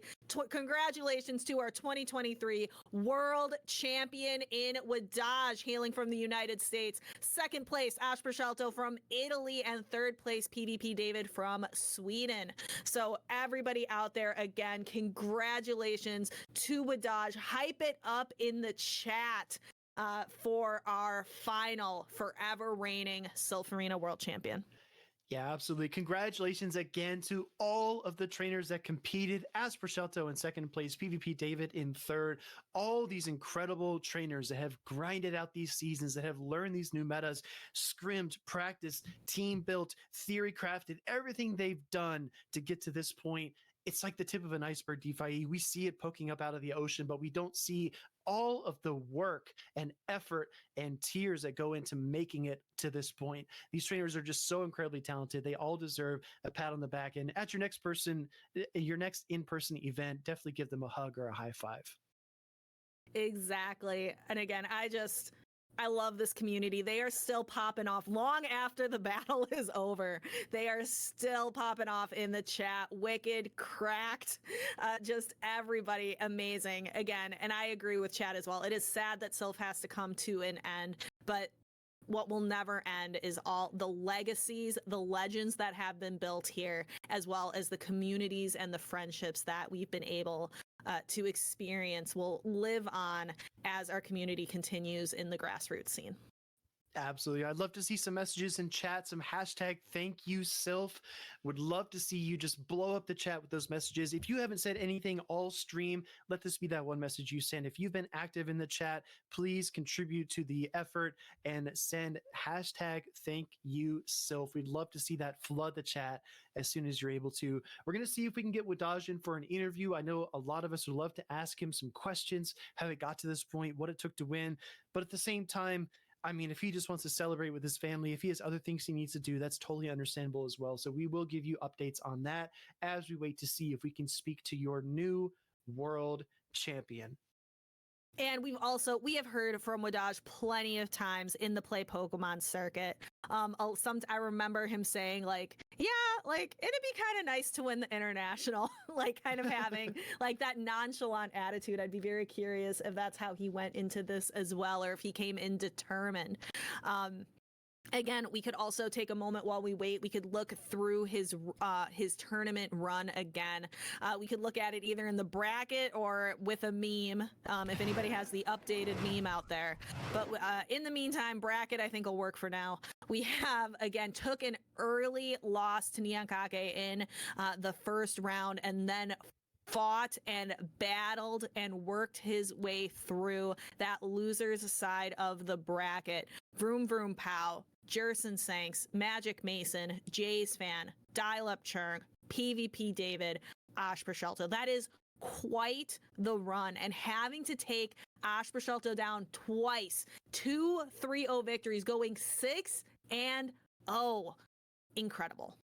Yeah, I mean, I just want to say we always want the best trainer to win, right? Even if that's not ourselves, we want the best trainer in the world to have everything that they deserve. And when you look at this resume here from Wadaj, I don't think there was anybody better this weekend than him. Sometimes it's luck, sometimes it's skill, sometimes it's a combination, right? Sometimes you just get heat up at the right moment.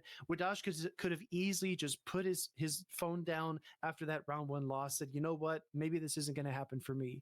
But he didn't do that. He did the opposite. He continued to push, to strive, to play his best and show why he deserved to be here. And this is the result. This is the result when you don't quit. And Wadaj has so much to be proud of. I completely agree. And imagine being so young and so well accomplished. If you look at everything he's accomplished here in the Silph Arena, as well as in Play Pokemon, as well as in the Go Battle League, just having so many accomplishments. And he's got such a long road ahead of him as well. Exactly right. He's definitely one of the younger trainers, and I think that if we look at trainers like Wadaj, like Bird Power, like Kim Yusui, like PvP David, we see the future of Pokemon Go PvP, and I think it's incredibly bright. If we have these young trainers to lead us into the next generation of players, I feel like we are in very good hands. I completely agree. It is such a joy to be able to watch it's been such a joy to be able to watch the Silph Arena through all of these, to be able to see that next generation of trainers take the lead, as well as in Play Pokemon and in the Go Battle League. We just have so many different ways to play, and again, we are wrapping up the Silph Arena. However, we still have so many great friendships, such a strong grassroots community, and here we have not Vroom Vroom Pow, but Wadaj coming up, who is going to be coming up for an interview, coming at us very shortly from his bedroom, it looks like. So we will have an interview, so be sure to stick around for that. Yeah, absolutely. Am I good? We can hear the world champion here. We're going to get him on screen in just a moment, everybody. But if you have any questions you would like to ask our champion, please sound off in the chat. We want to wish you the warmest welcome, Wadaj. I feel like I see you all over the place. How are you feeling, champ? I'm feeling pretty good. I lost round 1. I kind of thought I was going to go 0-2 after that. I wasn't feeling too hot, but then I kind of went on a wicked run.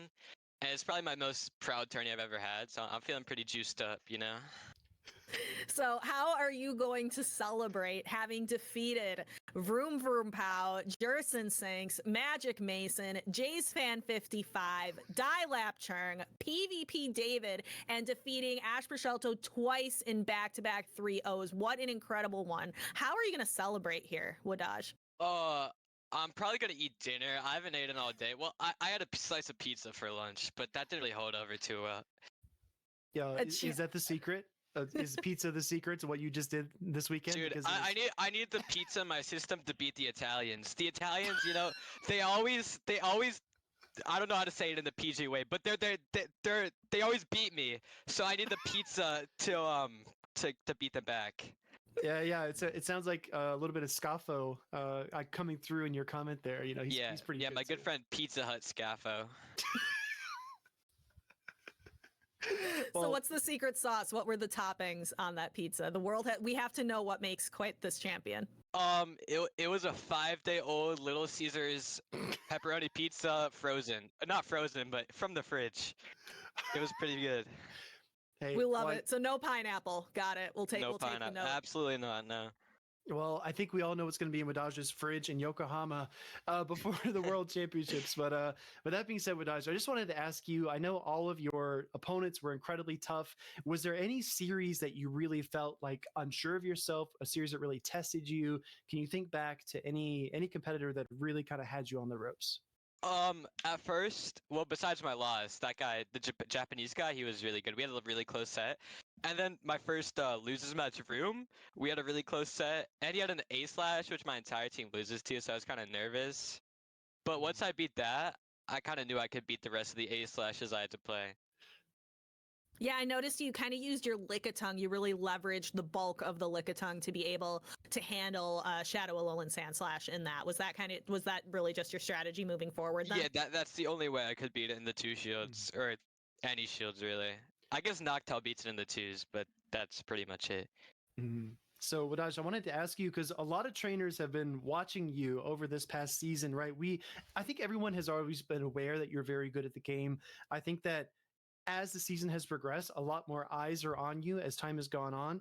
What does it take for someone to lose that first round, or to kind of, have a tough time in another tournament? What does it take for you to come back and actually win this? Because I think mentally, last time we talked, right, you said your mental, has had ups and downs, but dude, you actually, I don't know who can beat you at this point. Your mental is just totally on a different level. How do you do that? How did you build that up? So, it all started back at Worlds last year. I also lost round 1 at London Worlds, and my mom said to me, just don't care, just play and you'll win. And I ended up getting 3rd. So that's kind of a mentality that I had to stick with myself, to just not care and just play the battles and hope it goes well. Just play the battles, chat. Yeah, just play the battles. Just play the battles and win. That's clearly the key. I'm wondering, what did you do to prepare for this tournament? Is there anyone you want to shout out? Anybody who helped you scrim, who helped you team build, or who do you want to shout out here? Okay, to be honest, I did zero prep, and my prep was Continentals. I was talking, my nickname, my Polish friends, he's like the only person I like talk to about it. He was like, bro, you gotta change your team. You gotta change your team. Like all the world's competitors are gonna be like looking at it like, you should probably change your team. I'm like, nah. And I was just gonna go with that how I knew to play. And I thought the team was really good besides the A/ weakness. So I had enough confidence in myself. I didn't need to prep. Wow. Well, Wadaj, I just wanted to ask you, we won't keep you very much longer. I just wanted to ask you, what advice would you give to trainers? Because I feel like even though you didn't do a lot of prep, I'm sure you remember matchups. I'm sure that you studied a lot of matchups. How do you prepare for these tournaments, and what advice would you give to trainers who want to play like Wadaj? I mean, it gets to a point where you just have to know the matchups. Like, you'll learn them over time, but you just have to play a lot. Like, I've played this game way too much, way more than healthy for a high schooler, but yeah, you learn it eventually, and then it just comes naturally. All right. Well, we don't have to worry about you too much. School doesn't start until after Worlds, so you put in all of that time that you need to just play in repetition to prepare for Yokohama, Japan. Yeah, absolutely, Wadaj. Well, again, from everyone in the community, from us in the casting booth, and from production as well, congratulations. You are the forever reigning world champion of the Silph Arena. You've earned so much. You've done so well for yourself, and we're all incredibly proud of you. And thank you so much. You have our respect and our admiration, man. Good job. Appreciate you. Very well done, Wadaj. Thank you. All right. With that being said, Wadaj, have a good dinner. Yo, thank you. You too. I don't know if you guys have eaten, but we will after this, certainly. Yes, yeah. All right. All right, DeFi. What a tournament. What an experience. What a ride. It is. And again, so thank you again, Wadaj, for coming on for that interview. I loved seeing chat pop off, future Little Caesars sponsorship in for Wadaj. Wadaj and Yokohama looking for the Little Caesars. I love this chat. I love this community, and I have no doubt in my mind that this community will persist. This community will live on, and we will continue to find ways. We will continue our grassroots scene just because out of the sheer strength of our grassroots community here with the Silph Arena.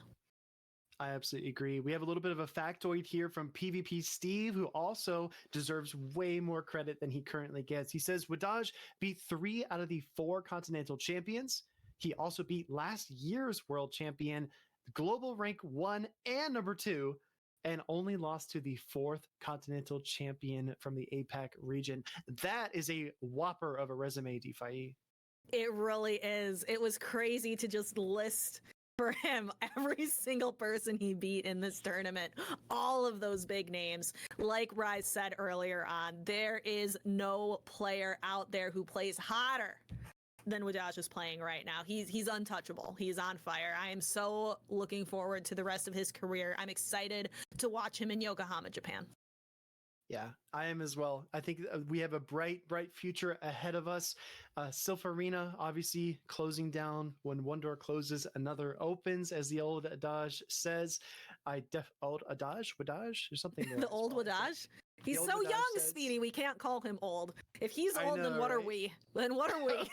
Dinosaurs. Now, that being said, it's been an incredible time with you here today, DeFi. Again, shout out to Miss Mystic and production, PvP Steve behind the scenes, all of our co-casters, everyone who helped to run the tournament in terms of judging, TOs, organization, as well as the graphics that we've had.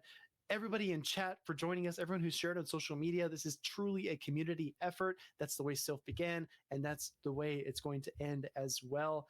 And I'm just so proud of everyone and so grateful for this life-changing opportunity. I completely agree.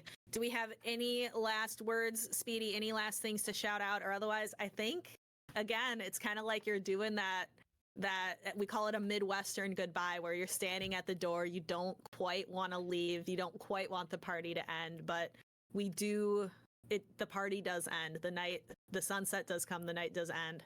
And we just have to look forward. We have to ride off into the sunset with Dodge leading the way on his horse with his slice of pizza in hand, leading the way.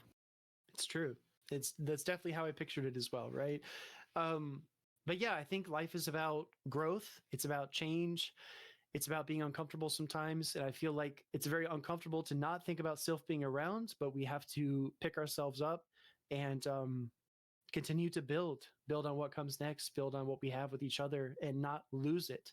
Right. So let's keep contributing to our local communities. Let's keep running tournaments. Let's keep on enjoying each other's company, meeting for in-persons and building the community, because I think that's really what has given all of us this incredible gift. I agree. Let's see all of those thank you Silphs in the chat. And in addition to thank you Silph, we need to specifically call out quite a few people. We need to call out let's start off with our shoutcasters today. Earlier on, we had PvP Steve, Caleb Pang, King IV, Rise to Occasion, as well as all of our TOs, our referees, all of the Silph Arena staff who made this work today. As well as Miss Mystic and all of the production crew. I want to say as well, it was in Columbus, Benji, Game Arena in Columbus, as well as Benji Live, who is working production as well, and really a team effort here today. Absolutely. Again, to you, the community, we cannot say thank you enough. But again, final time, thank you for being here. Thank you for going on this journey with the Silph Arena, and we wish you all the best in the world going forward. And with that, I think we're done. Thank you, Silph.